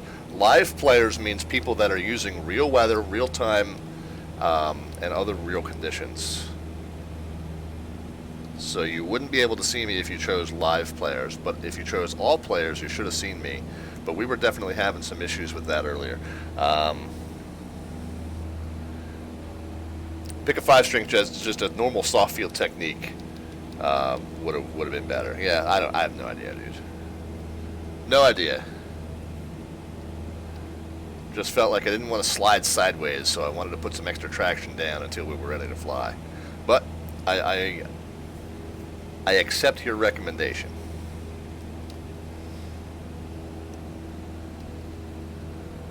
Have all players on that I'm on USA East. Yeah, like I said, we good fixings. We had we were doing some flying with practically right in front of my place. Which way do I want to be looking, man? This way?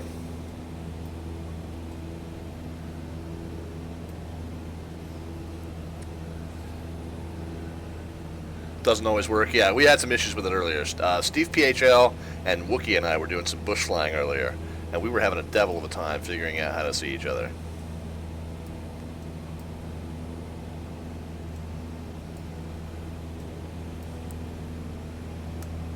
Is it like a quarry over there?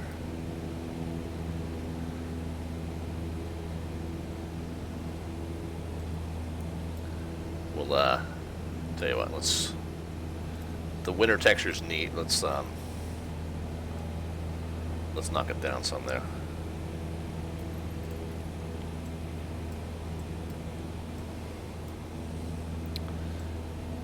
Yeah, maybe some sort of a rock quarry there, possibly.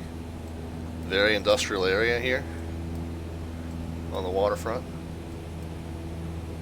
There's a school with a baseball diamond, it looks like. Railroad tracks going through here.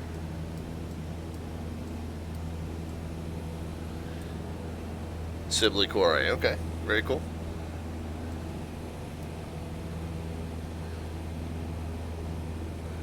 Alright, man, did you see what you wanted to see?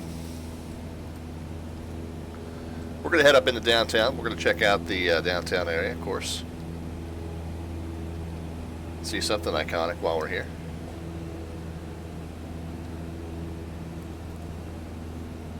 The old McLouth or McLouth steel plant's been abandoned for years. Your former auto factory EPA Superfund sites, yeah. Yep. Wouldn't doubt it. Go see the GM building. All right, where am I going? I mean, we're gonna go up through downtown, and then someone direct me from there, guys. I'm gonna go ahead and knock the rest of the winter textures down. I tell you what, it is kind of neat though to be able to see the winter. There's another school, football field down there.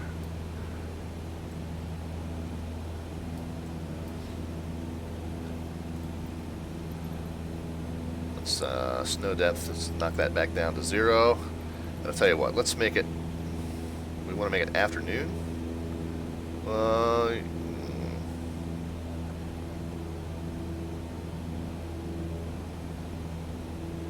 Trying to get the sun out of my face. I want it to be the west of me if I'm going north and east.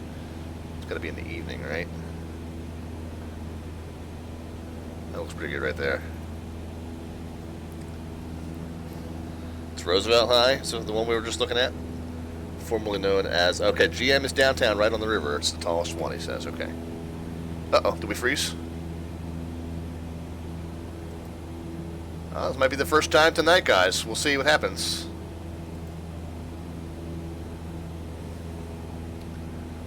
We'll see what happens. Doesn't look promising. I still have a mouse cursor.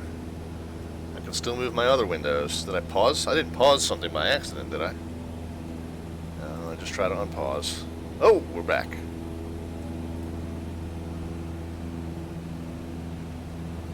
You've been Detroited. Only temporarily, it seems. Yep, so that's the first time I've hit a stutter that bad. I've had a couple little blips, like real fleeting blips. We've had some choppiness.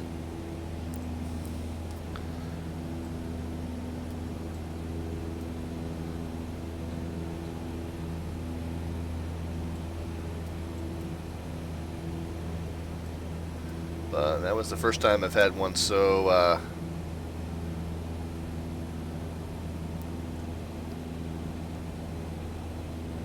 bad that I wasn't sure it was coming back. Got a bridge up there.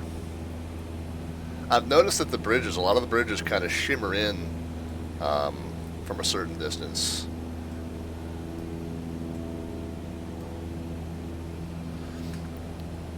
Headed up toward, what is this? Lake St. Clair? Okay. That is a big-ass lake. I don't know that I knew that was there.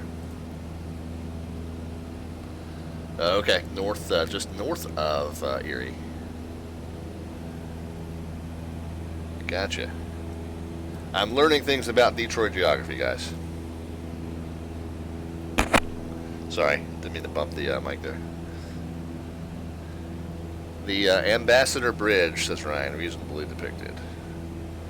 Yeah, kind of fading into view. So, and again, we were talking earlier, like bridges seem to be one of the things that the 3D rendering algorithm has a spot of trouble with. Bridges, overpasses, that sort of thing. Anything that you wouldn't be able to easily discern from a top-down view. And it makes sense based on how the imagery is rendered. Let's get in for a closer look. We're a little too high here. It's 2,500 feet. Oh my gosh, yeah. Let's get down and get really into this thing. Let's go back to my tack chart. Oh, I'm on my Cleveland tack chart. I don't want to be on the Cleveland tack. I want to be on the Detroit tack. Okay, yep. Oh, yeah. The Ambassador Bridge is right there on the tack chart, and then the stadiums are just past that. Oh, Belle Isle Park. Good racing spot. Check that out.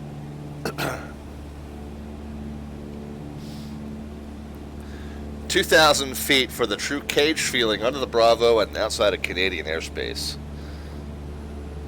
Yeah, that's true. That's one of the few spots that where Canadian airspace is actually to your right. Canada over there, eh? America, yo. Canada, eh? Alright, sorry. Yeah, that actually is a pretty good depiction.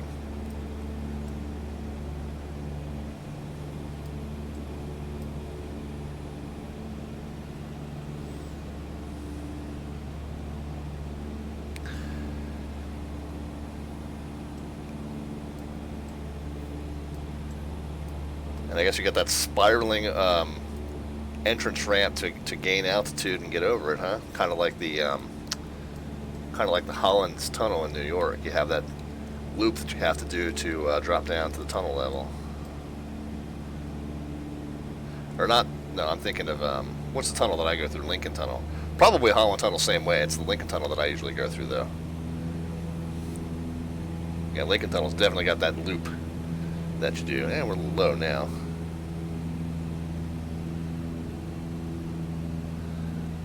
Yeah, Detroit's the only place you can look south into Canada, yep.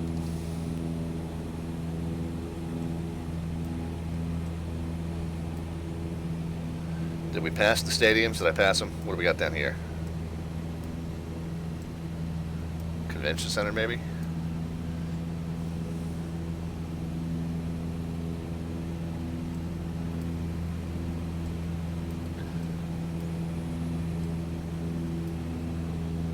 Little Caesars Arena. Okay, gotcha, man. Alright, well, I'll tell you what. I don't want to shortchange the Detroit stadiums. Let's go back. Yeah, see, now it's getting a little choppy. So, I saw, hang on one second, I saw a message I want to respond to. Let me just finish this turn. Try not to smack into any buildings.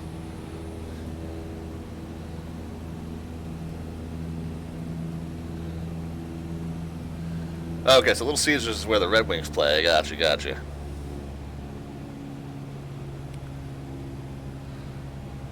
So Vespid Walker says messing with the settings mid-flight, it will cause a temporary freeze to catch up. Yeah, I was messing with the settings like 5 minutes ago, though. And it didn't freeze then. Maybe will cause a later stutter. I'll have to investigate that further. I was surprised though that I was done messing with the settings. Of course, now we got the sun right in our face. Sorry about that, guys. Of course, we can fix that, right? Zoop. Whoops.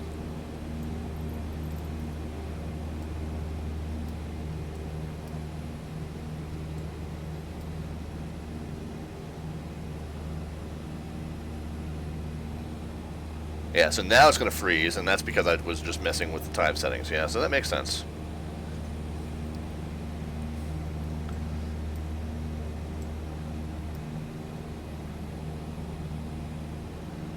I still didn't see like a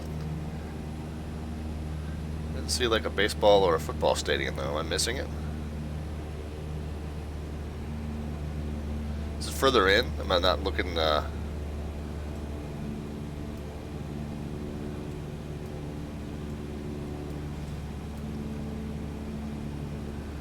Of course, it could just be the jar of peanut butter on the shelf. I'm just looking right at it and not seeing it.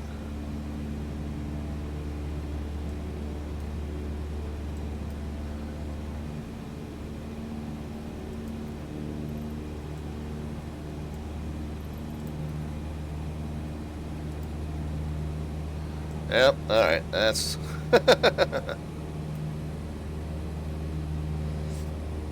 That's looking a little bit more like a stadium. That's probably why I wasn't seeing it though. Yeah, I'm assuming northwest of... Oh, okay, here's the ballpark here, okay.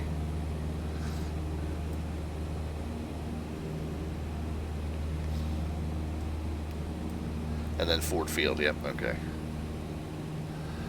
I gotcha, makes sense.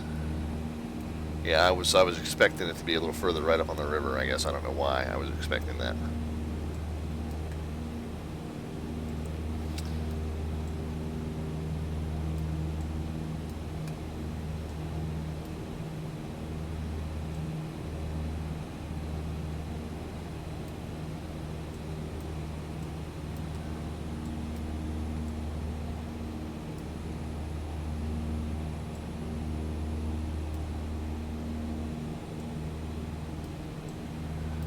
Not bad, not bad.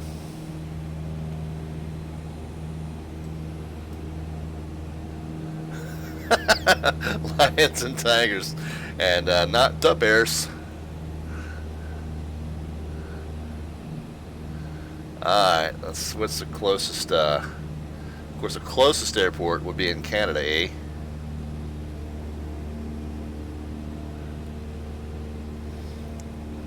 Let's go international.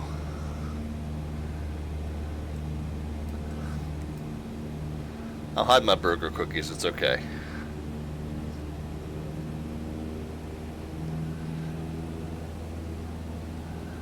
There was a restaurant down there called Lions and Tigers and Bears that burned down a couple years ago. That's a shame because it's an awesome name. There's a bridge to Belle Isle. Any of you racing fans, you know, you may be familiar with the racing that they do at Belle Isle Park. You can kind of get a sense of the circuit there. I can't remember. That's Formula One or Indy, or probably maybe a little of both.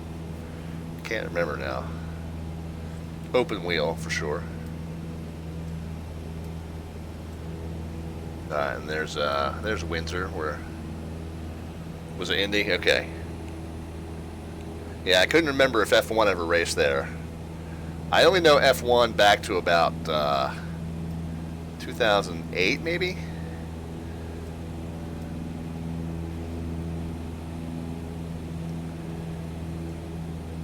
And then I stopped watching it about 5 years ago. So I watched F1 regularly from about 08 to about 15, I guess, maybe. Maybe not even that.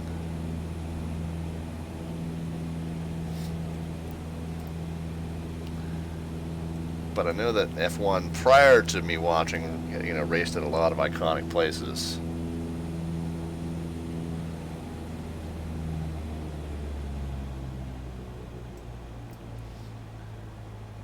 But I couldn't remember. I knew there was some open wheel racing up there at Belle Isle. I was thinking, Indy might have raced. I mean, F1 might have raced there, but I have a feeling it was Indy. Kind of back in the heyday of Indy.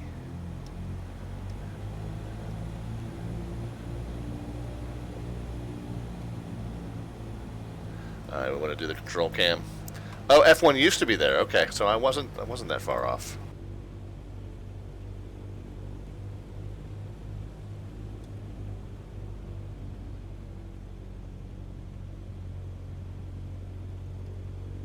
I haven't watched any kind of racing for about 5 years, maybe longer. I don't remember exactly when. So the ultra settings don't really seem to affect me that badly. I mean, I feel like I'm still getting pretty good performance out of this rig.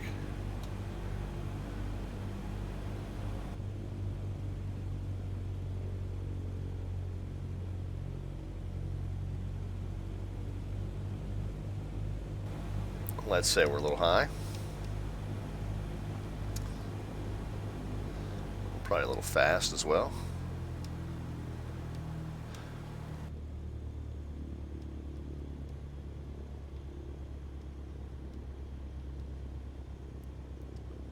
Let's say we're still high.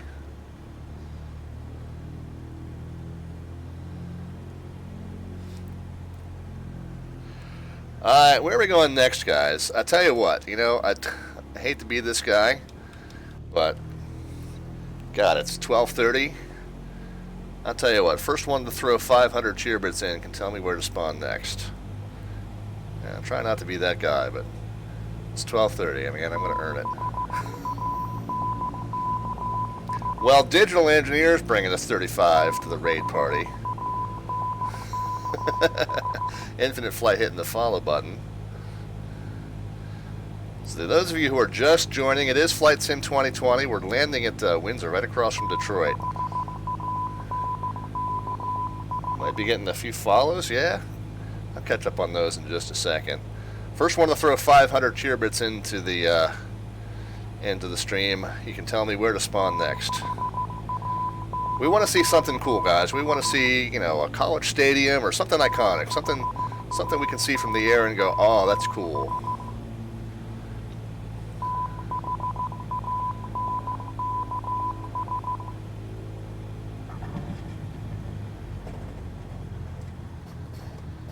Stop the brakes here. See, can I make the next turn off? Yeah, I think we can.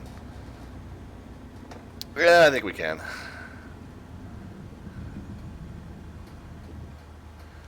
Alright, let's see. Not going to worry too much about reconfiguring the lights. Let's say hello to all of our new friends. Digital Engineer, thank you so much for the raid, man. I appreciate that. We're doing some tooling around in FS2020, doing some aerial sightseeing, and we visited Baltimore, D.C., we did Tampa, we just did Detroit. Where else, guys? We've done a few places here. Well, we did Ames, Iowa. That was kind of cool. Fly under the Golden Gate Bridge in the extra 300. We're not doing anything under the bridge because we know from experience that doesn't work out too well. So San Francisco wouldn't be a bad idea, though. Let's see. We will. I tell you, Infinite Flight. We will do San Francisco, though. We will do San Francisco. I'm told, though, by somebody else that under the Golden Gate Bridge doesn't quite work out too well. Ann Arbor, the big house looks pretty good, says pick a 5-string. Alright, we'll buzz the bridge, man. We'll do that. San Francisco sounds like a winner. Let's do it. Let's do it. Main menu. You guys are while this is loading in, you're gonna hear me chomp on my dessert here. So, like I said earlier, you're gonna hear the sound of a fat guy being a fat guy. I apologize in advance.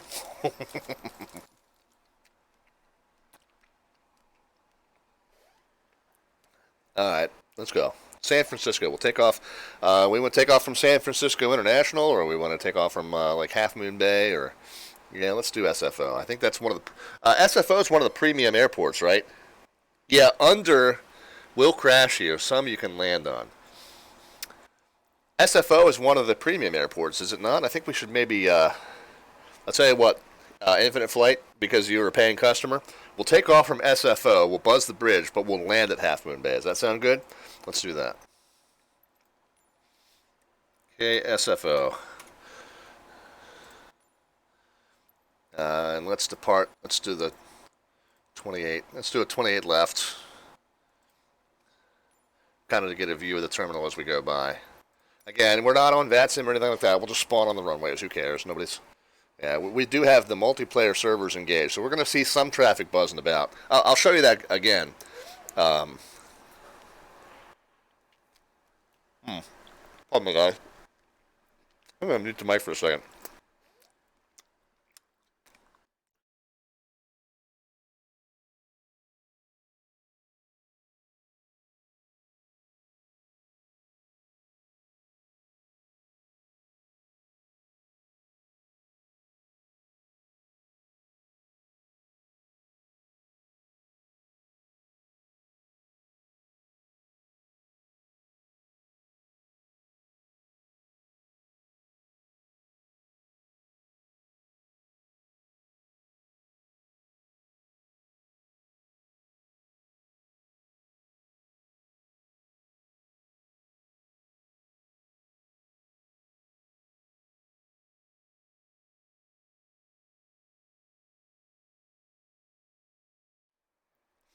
Yeah, you guys did not need to hear that. That sounded not unlike a velociraptor devouring a tiger. I'm sorry, guys.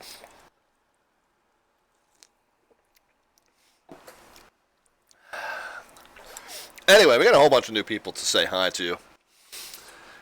Digital Engineer, again, thank you very much for the raid. Appreciate it. Infinite Flight. Double X Uncouth is here. Buddy Boy is with us as well. Manuel Fly, I appreciate you being here. Hilariox. Who else we need to say hi to? I think the Flying Master Chef is here. Okay, Flying Master Chef was the one that says under the bridge will crash you in most cases. Some of them you can land on.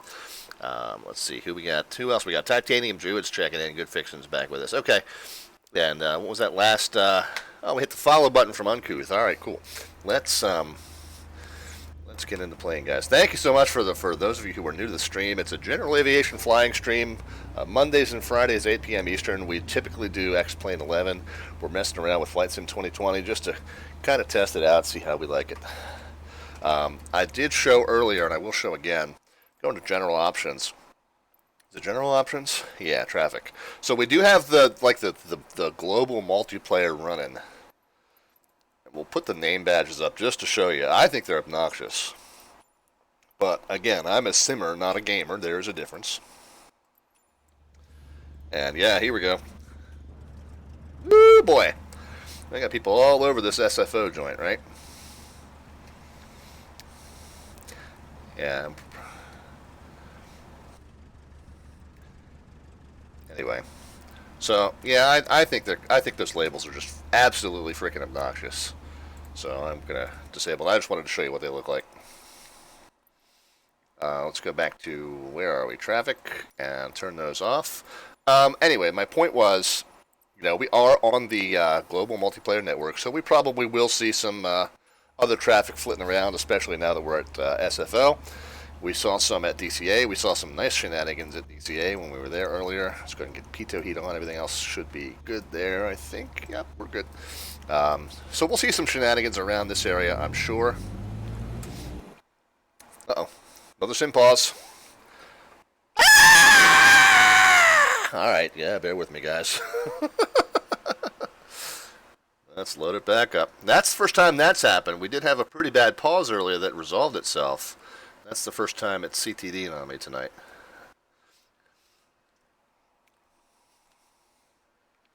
So, bear with me. We'll load back in. Not a big deal.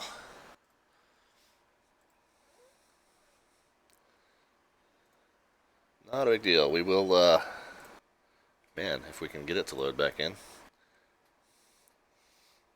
Alright, while we're waiting for it to load back in, I'm going to take another little break from the cockpit. I got one more cookie to finish it up. You guys don't need to be hearing that.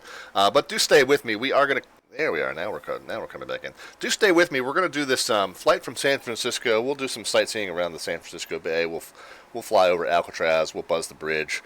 We'll come back into Half Moon Bay. And we'll see how I feel after that, whether we're going to do any more sightseeing from there after. Maybe we'll take another donation for another destination or something like that. Sit tight while we're getting ready to spawn back in, and we'll go from there, guys. Be right back with you.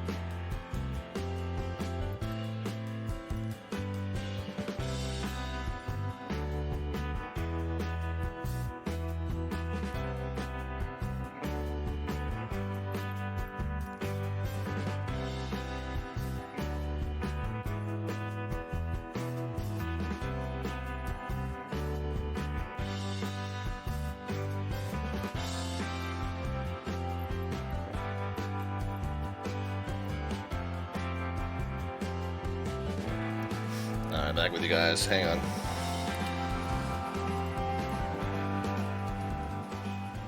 Let's get that faded out for you and get back to the action here. So yeah, we are into KSFO. We want to spawn into 2-8 left. Yeah, we've been flying it for a good number of hours without any issues. A couple of little stutters, but nothing like that. It's first time. That's one of my criteria, by the way. So if pardon me, if this is going to be the sim platform of the future for me, 4 criteria. Number 1, the visuals have to be as good as claimed, and I think they are. Number 2, it's got to be stable. It's got to not do that to me over and over again. I mean, if it happens once in a while, it's fine. X-Plane does it to me once in a while. But if it's every 5th flight or every even 10th flight, then that's not going to be acceptable. Third thing is we got to be able to fly it on VATSIM, and we were supposed to be able to do that from day 1. But the SimConnect stuttering issue is still a problem, and we're told we will get an update on that problem on August 27th, but we don't know what the time frame is for a resolution to that problem, so that's going to need to be resolved. And number 4 is, what was number 4 again? Can't remember. Oh, the planes have to not feel like arcade games, which, I guess that's kind of more data needed. The plane, the 152, feels pretty okay. Now that I've got the controls kind of tinkered to where I like them, it's not too bad. The rest of the aircraft, I think, are going to, they're going to be hit or miss.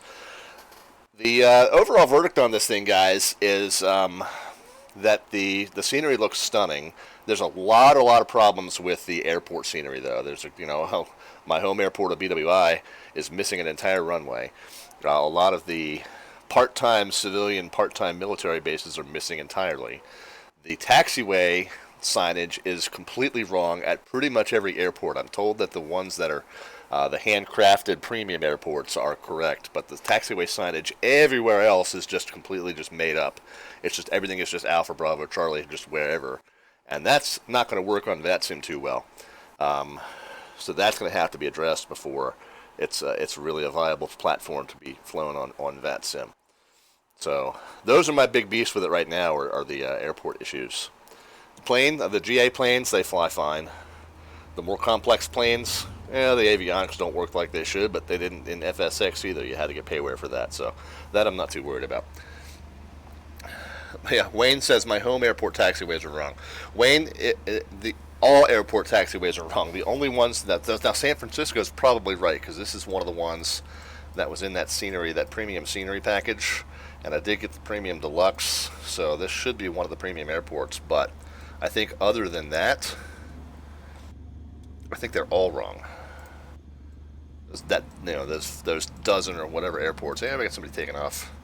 28 right, or landing 28 right. I can't tell. We're going around 28 right. I think we're good. Let's go. Ooh, right rudder.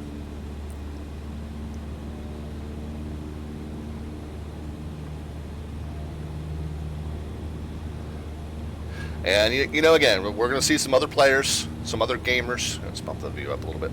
Other gamers are going to be on the Microsoft Global Network or whatever. Oh, idiots! Nice try, dude. We're going to see some players, but we're not going to worry too much about realistic traffic separation and CTAF calls and that kind of stuff. Because why? Because of exactly what you just saw. Because that's the kind of server this is going to be. If you want realism, you go to VATSIM. If you want what you just saw, well, come right over here, guys. Oh, you know what? We should have been kind of maybe looking a little bit more at this. Yeah, I mean, so if this is one of the premium airports, it kind of looks like it, doesn't it? We'll check the taxiway signage. I wonder if the taxiway signage here is indeed correct. I'm guessing that it will be, based on what I've heard. But yeah, we'll check that out. But let's go buzz Alcatraz. Let's go buzz the bridge. A couple bridges over here we can buzz. Let's clear the weather up a little bit.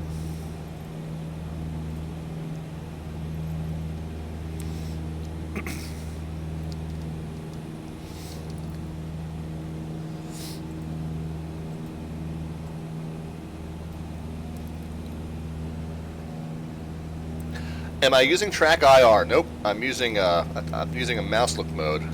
So if I hold the right mouse button, I can just drag the mouse to wherever I want to look. Or if you tap the middle scroll wheel, then it just becomes a permanent mouse look, and then you have to tap the middle scroll wheel again to get out of that mode. But it does allow you to look around pretty realistically as much as you want. And I do the same thing in X-Plane, so I'm used to it. It's kind of how I roll. I don't do the track IR thing. Let's get the sun out of our faces. Let's do this. Whoa, let's do that. That looks pretty cool, doesn't it?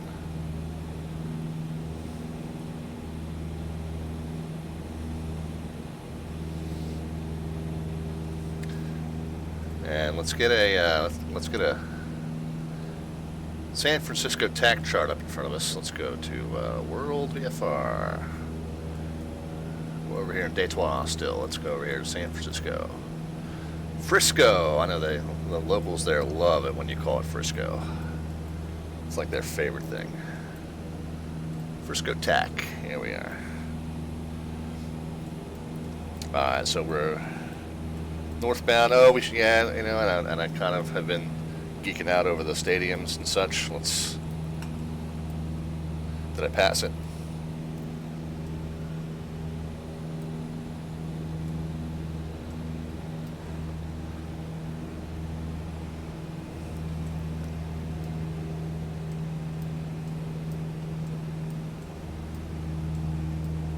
Did I pass it? Or no, I'm not there yet. This airplane is just that slow.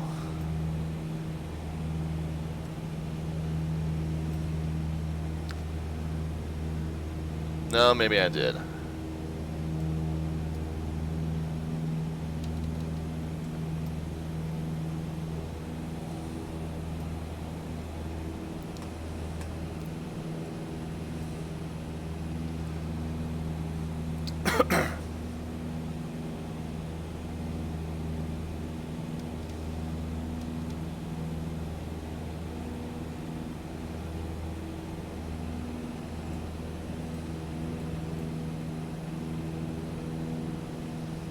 No. Stadium's further up.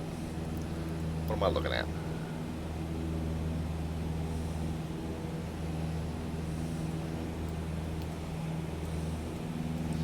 Stadium's right before the Bay Bridge. So we're coming up on it.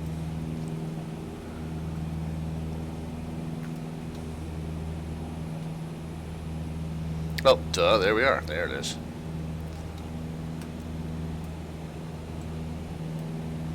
Let's, there we go.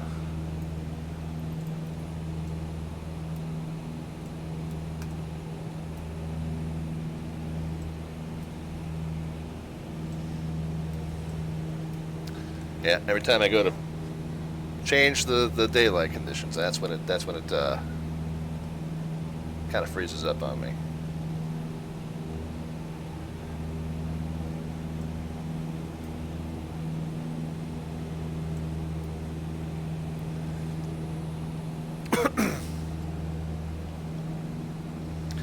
Infinite says, I never have issues changing the time. It doesn't pause like that for me.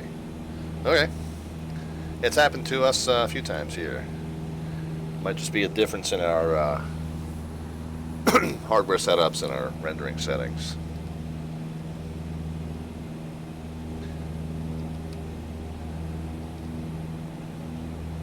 Let's drop some altitude.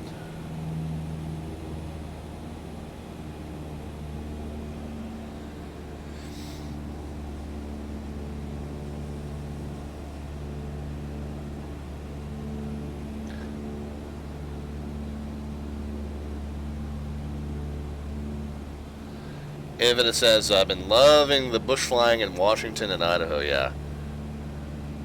AGC has a taxiway, says Titanium Druid, that looks like a BMX park, completely unusable. Yeah, there's a lot of little airport issues that need to be sorted out. The taxiway lettering is a huge one. That is going to be detrimental to VATSIM. Hugely detrimental to VATSIM if that's the way if that's the way it is. Once we're able to get the SIM connect issue sorted out and get connected, if the taxiways markings are all messed up, it's still going to be a big problem. All right, here's the stadium that's right before the bridge. Okay.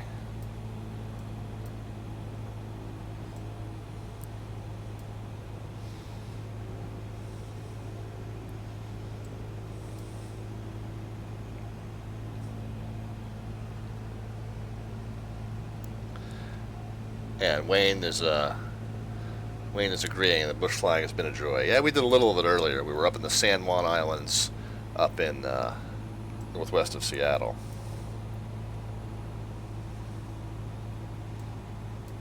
So there you go.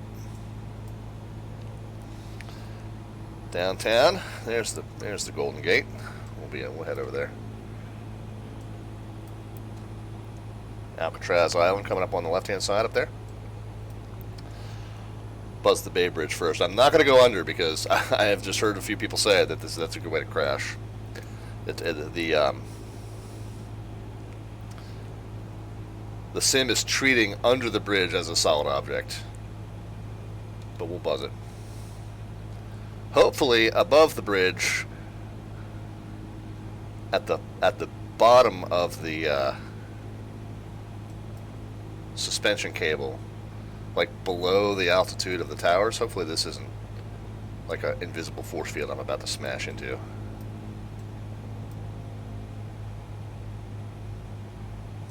Okay, well that one worked. I wasn't convinced. I thought it was going to end in tears. Tears of laughter, I'm sure, for some of you.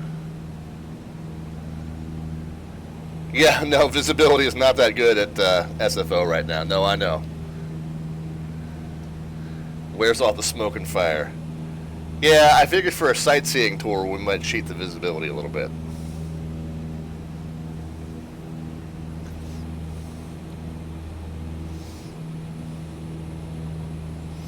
Alright, let's take a look at Alcatraz. We're going to pass to the right of Alcatraz. Obviously, it's advantageous to pass with things out the pilot side window first. What is that, a little amphitheater down there? That's kind of cool.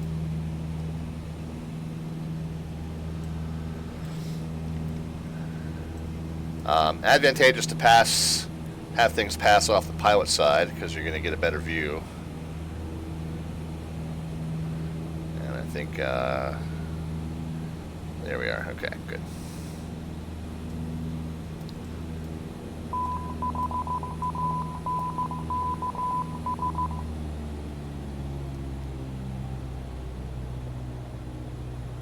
Pull the power out. We'll do a little buzz pass. Who's that? Scotty Too Hottie renewed the subscription. Scotty, good to have you back, man. Always a pleasure to see you here.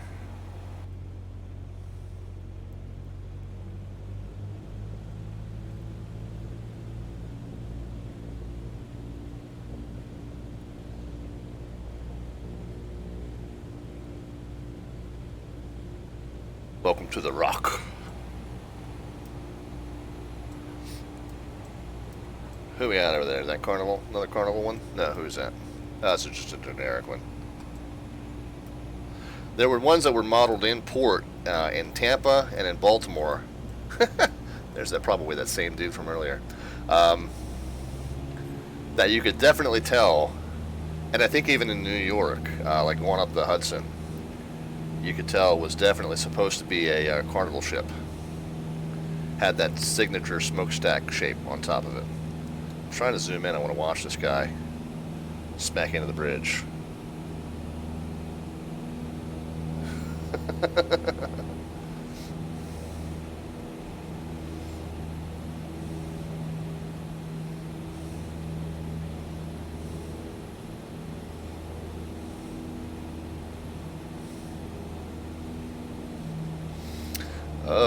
Up and away in my beautiful 7-4.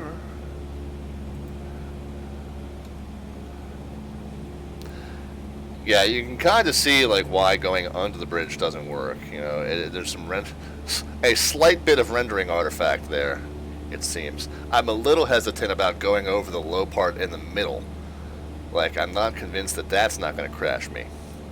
But we'll see. We'll give it a try.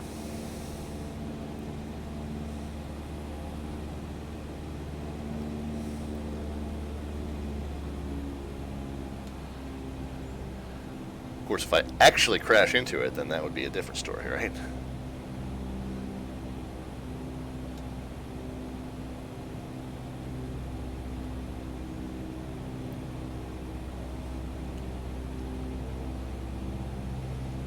Yeah, a little bit of a rendering artifact below it. You can see that. So the 3D algorithm does have some issue with handling bridges.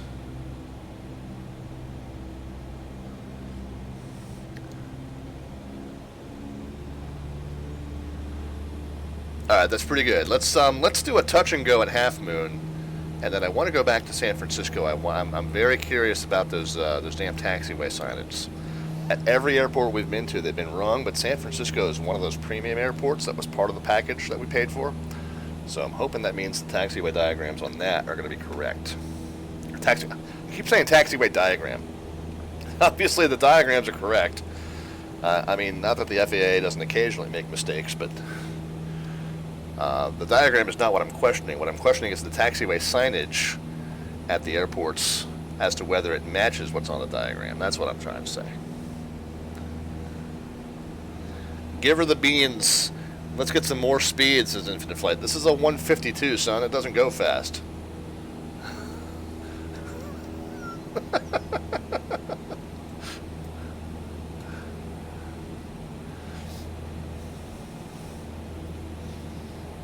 We're doing 100 knots. That is fast for a 152. The speedometer. You know how you get a 152 to go 160 miles an hour? You strip the wings off and throw it out of the back of a C-17. That's how you do that.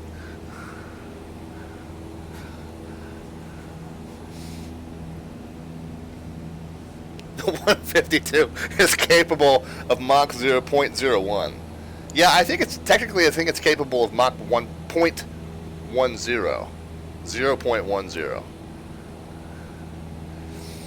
What did Ron White call it? Half the speed of smell?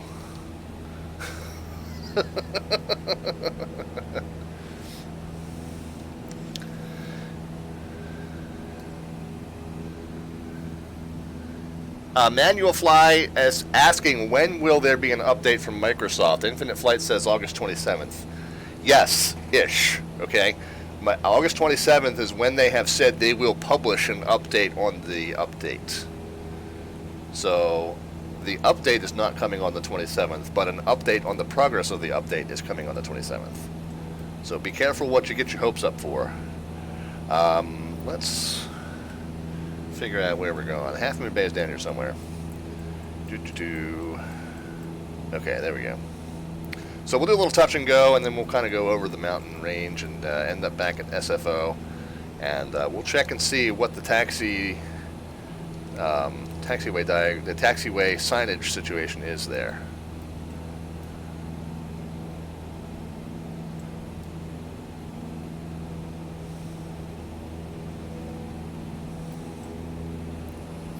$110, man. We're cooking now. We'll be there any hour now.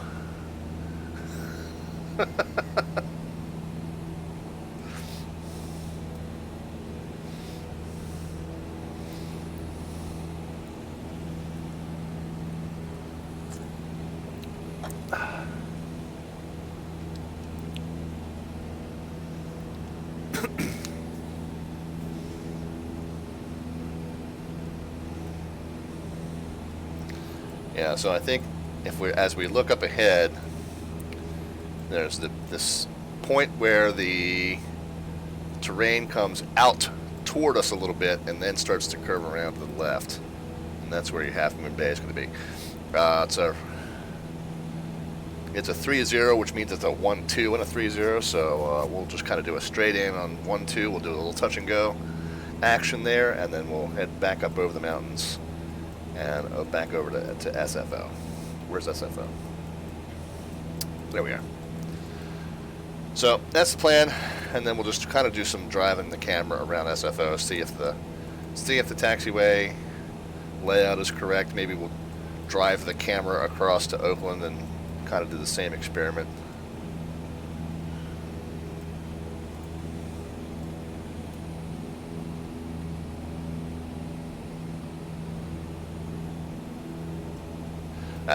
One thing that Downwind Sim would appreciate is that this is as far as we can zoom forward.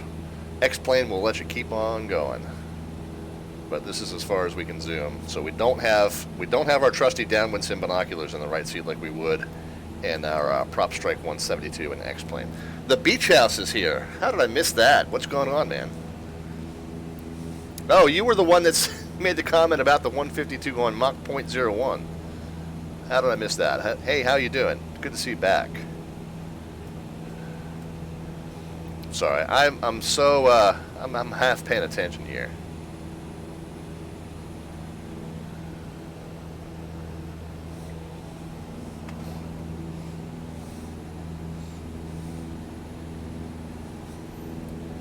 Give her the beans. I love it.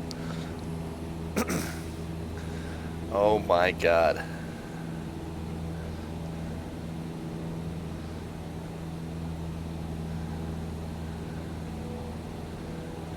I feel like we're gonna throw up like an intermission screen, like SpongeBob SquarePants. 2 hours later.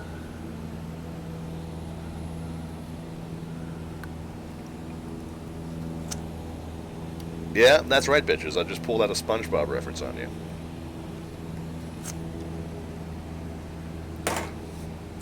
Uncouth is loving it. I want a replay system in the update. Says Infinite Flight. Yeah, I agree with you on that one. I agree with you on that one, man.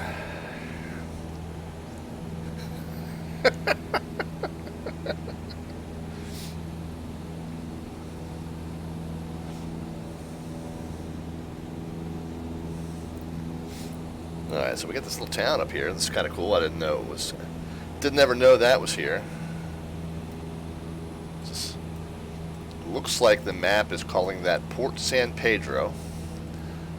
I've never been to the San Francisco area, so I only know it from my flight sim experience.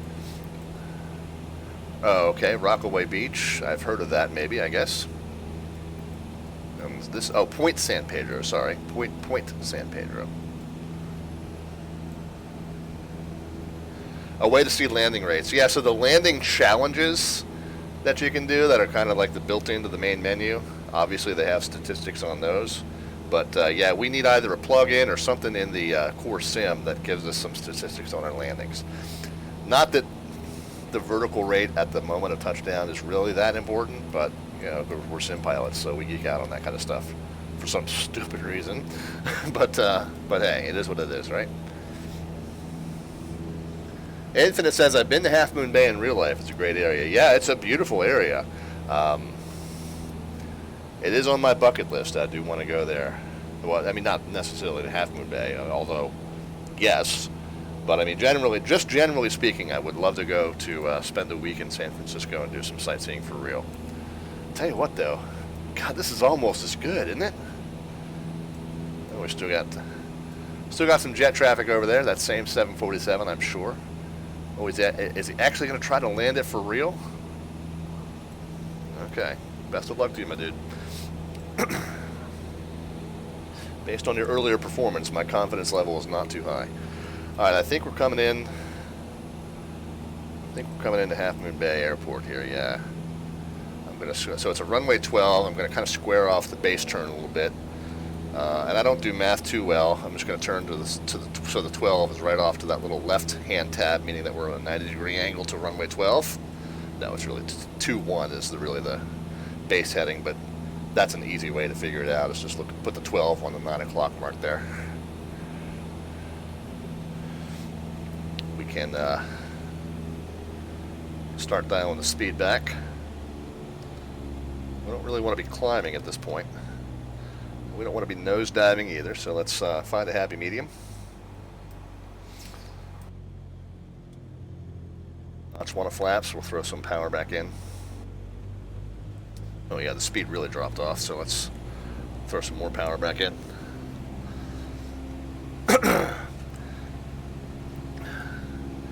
Now Dan is back with us. What's going on? Does anyone know when you need to start losing altitude during commercial flights? That is a simple question with a complicated answer. I wish Microsoft simulated the smoke.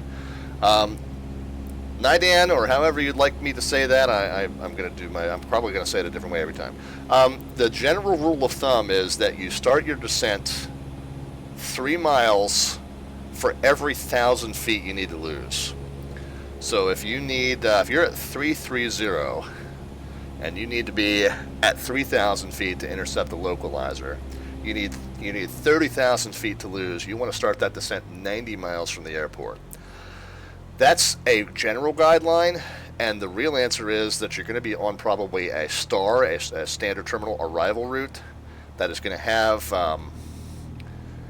intermediate crossing restrictions at certain points along the path. So that's really how it's, the real situation is you're on those arrival routes, and they dictate certain restrictions along the way. But just as a general guideline, 3 miles for every 1,000 feet you need to lose.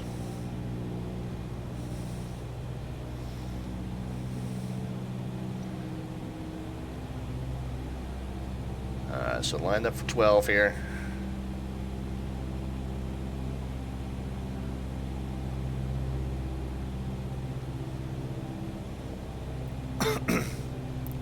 Word full flaps, still a little fast. And again, we're just going to do a touch and go, and then we'll kind of go around the mountain range and back over to San Francisco.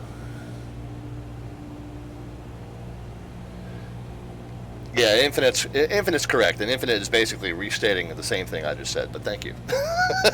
95% of commercial flights, you'll use the STAR, and the FMC is going to calculate your descent for you. Yep. Yeah, but if you're flying something like a vintage airliner like the 727, or flying something like a business jet like the Cessna Citation, you have that, you don't have that VNAV, that automatic VNAV. It's good to know the guidelines. But yeah, I mean, like I said, it was a simple question with a complicated answer. So hopefully that helped you though. Yeah, I love that 727 as well, Infinite Flight. We fly it on stream about once a month. Are we going to get to it later this month? I think we might be doing a Cessna Citation flight later this. No, we're doing the 727. I think St. Louis. Kansas City ARTCC is doing a throwback night at St. Louis. We're going to fly the 727 for you in September. I try and do it about once a month. Okay, you guys are already seeing the control cam there. And I'm still very fast. See, you generally don't want to make this big a speed adjustment on this short of final. That's when things start to go wrong.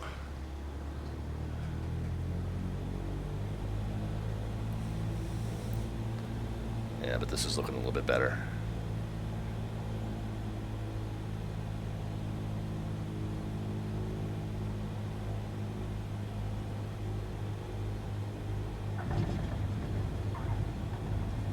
Alright, full throttle. Let's go flaps, take off.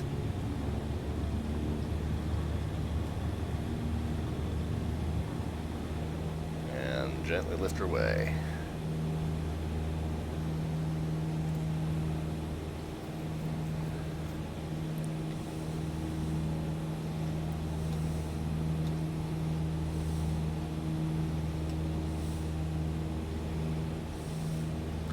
Take a moment to appreciate the scenery while we're here. I have no idea how realistic that building placement or type is, but there is your look at Half Moon Bay Airport while we're here. I love this little town, though. I mean, I love this. This is just, it's just gorgeous. It's just, man, it makes these little sightseeing trips awesome to do. Oh, I don't know what that is. A hotel, resort? What is that? A marina with a bunch of sunken boats? Yeah, we know the marinas look a little silly until they get a little bit more of an AI treatment. But for right now, it looks like the tide came in and the boats didn't rise or something. But that's all right. I mean, we know this is not going to be perfect.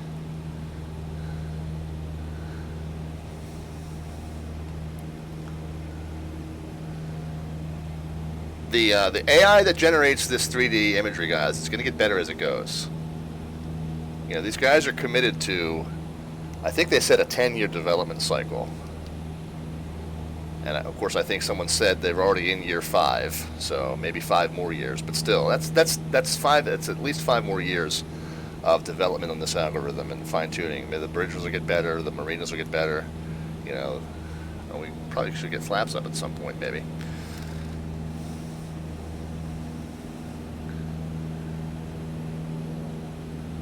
Half Moon Bay is so quaint.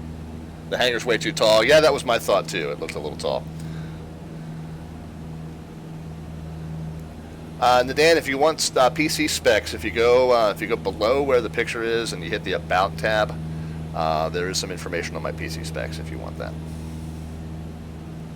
We're going to intercept the ILS into 28, right? Okay. We can do that. Now, we don't have a DME on this aircraft. This is really old school. But we can tune the ILS and follow the needles in at least. Bear with me while I get the chart in front of me. Okay, SFO. Not going to do a full brief on it. We're just goofing around here, guys. But we'll do the frequency and course at least. 111.7 and 284.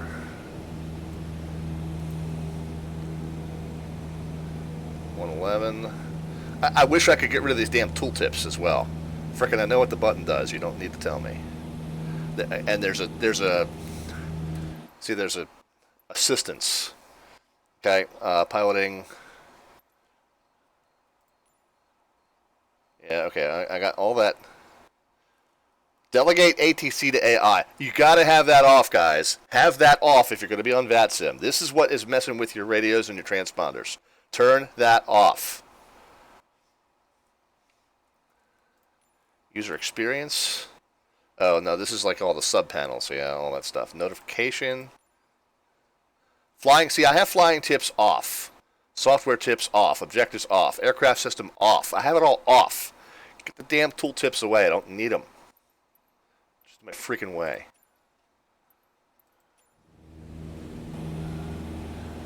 All right, 111.7, and what was the course on that? 284. Not that it matters, but at least it reminds us what direction we should be pointing. To 28, 1, 2, 3, 4. Okay, so there's that. Yeah, this damn tooltips, I wish... Okay, I know what that knob does. You don't need to help me. Thank you. This isn't... Glass cockpits hold your hand too much. This is not a glass cockpit. This is an ass cockpit. Trust me, I know what I'm doing.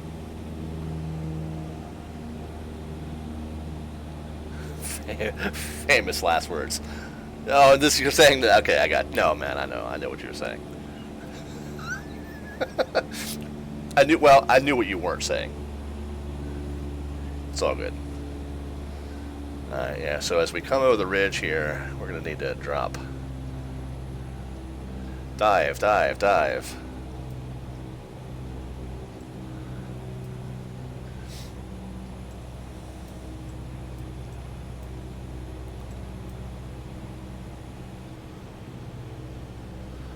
Okay, so this little waterway, I think, hold on. Yeah, before I dive too much.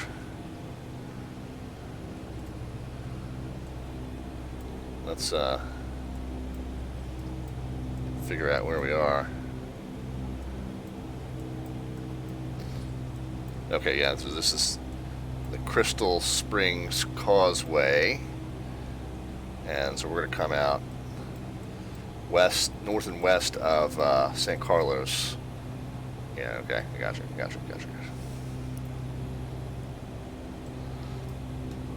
Yeah, I was thinking this was the bay, and I'm like, holy crap, that's closer than I thought. Nope, it's not.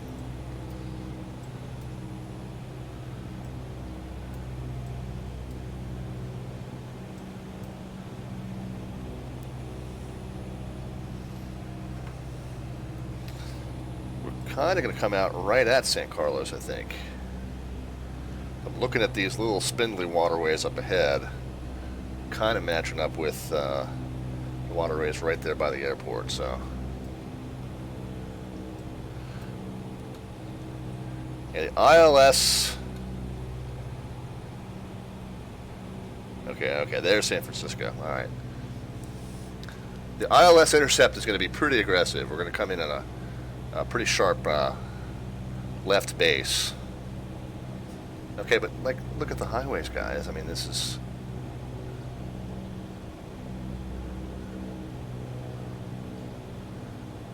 It's just gorgeous. It's really just, it's knocking me out. A little a little airstrip there, a little bush strip.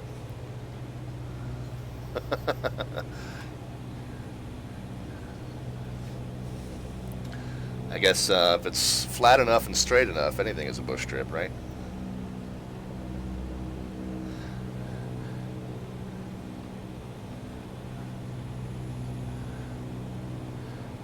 Alright, so it's the 28 runway, so we're going to be on a 01 here. To be on our right, our aggressive left base. Infinite, are you a real-life pilot? Nope. This is 35 years in my basement, my dude. 35 years or thereabouts. I've been playing with desktop flight simulators for just about as long as they've existed. Okay, we can see, my monitor's a little wider than what's on the screen, but I can see the approach lights coming into 28 left, 28 right up there, so keep the view panned over just a little bit. My first sim was X-Plane 10 in 2015. Yeah, I had been simming for about 30 years by that point.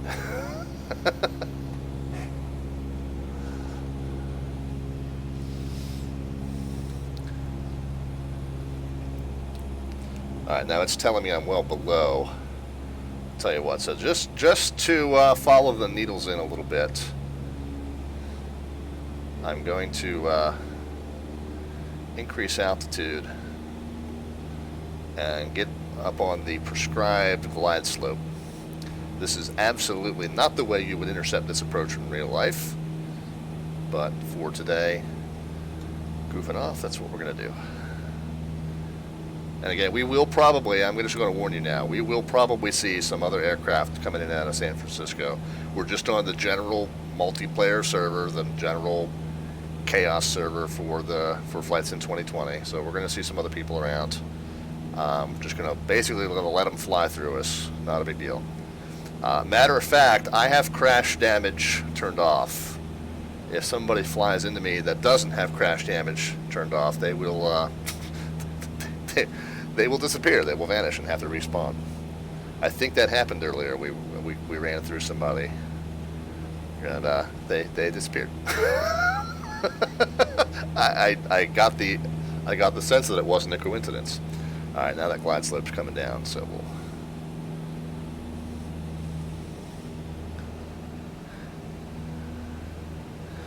If the pilots in a plane you were on passed out, how comfortable would you be taking the controls? Probably way more comfortable than I should be. Probably way more comfortable than I should be. As a sim pilot, you develop a lot of bad habits. I probably could fake it. If I was the best option, I could probably make it so we didn't die. I don't know that the airplane would be usable again afterward, but I could probably make it so we didn't die.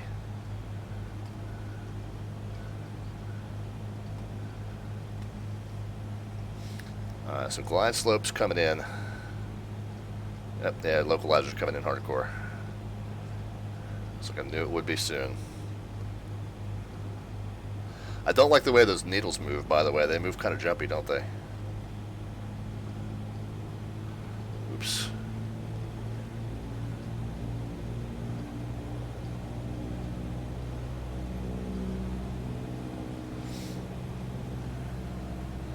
Did I do DC already? Yeah, I did. Kind of toward the beginning of the stream.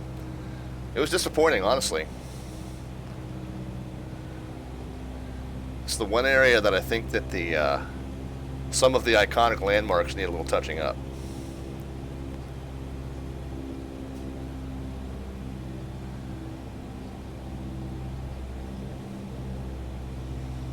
So we're coming in hot, coming in 100 knots. Let's see how well we can keep the speed up until short final.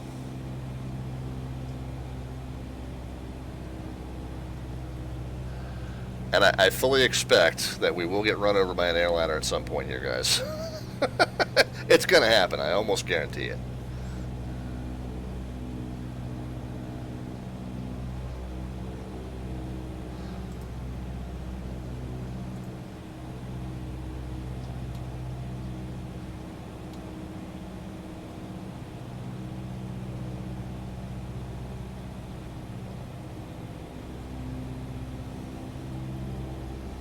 Yeah, we're just on the general multiplayer server, so there's no real way to communicate with these other folks. There's no radios, no Unicom frequency.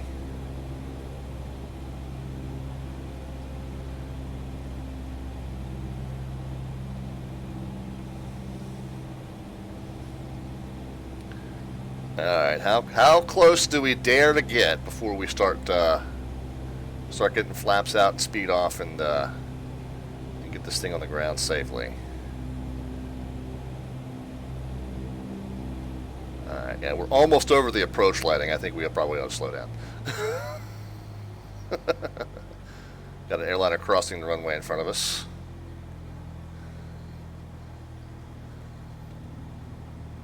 Flaps 1 is out.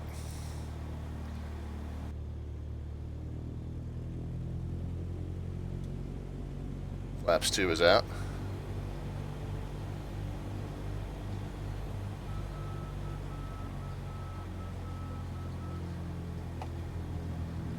Flaps 3 is out. I probably could have waited till later, I think is what we're finding out here.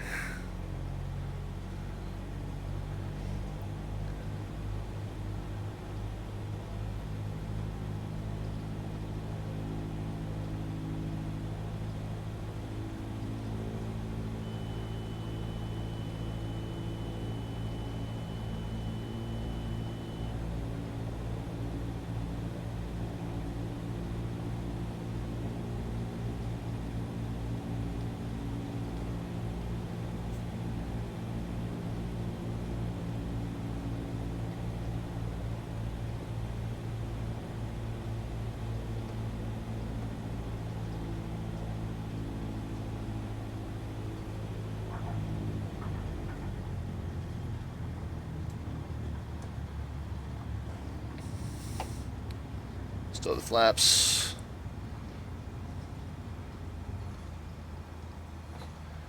Got some shenanigans happening in front of us. Let's make the next left.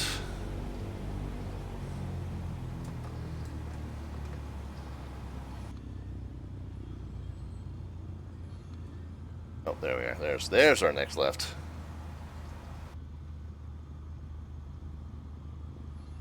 Oh, up.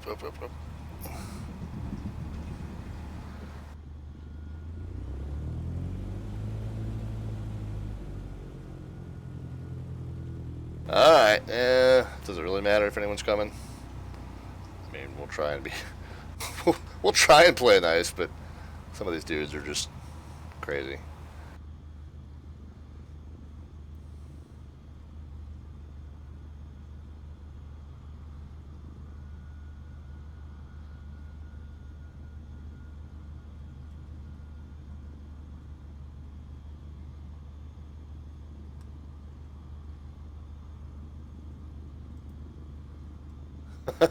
Somebody was dragging a wingtip up there. Did you guys see it?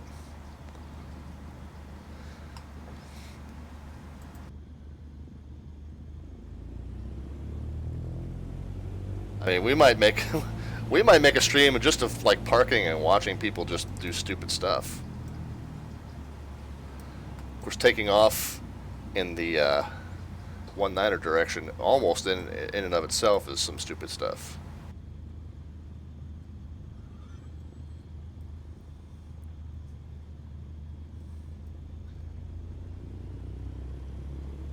Kind of want to get around this turn so we can see if this guy clears the mountain. Oh, he did.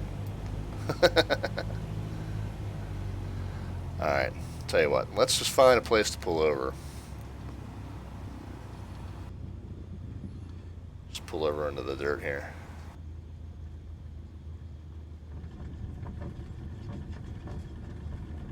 So this is one of the premium handcrafted airports. Let's see, my guess is, and I think I can already see evidence to support this theory, my guess is that this airport's going to have correct taxiway signage. Let's, infinite flight's taken off.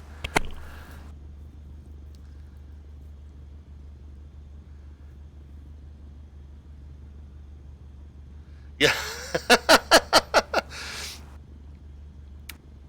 Yeah, infinite flight. So yeah, hardware information is in the About tab. It's the CH Products LE, in case you care.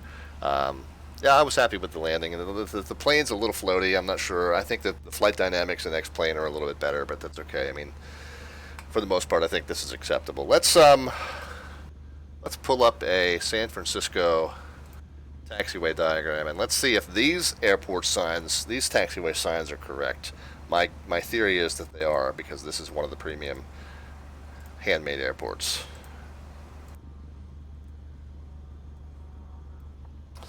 So we're at Lima and Gulf there. Oops.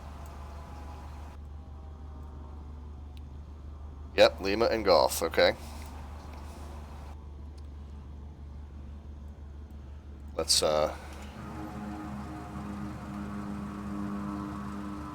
we got a flight of 2 up there. And of course the drone speed has reverted itself to 4% again. Stop messing with stuff, just leave it where I put it, please.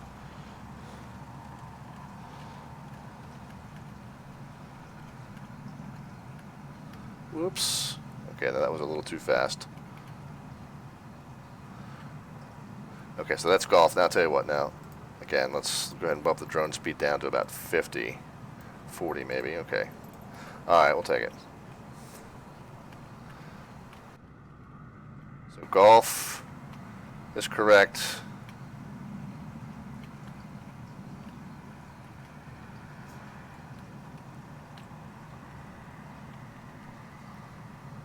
So Golf and Bravo. Yep, Golf and Bravo. To our left should be Alpha.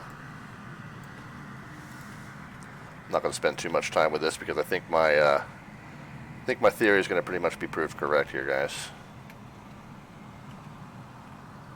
Well, let's see, we're not on Alpha, are we? We're on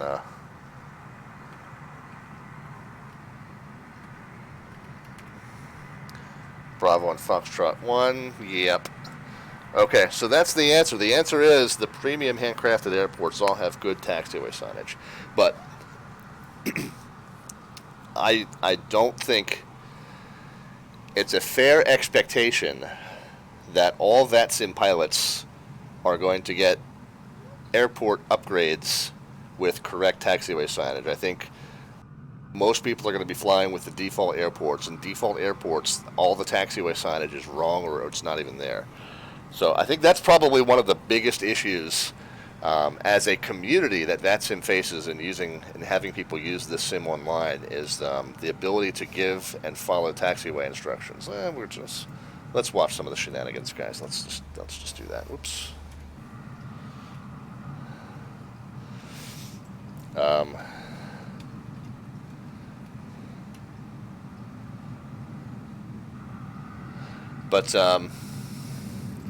But anyway, so I think the biggest issue with the sim is going to be, you know, the fact that the taxiway lettering is all wrong everywhere. Jesus. The taxiway signage is all wrong everywhere except for the premium handcrafted airports.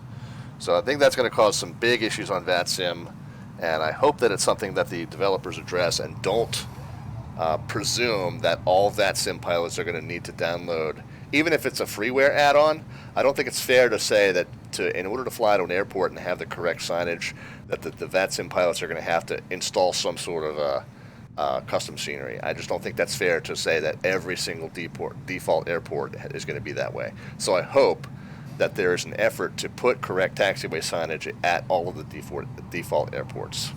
So other than that, though, again, we all know that the complex avionics in some of the default aircraft aren't working right. Okay, it's not going to. It's probably not going to. The default avionics, the electronic avionics in the default FXX aircraft didn't work right either. So this is nothing new, right? Some folks are making a big deal out of that. I just think that we're just going to need to wait until there's some quality payware out there. That's been the way it's been for a long, long time. So nothing new there. But yeah, overall, the scenery, I think, is as good as promised. Outside of the airports, I think the scenery is as good as promised. I think there are definitely a few notable glitches. Obviously, some of the downtown DC landmarks not being there is kind of a big deal. I think that this AI algorithm that processes scenery will get better over time. So I think that this is a good starting point, and the sim will get better. But the taxiway diagram, the taxiway layouts at the default airports, that is a key thing for the developers to address before we can really say with confidence that we can use this thing on VATSIM and enjoy it. So that's where it stands, guys. We did some good sightseeing tonight. I do appreciate you joining. It was a good time. I like I said, overall, I'm pretty overall impressed with it, and I think it's going to be a lot of fun. I will be streaming mostly on X-Plane 11 for probably the coming months until we start to see maybe some quality add-ons for aircraft here. We'll see how it goes. I definitely will be back into Flight Sim 2020 for my 9/11 tribute. We're going to do the New York Skyline route, and yeah, I've already kind of done a test flight on it, and the New York Skyline looks amazing. So yeah, stuff like that. The built-up, populated areas, are what's going to be the make or break on this sim. The terrain, the bush flight areas, they're going to look pretty good, but they look pretty good in X-Plane as well. But this sim is unparalleled when it comes to rendering built-up, populated areas. And boy, tonight I think we got a chance to see some of that. So glad you guys could be along for the ride. We appreciate it. The general sim schedule is 8 p.m. The general stream schedule, I guess I should say, is 8 p.m. Eastern Time on Mondays and Fridays. It's midnight Zulu on the day ahead for now, at least while we're continue to be in daylight savings here in the U.S. But 8 p.m. Eastern is the normal show schedule Monday and Friday. If you want to see what's coming up on the show, you can go down to the About tab below the picture window there. You can also check it out on our Discord server or our Facebook page, which you can find links to at the bottom of your screen.